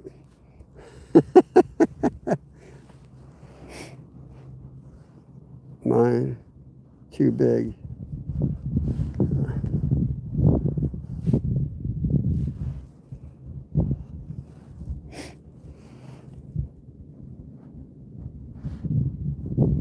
I told you not to get a 10-inch. Heck, man, that's like huge. That's the biggest you're legally allowed. Yeah, I got a 7's perfect. 5's a little small. 7's perfect, I think.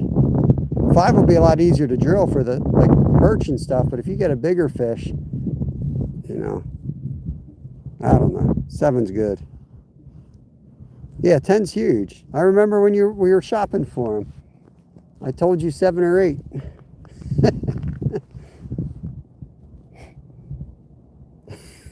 Skeeter was thinking he was going to go out there and catch a mermaid. So he wanted to be able to bring up a mermaid. That's what was going through his mind. Guarantee. He was like, I'm going to go out and catch the 37-pound catfish through the ice. 8's real typical around here. Mine's 7, which is nice. Drills a little bit faster than the 8. Makes my fish look bigger, you know. Bama girl, what the heck? Awesome. South Alabama. Appreciate you, Tammy. Welcome in. We're in Pennsylvania here. We'll be coming down your way, though. We'll be catching the corner of Alabama on the way to Florida in March. Go down there. This will be our 2nd year in a row taking the RV down. We'll fish our way to Florida.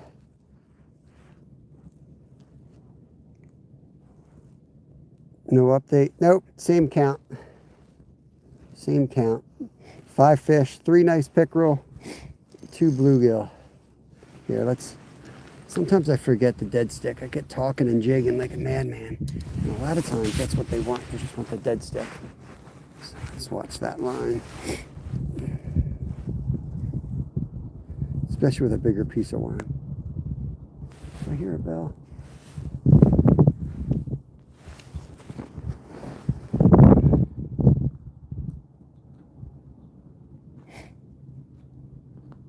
Yo, Tim, catfish dog in the house. What's going on, brother? Just out here playing with my ice hole. That's cool, Savage. You should stop talking. Zyro, wait till I see you in March, bro.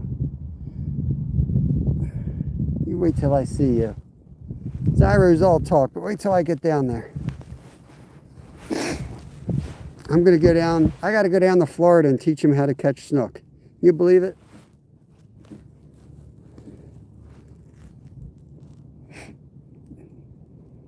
Couple Google searches tell you to free line a shrimp.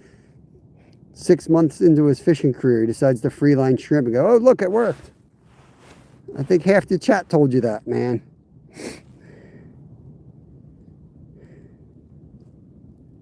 I'm going to give you a knuckle sandwich. That sounds good.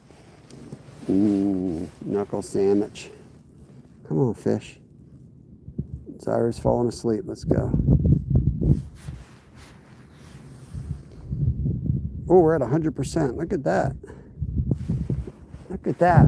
It must not be that cold out. We got this thing charging. We got 10 minutes, guys. 10 minutes and we're going to start pulling all these rods out of here and packing up.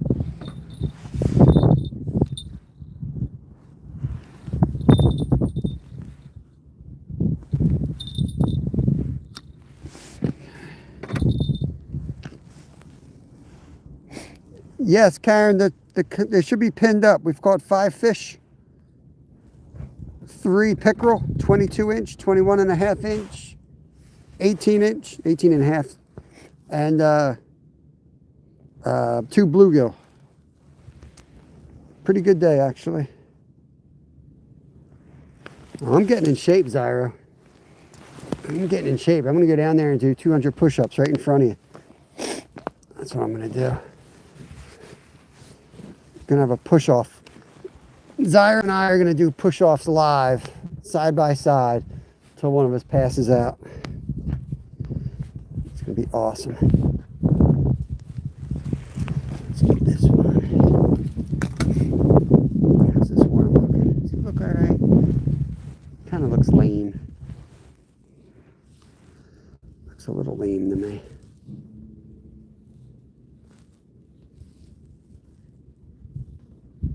You still good, bro?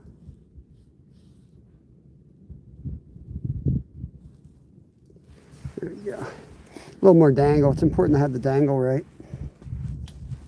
Get down there.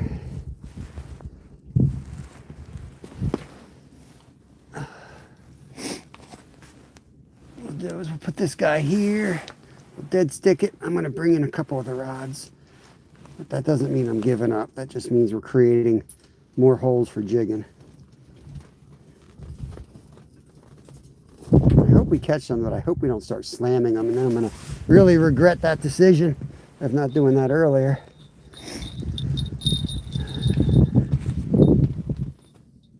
There we go. So we can pull this one.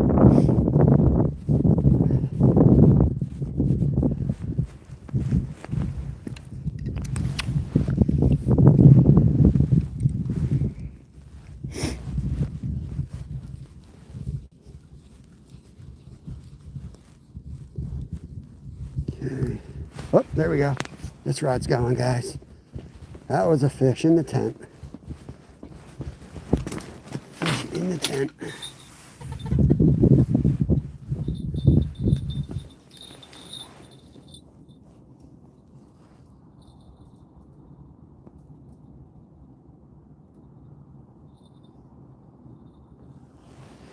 Might have stripped this.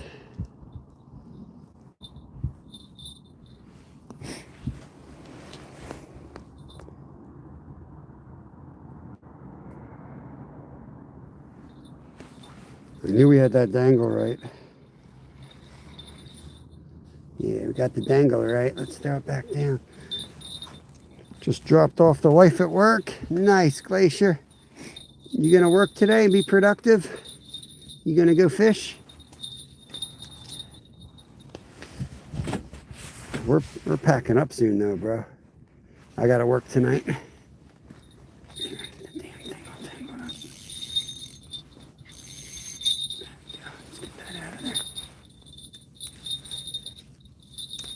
Probably a fish right there, of course.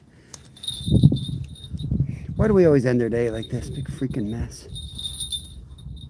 Freaking mess. Oh, Lord. Got a fish on there. I got a fish messing with it, of course, right now. Oh, Lord. Looks like I had a tangle and I just started reeling. Backlashed her. There we go. I've been extremely productive fine-tuning my 308. I saw you, I saw that delayed shot. The heck was up with that, man? Just went off by itself. That's smart though, because that way if you ever get into an accident, you've got that evidence that the gun, the pew-pew went off by itself. So, you know what I mean?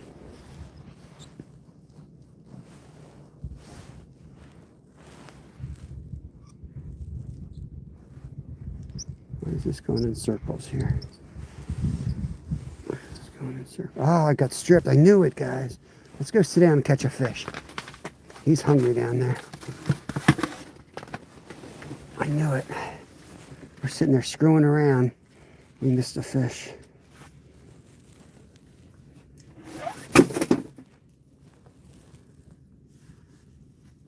Somehow snagged myself.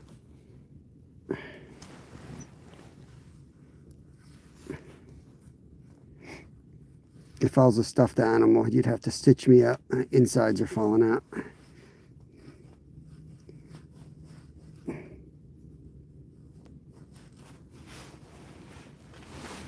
Okay. 1 hour later.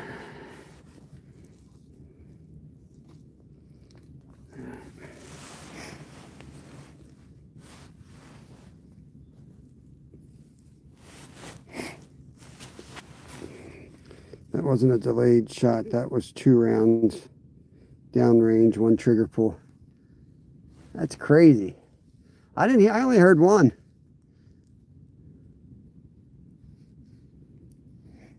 I couldn't comment, but I was about to say, like, dude, you held your breath too long. Because usually you hold your breath, and the way I was trained to shoot, you take a deep breath and you let it 3/4 of the way out.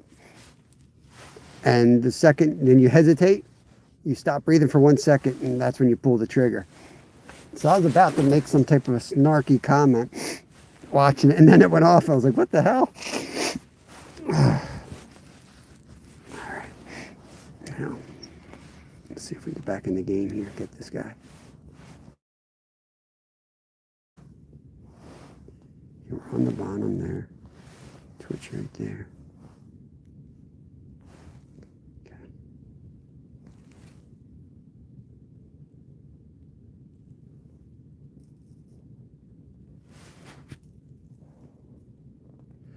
Pretty sure. Take the yak out. That sounds fine.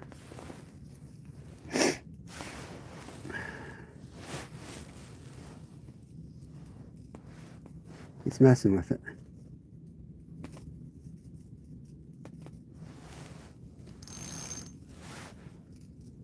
A little line. It's right on the bottom.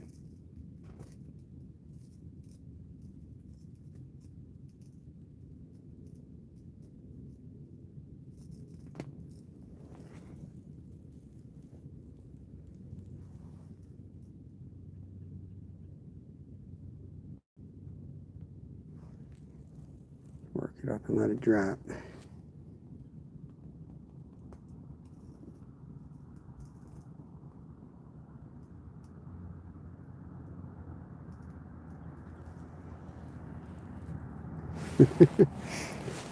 Dirty rat. Let's put it back in the holder. We got to start taking down some of the other rods.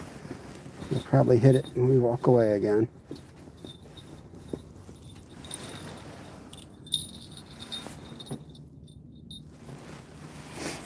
Okay. Yep.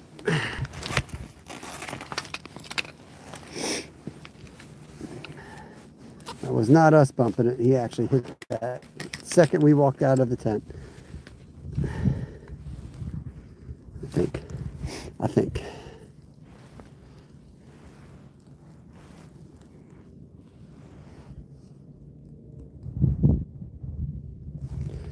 I don't know, man. I haven't worked since Monday, Glacier. Kind of rested me a bit, I guess, after the crunch.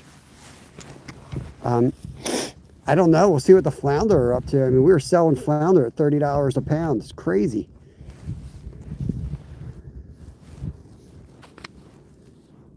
So, yeah, we'll see what it is.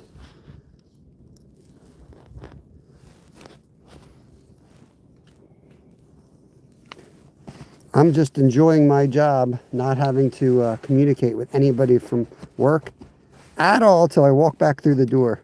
Unless it's one of my buddies that I work with talking about striper fishing or something. Other than that, it's just like clock in, and they tell me what needs to be done, and that's it. Do what I need to do, and I get the heck out of there. It's awesome. Love it.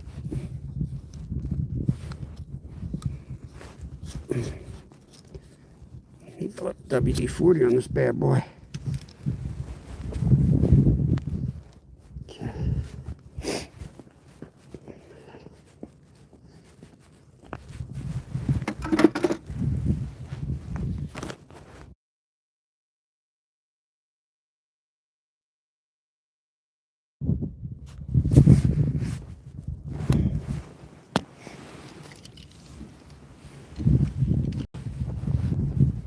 Right. Let's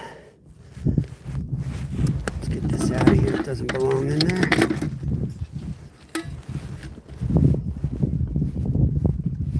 That'll go in the other bucket.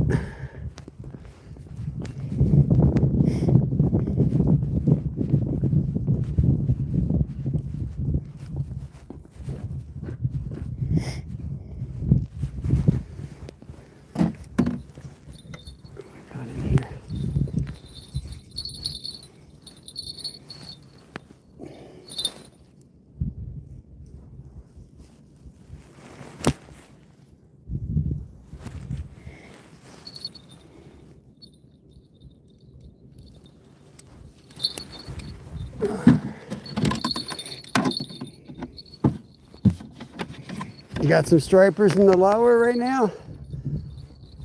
Yeah, we have been getting a lot of striper in lately. We've been selling them filleted and whole fish. Yeah. So I guess, I know we're getting them down your way. That's pretty much what I'm recommending to people that come in right now. Because I'm like, we don't always have them, and pretty decent price too. So.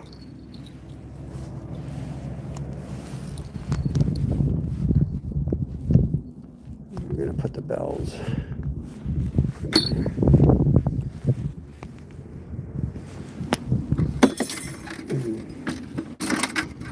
I'm gonna put the other tip up in that one. Put these guys over here then.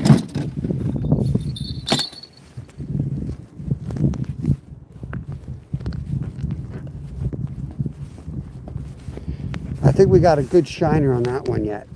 So I'm gonna jig that one around. And then I'm going to come around, jig the ultralight again for like perch, panfish. See if we can get either a nice pickerel or another panfish before we go. Another ice fisherman checking the spot out. I don't think that's my buddy in the blue truck though. I hope I run into that guy again.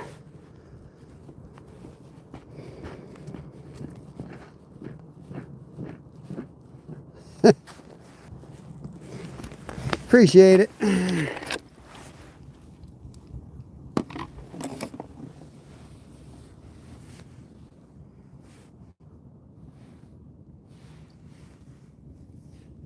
Yeah, this dude's doing really good. Let's figure out what hook is the best here. Let's see if we can get this guy.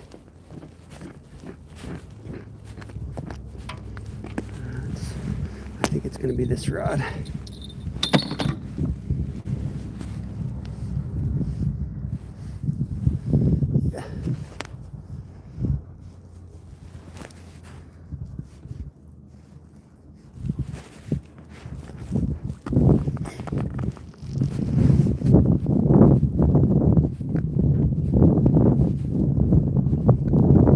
Not a bad day out here though, even though it's breezy. Could be a lot worse. It's not constant. The wind's not constant at all. Really isn't bad.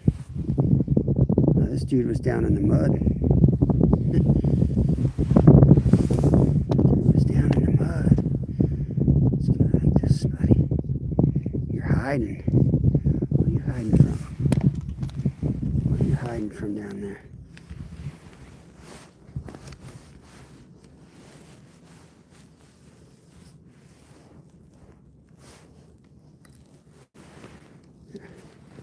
Let's put that one right here. Hopefully we don't lose that in 2 seconds. We get the bucket. Pickerel in German is Hecht. All right, yeah. Try Hecht. Three of them. Try Hecht. We're gonna try to get one more before we go.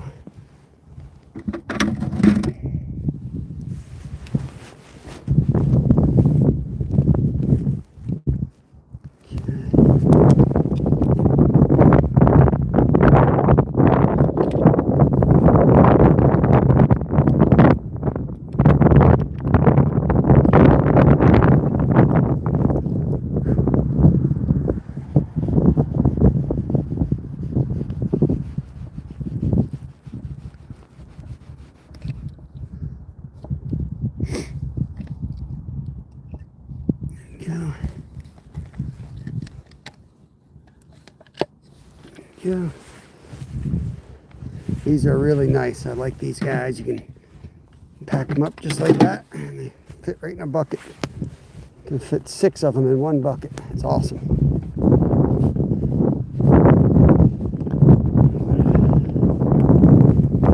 Put a bell on that one though.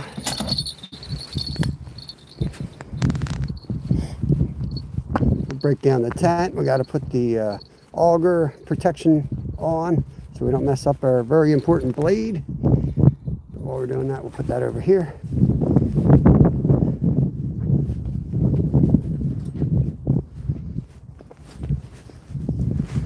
Done with the heater.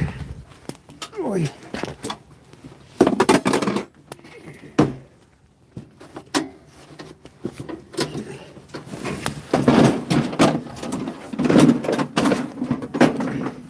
Got to get this organized because next time I use this tent. It's going to be single digit. It's going to be 5 degrees out. And we're going to have to be ready to roll.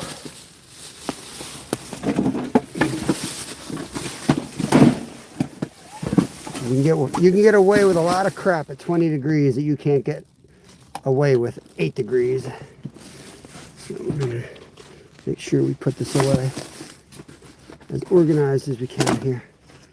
Oh, that's going to go. Well, that can go in here now, actually. So we don't need that at home.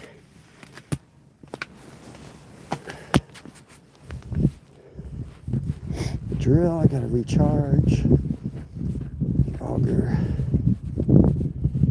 Just about. Almost. Starting to wrap up. Ganja, welcome, welcome.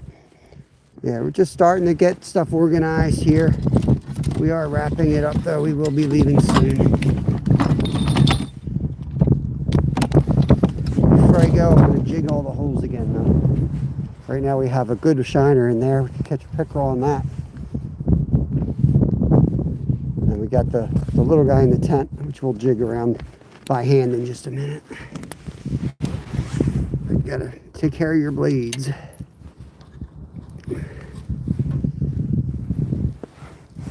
So we just have a little hole right there.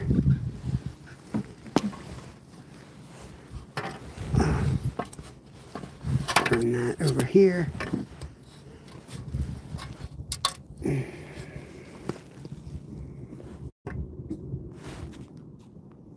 Just the wind, I think.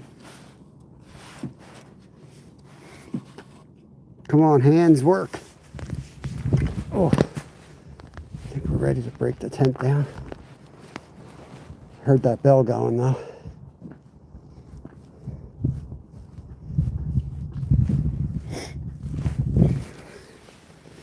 We'll jig a couple more times here. I did just have another hit in here. I heard it.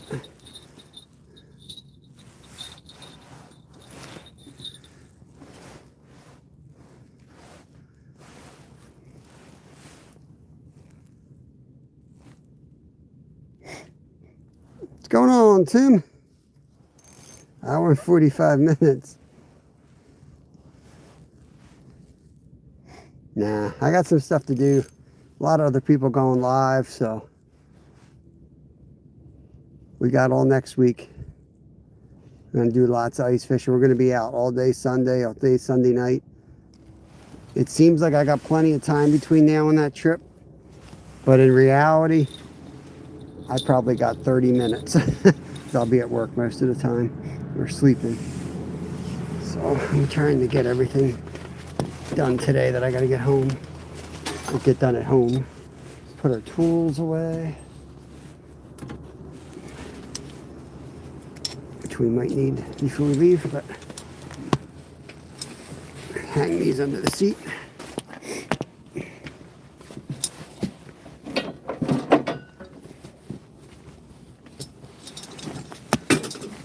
That way we don't have to run around the tent again like idiots saying, where's my tool? Where's my tools?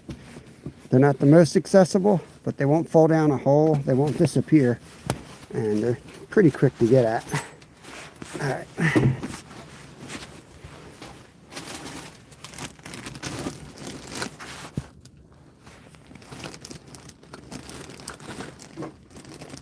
You're going to send me an email? Okay. All right, Zyro. You want to send me a letter first? Let me know. Send me a letter. Let me know that I should expect an email from you. I'll clear my schedule. Gonna get an email from Zyro. Yeah, first one was a hog for sure. Long and fat. It's very, very important that you use the right tools for the right tools for the wrong job. The wrong tools for the right job. Come on, you punk.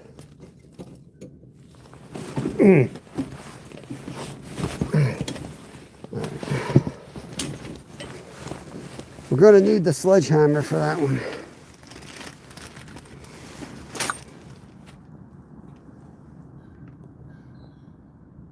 Yeah, they are, Jody. What's going on? Pontoon Jody in the house. That's a great channel right there. We're taking the tent down. Don't panic. Except for the one bar that doesn't want to get down. It does this once in a while, and I don't know what to do about it. Okay, it's snapped in again. This is the only one that's left too. So you know these things are busted. I'm trying to take them all out so I can just use my bolt method.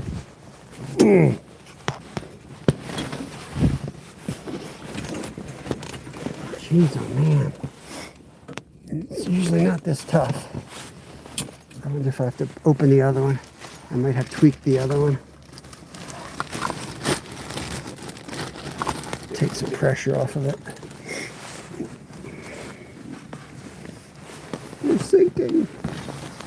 Sinking. Oi. Get in the hole. Okay.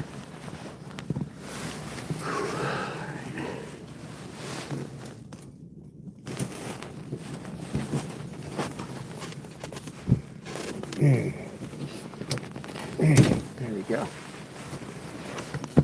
We got her. Now we're cooking. Okay.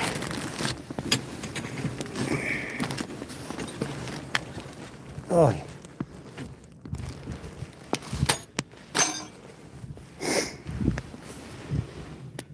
Real simple, right?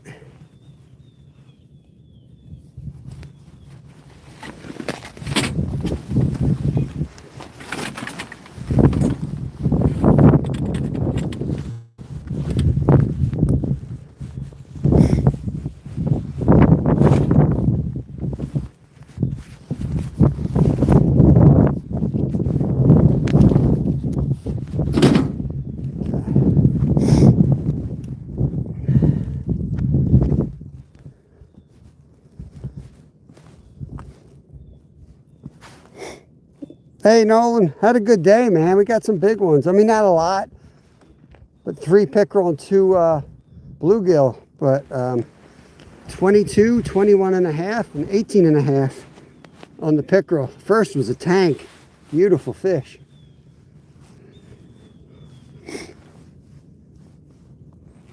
Caught another one with a real damaged mouth. It was like split in two.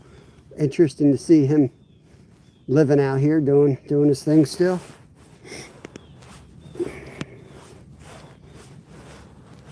I still forgot to put the screwdriver in, but I think I could. Oh, I got a fish here. Oh man, I missed him. What an idiot.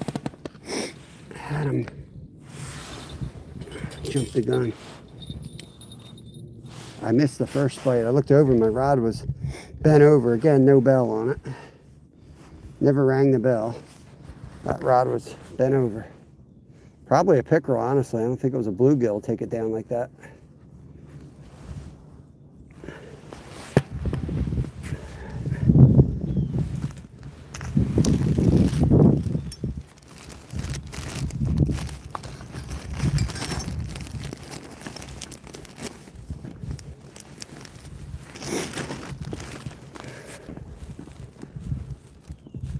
You might have stripped me.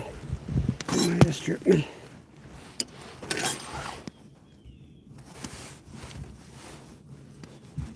You're heading out, Nolan. Just gave it a few hours too.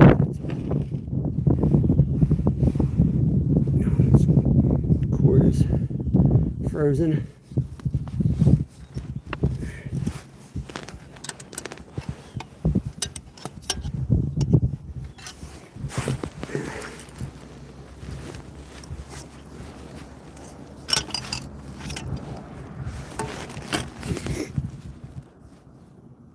Oh yeah, it was growing, man. It was making a lot of noise out here.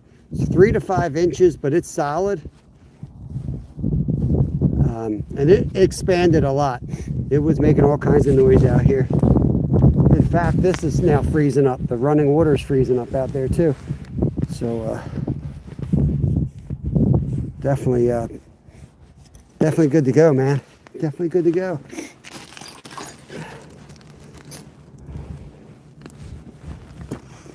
No thaw in sight either.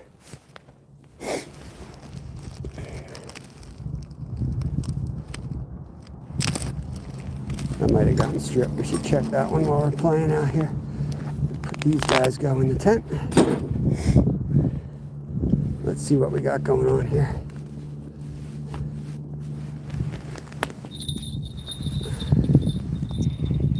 Yeah, he stripped us. Yeah, I'll have to figure out where to get them. Oh, pickerel rod's going. Pickerel rod.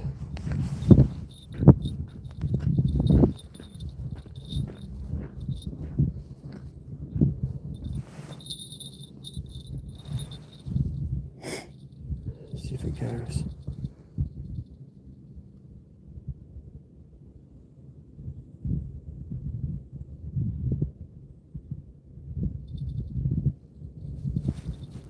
That's a heavy duty rod right there.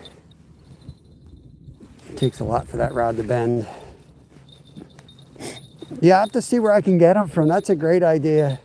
MREs on the ice would be fun. He'd like that. Be something different. All right. I told you it takes me forever to leave. I basically take the tent down until I get really cold and uncomfortable. Then I leave.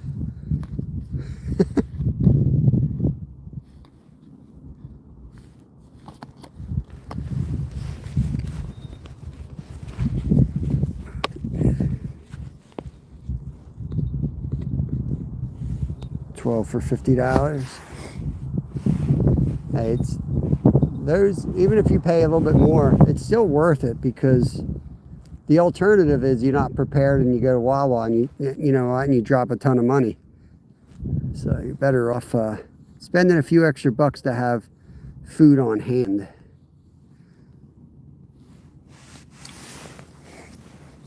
Let's drop this back down here.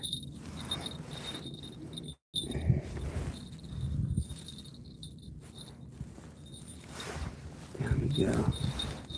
Drop this all the way down. About there. Put it back in its stand. And we'll see if this goes. I want to make sure we're down all the way. There we go. Good boy. Thanks, Zyro. Yeah, for sure. You never know, have food. When COVID started, we bought a huge, I don't know, I think it's a 10-gallon drum of rice. We're almost done that. We finally started eating on that thing. It's taken us 2-3 years to get to the bottom of that container. After we realized we weren't going to run out of food, just toilet paper, we started eating the rice. But yeah. Let's get that up like this. Right over the middle.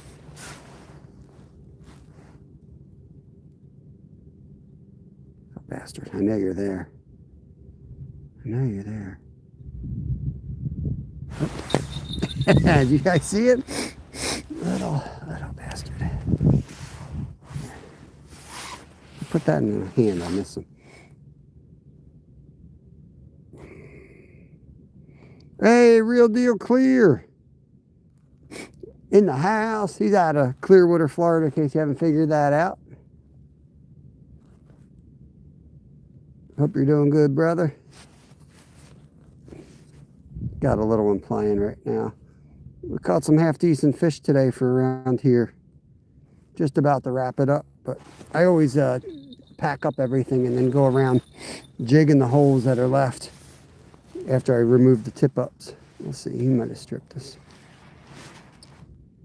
Yeah, he got most of our worm.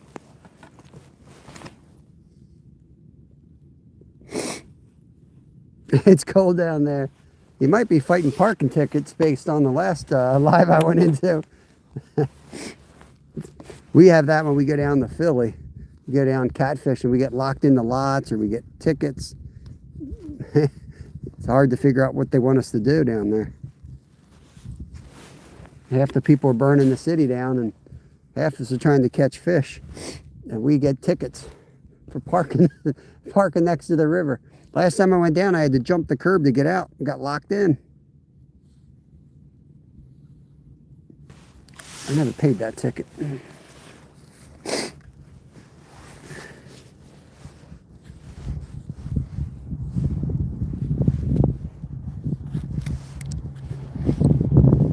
Okay. 143 inches of snow. Good Lord. We got one messing here, but be damned if I can. I think if there was a kid here, probably catch it. Somebody that doesn't have nerve damage in their fingers, you know? I do like little micro jigs till I feel them there. There's probably better ways.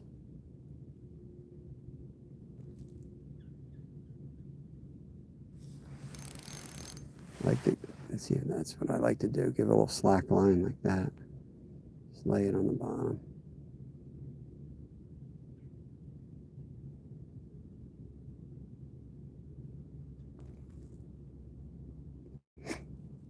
Yeah, not for long, Glacier. Packed. Yeah, we've been packing it up for an hour now. We're on the last cast. Maybe. Yeah, there's one here.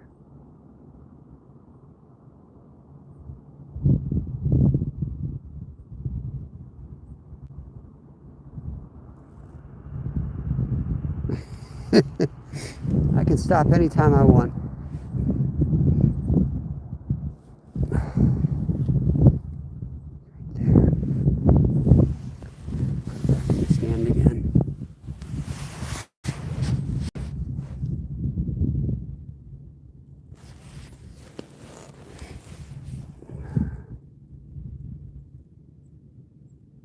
I can move to the other holes too.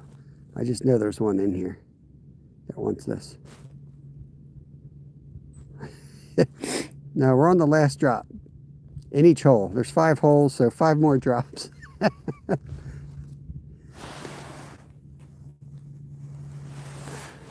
give him a little bit. Make sure it's down.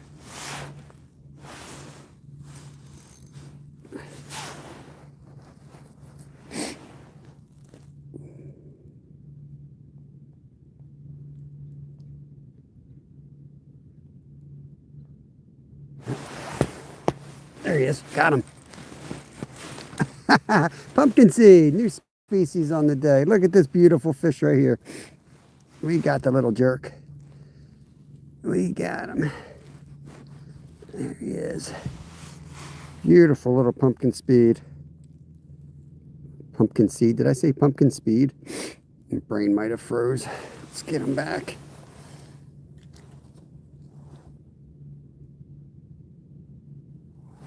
Goes.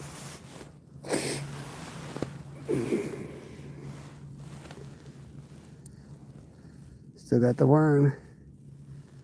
Told you he was little. You never know though. Sometimes we catch bigger ones like that. I think. Oh, that was a hit already. Might be a pod down there.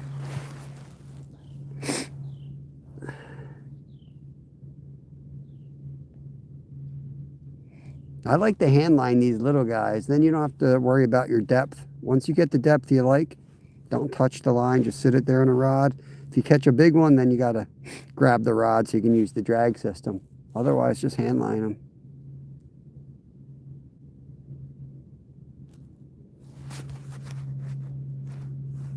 "14 inches and over it." Tim hates winter. He's a big winter hater right there. He won't ice fish just out of spite.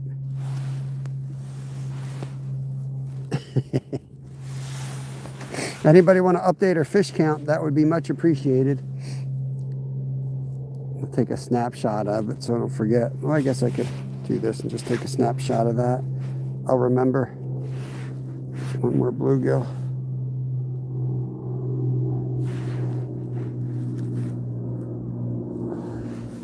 I know, I got the big rod over there yet. We're still waiting for it to go down. They've been working that weed line. All the pickerel came from over there though. So it's either that hole or this hole for the pickerel. We'll go jig this hole. And then we're going to swap the... Oh, we got stripped. What the hell? I didn't even see that one. It's Glacier's fault. You can't catch bait. You can't catch fish without a worm, guys.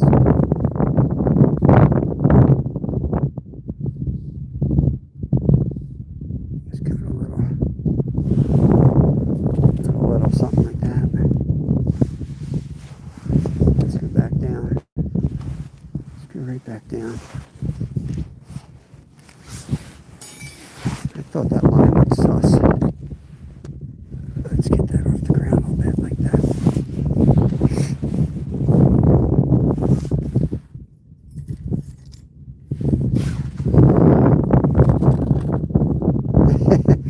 You lost count. Yeah, just 3 bluegills. Oh, there we go. Brad's got it. Thanks, buddy. Appreciate that.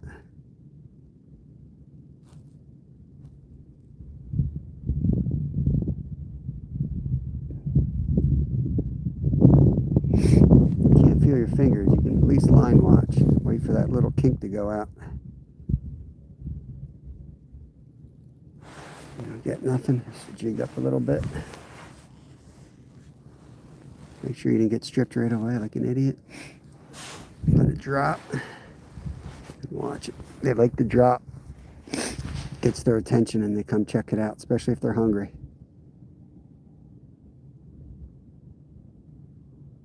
That was something right there. Watch for it. Their subtlest little tap.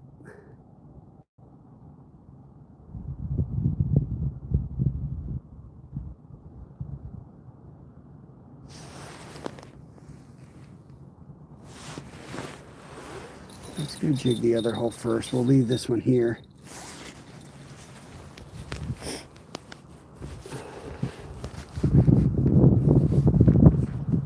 It's got the big shiner on it. I can't believe we haven't caught a fish on this one. This was the best bait of the day.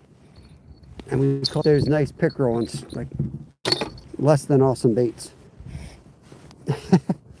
Caught one on a worm, a tiny jig, and we caught the other one on the little goldfish. I think we caught 2 on the goldfish. This one's got a big fat shiner and nothing.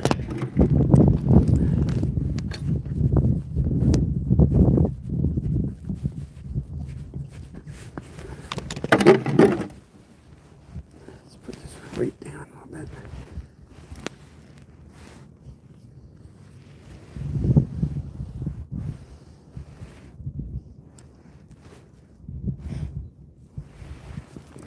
This has a split shot though. I'm a bigger fan of jig heads. Even when using live bait, I like a jig head, like a tip up with a jig head.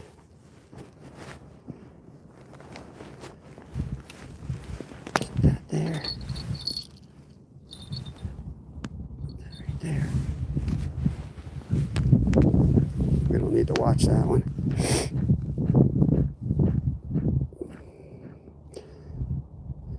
Erismo Lopez. Good to see you. I don't know if I gave you a shout out earlier. I think I might have missed you. I saw you in there, but I thought your handle was somebody else for a second until I looked at it again. Let me cover my worms up. These guys ain't cheap.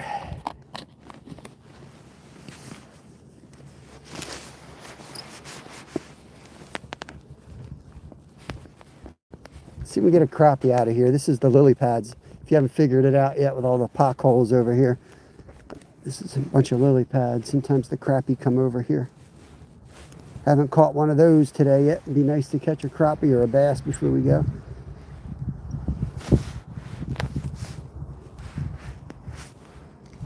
$12:37. We still have a little time. I mean, I'm just eating into my nap time a little bit. That's all.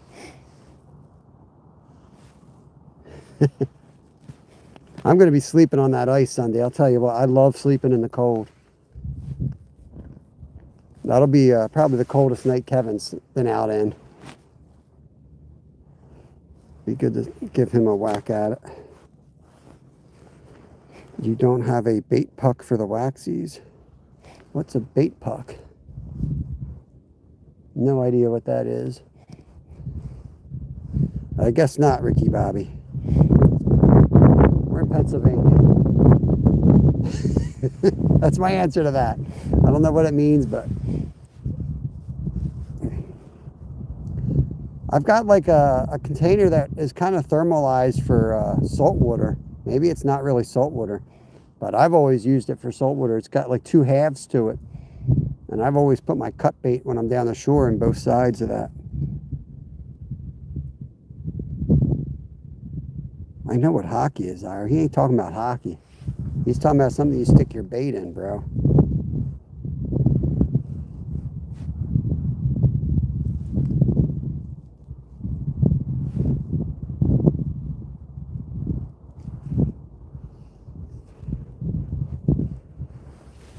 And some days they'll just come up and slam it when you do that. Not today.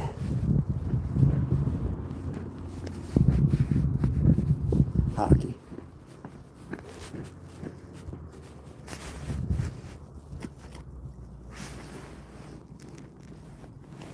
Catch anything out? Oh yeah, we missed one here earlier.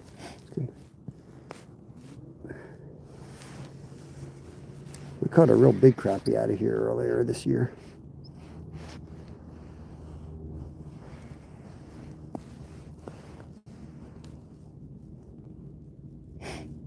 It's like a hockey puck that twists off and you put waxies in them so you're alive longer, don't get as cold. I have something that I don't know if it's what you're talking about, but I'm going to pull that out. That's a great idea. I've got a thing I could use for my worms. It's like a white and yellow bucket. Both sides screw off and they're like thermalized. I've always used it. Put squid in one side and cut bait in the other. But yeah, that would be good. Thanks for the idea. Welcome back, Savage.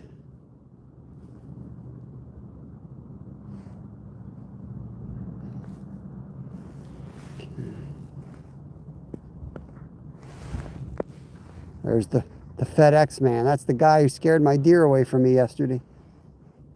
Should have 150 pounds of meat in my freezer right now. But the FedEx guy decided to drive down my driveway, scare my deer away right before I was about to before I was about to harvest said deer.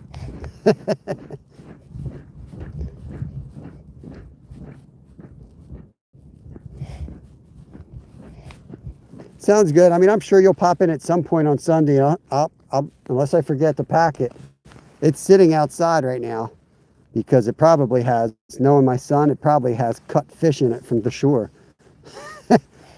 I'm not lying. We got so many coolers and stuff my boy's always messing with, and I don't even open them. Some of them are closed. I'm like, I'll wait till winter when it's like really cold. Then I'll see what the hell's in there because it won't smell as bad. Most of our coolers have become bait coolers. I won't eat anything that comes out of them.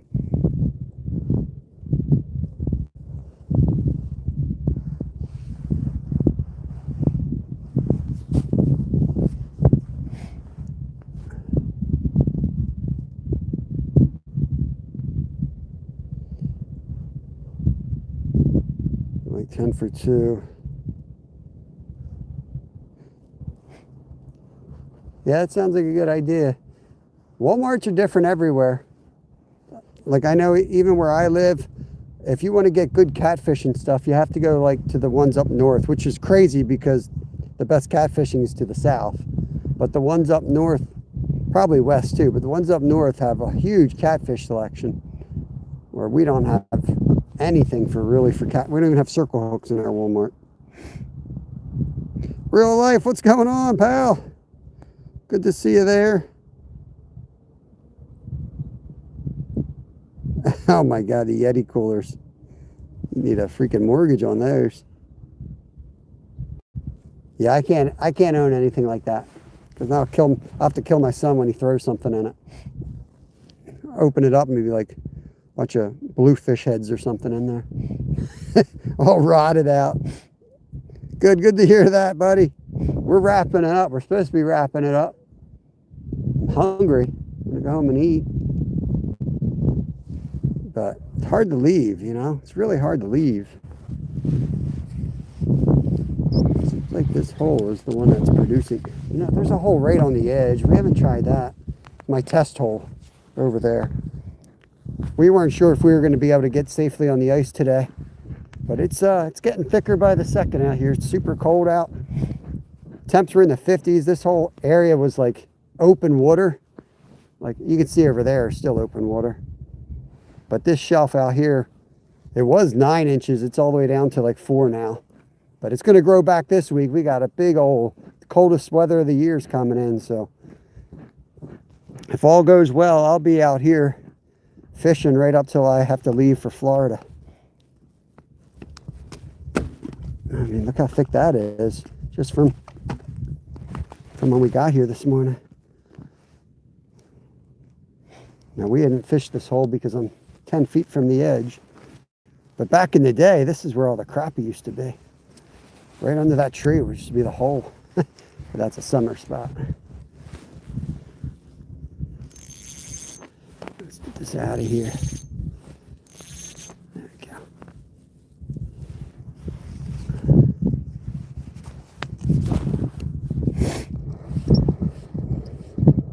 "22 degrees. Crappie were biting." That's awesome, man. That is awesome. I'll tell you, I would rather be out here at 5 degrees and have that tent with the heater in it than standing out on a river at 22. I'm not going to lie. Like, that's why I'm standing out here without gloves on. Because I could just go in there and fire the heater up. You know what I mean? I've done it 3 times today already. I'm like, all right, I can't feel my fingers. I dumped a month-old bait cooler in the lake before I left. I stopped and got gas in the check, and I was waving flies. Oh my God. Yeah. We had a cooler outside that had chicken livers in it, and like I forgot about it for 2 months. And when I saw that cooler, the memory came flooding back of chicken liver that was already going green that we put in there. And I started opening that thing up, and it was under pressure. The cooler was literally like pressurized. I opened it, and it was like such a rush of air. There was no smell at all. For like 5 minutes, I threw it down the back of the mountain, down to the creek, and then I could smell it. The whole valley stunk. I left it down there for like 3 weeks. Raccoons cleaned it all out. It rained a few times. I went down there, threw a bunch of Clorox in it, and it's good to go. It's back in the rotation now. That was some nasty chicken liver. I thought about putting it on my line. I was like, man, I should try this out. Probably kill all the fish in the river. All right, let's see if we can get this joker. There's definitely a few in this hole.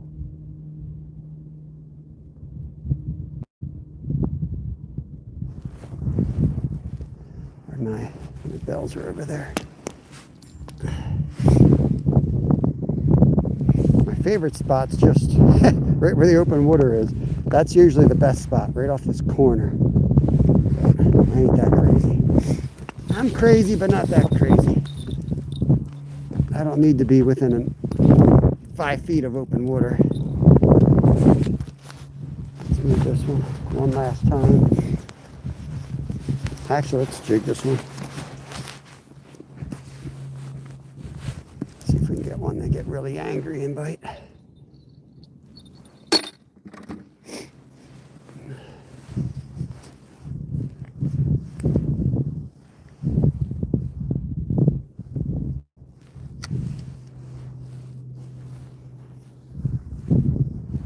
This is the big shiner.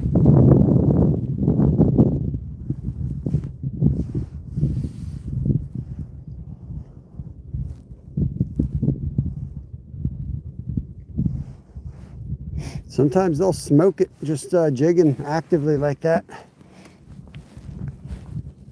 Especially at the lake we're going to Sunday. Man, we could catch so many. Kevin and I take turns, Littlefin and I take turns sitting in the tent, and then one will be outside most of the time checking the rods, and then we'll alternate, and I'll go in if I was checking all the tip ups.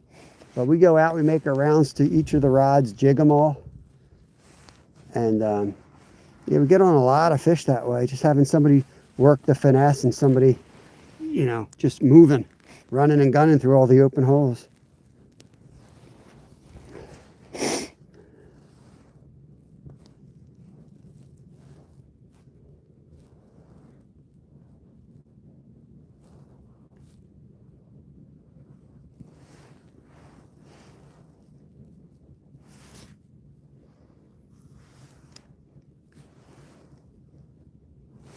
Orange one just had a hit.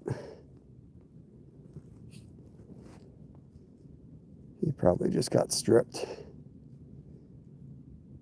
Real hard to catch those bluegills without being actively on that rod. Occasionally we'll catch a crappie or a perch, but it's almost always jigging for this that we get them. Taps are so light.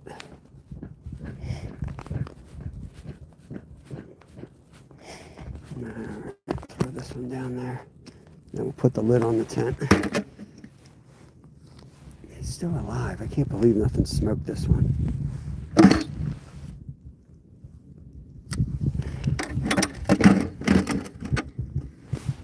Hopefully here will be the trick. This is a pretty good pickerel hole here.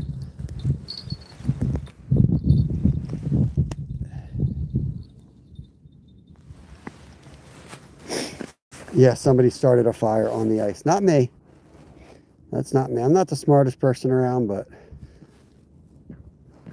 I don't typically start fires on thin ice. I haven't stooped to that low quite yet. Let's see if we still got our bait on here. Yep.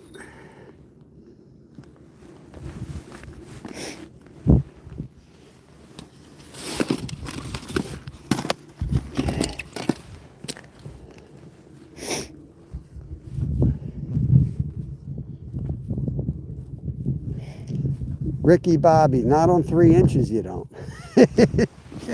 I will on a piece of metal, but like bro just put wood down there. Like, I mean, he probably had to use gasoline to get the damn thing lit. I have no idea. It's right on freaking ice. Usually we'll put like the, you know, like the old school charcoal grill lid or something upside down and something. We don't just throw wood on the ice and light it on fire.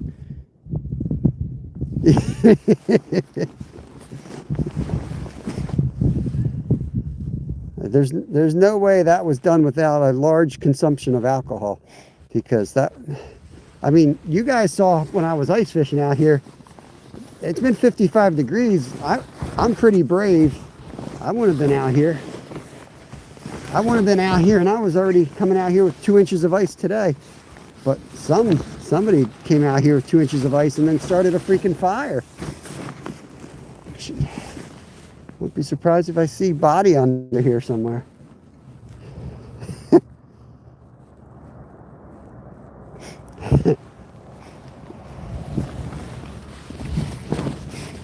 Yeah, I know. You know what you're doing, Ricky Bobby.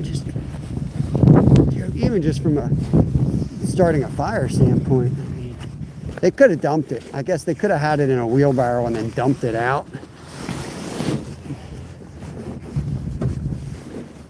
Am I giving them too much credit?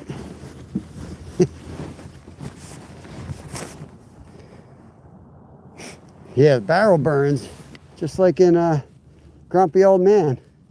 The barrel burns are, whoop, whoop, whoop, whoop, whoop, whoop. We're getting hit here. Getting hit here.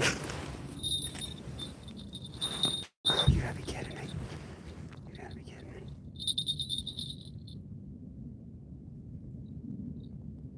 Yeah, the barrels is where you have your fights. That's usually where your fights break out.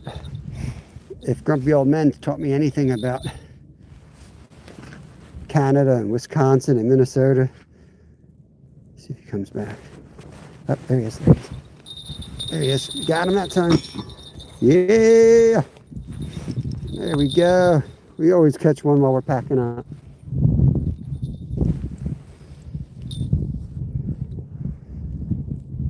Right, Tim? Yeah, the barrels. That's usually where people try to stab each other with frozen fish. It's a tough part of the neighborhood.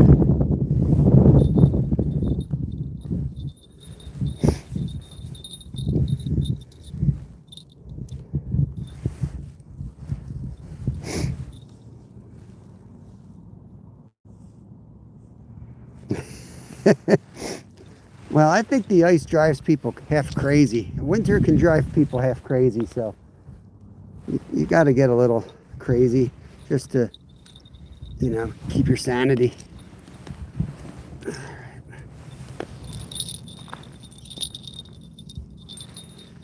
Yeah, we got other people showing up. Somebody's watching me. Wait until I leave. You guys know every time I leave, somebody comes right behind me with a fishing pole.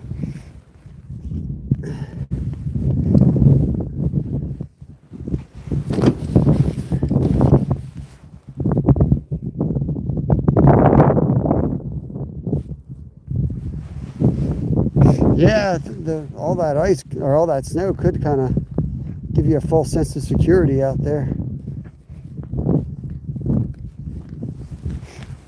That's for sure. Can't believe this hasn't gone off.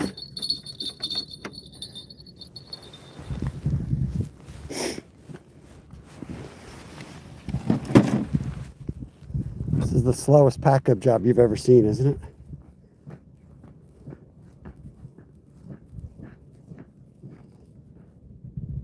Well, I have to drill holes, use it. I missed that one.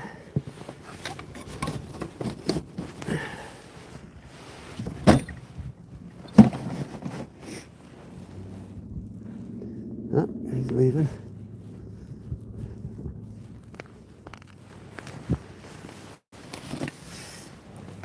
So I have all my safety stuff out. I leave a hatchet out, auger out, obviously, the scoop, because that's what I use to measure the ice. So next time we go out, you know, I'm not going to just pull this heavy sled onto the ice.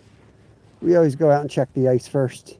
So I keep those tools handy, my drill, so I don't forget to charge it, but that way I can put the screws in when I'm anchoring it down. I got that handy.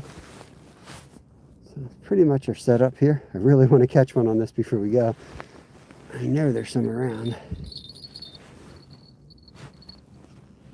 Just missed one on the other rod again.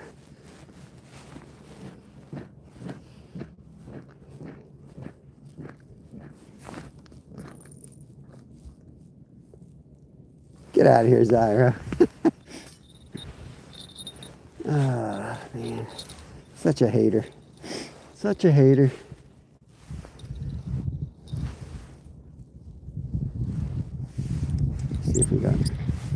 See if we got cooked. Now look at that. Look how good that looks. Zyra, look how good this looks. Bam. That's fire right there. Down we go. Down where the big snook are. Here we go. There's right ways and wrong ways to do a fire, Mr. Trev. When you're on thin ice, would want to put some type of insulation and waterproof barrier, I would think, between the ice and what you're starting the fire on. Yo, Scotty! What's going on, brother? I didn't get an email. If you email me, I didn't get it. I looked through everything. I think I heard you tell somebody else you were in the process of relocating or moving, which blows. I know that sucks. 3 to 5 inches here, Mr. Trav.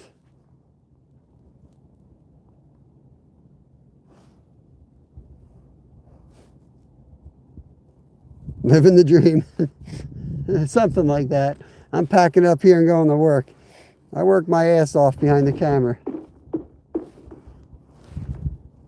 Gonna need new underpants after that crack. I'll show you how to start off. You're in Florida, bro. I mean, everything's pretty much on fire already down there. 120 degrees. Flaming iguanas dropping out of trees. That doesn't impress me. Toy Pups, what's going on? Good to see you. Welcome in. We're about to close this thing out. Get out of here. I have trouble saying goodbye. Just know somewhere there's a fish that wants to eat this worm.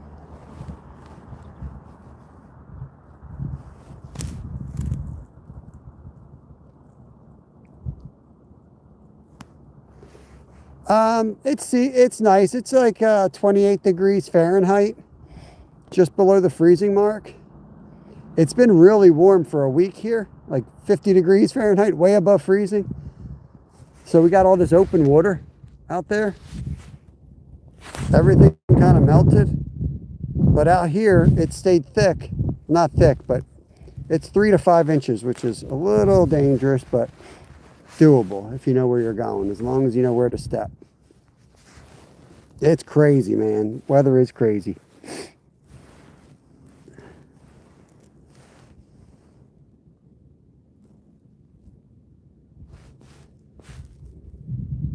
But it looks like we're in for long, consistent cold weather now, which is good.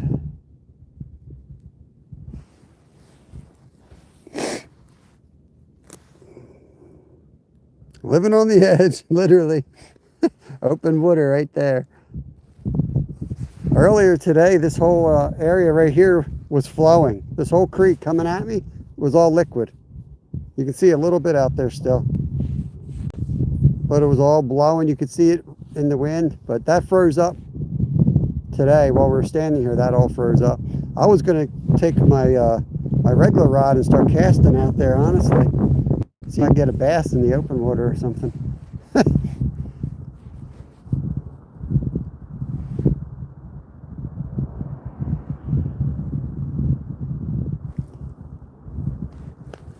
We still got our worm on. We do. Drop her back down. Let it sit here a minute.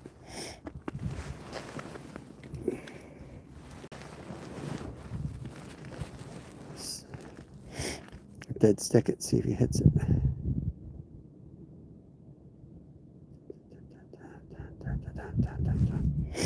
Yo, Alan, brother, $5. I appreciate that so much, my man. That is awesome. Hope you're doing good. I'm on your life insurance policy. That's funny. I heard a bell. Did I not hear that bell? Oh boy. I can't believe we haven't caught anything on this. Put the bell on this. I'll go jig that shiner for a couple more seconds. Thank you, Alan. We had a good day. I mean, numbers don't look great, but the sizes were good. They were solid. They were probably 2 of the 5 biggest pickerel I've ever caught out of here. I caught a monster in here, but other than that, they were, and that 22 was healthy looking. I got like I think I caught a 27 last year. And we caught that monster that was close to 30 here. Oh boy.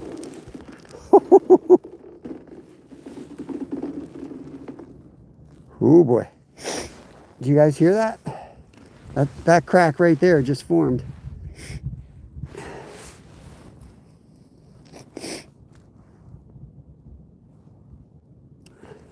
Smarter men would go running. Not dumb ones like me. Yeah, really inconsistent. I've heard that from a lot of people up north. Generally, it's a little better than normal here. Surprised how good it's been. I can't believe the shiner's still alive. Down there, dude. You're gonna get eaten now.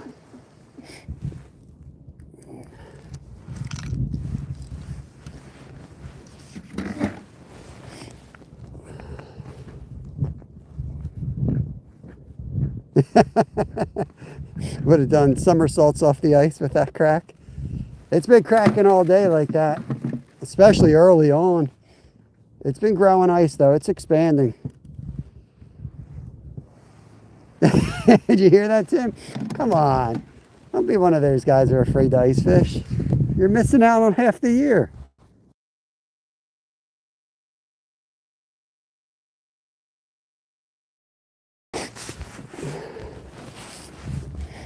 I might take my fat bike out and spread the flags out and ride my bike across the ice on Sunday.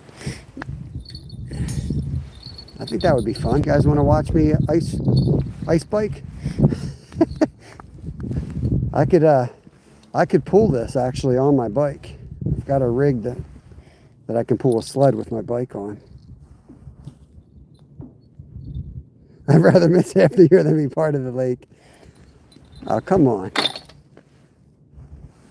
If you do go through, if anyone that's in my chat does go through the ice, make sure you note at what depth the walleye are and what they're biting on. Be a team player for me. I'm curious. Yeah, we got studded tires on these rigs. It's what I used to race up in Alaska with. 45 North, nice studded tires. Grabs like a dream. Nice. That's awesome, Ricky Bobby. All right, guys, we're going to head out of here. I appreciate everybody coming in. 266 thumbs up. 187 in Jules. A super chat from our friend Alan. Continued support from so many awesome members and everybody just watching and helping out and, you know, just watching, sharing me out. Whatever you guys do, what you can do is all you can do. That sound like a presidential candidate with that wording, but you know what I mean? It all counts. It all helps. So I appreciate it, guys. I'm going to shut this thing down on the ice because it's going to be a rough getting out of here, dragging you all over the dirt. You're just going to hear a bunch of like huffing and puffing and all that crap from me. So I'll just save you from that. Brad, let me get a snapshot of the official count for the day. 3 pickerel and 3 bluegills. So it was a good day. Sunday's going to be even better. All day Sunday night into Monday. We're going to be fishing all night long. You can't say I'm your favorite YouTuber. Zyro, you told me Skeeter was your favorite. Skeeter came up in here. Everybody saw you type in chat, my favorite YouTuber. We all saw it. Don't be, you're cheating on me, bro. Don't even play that game.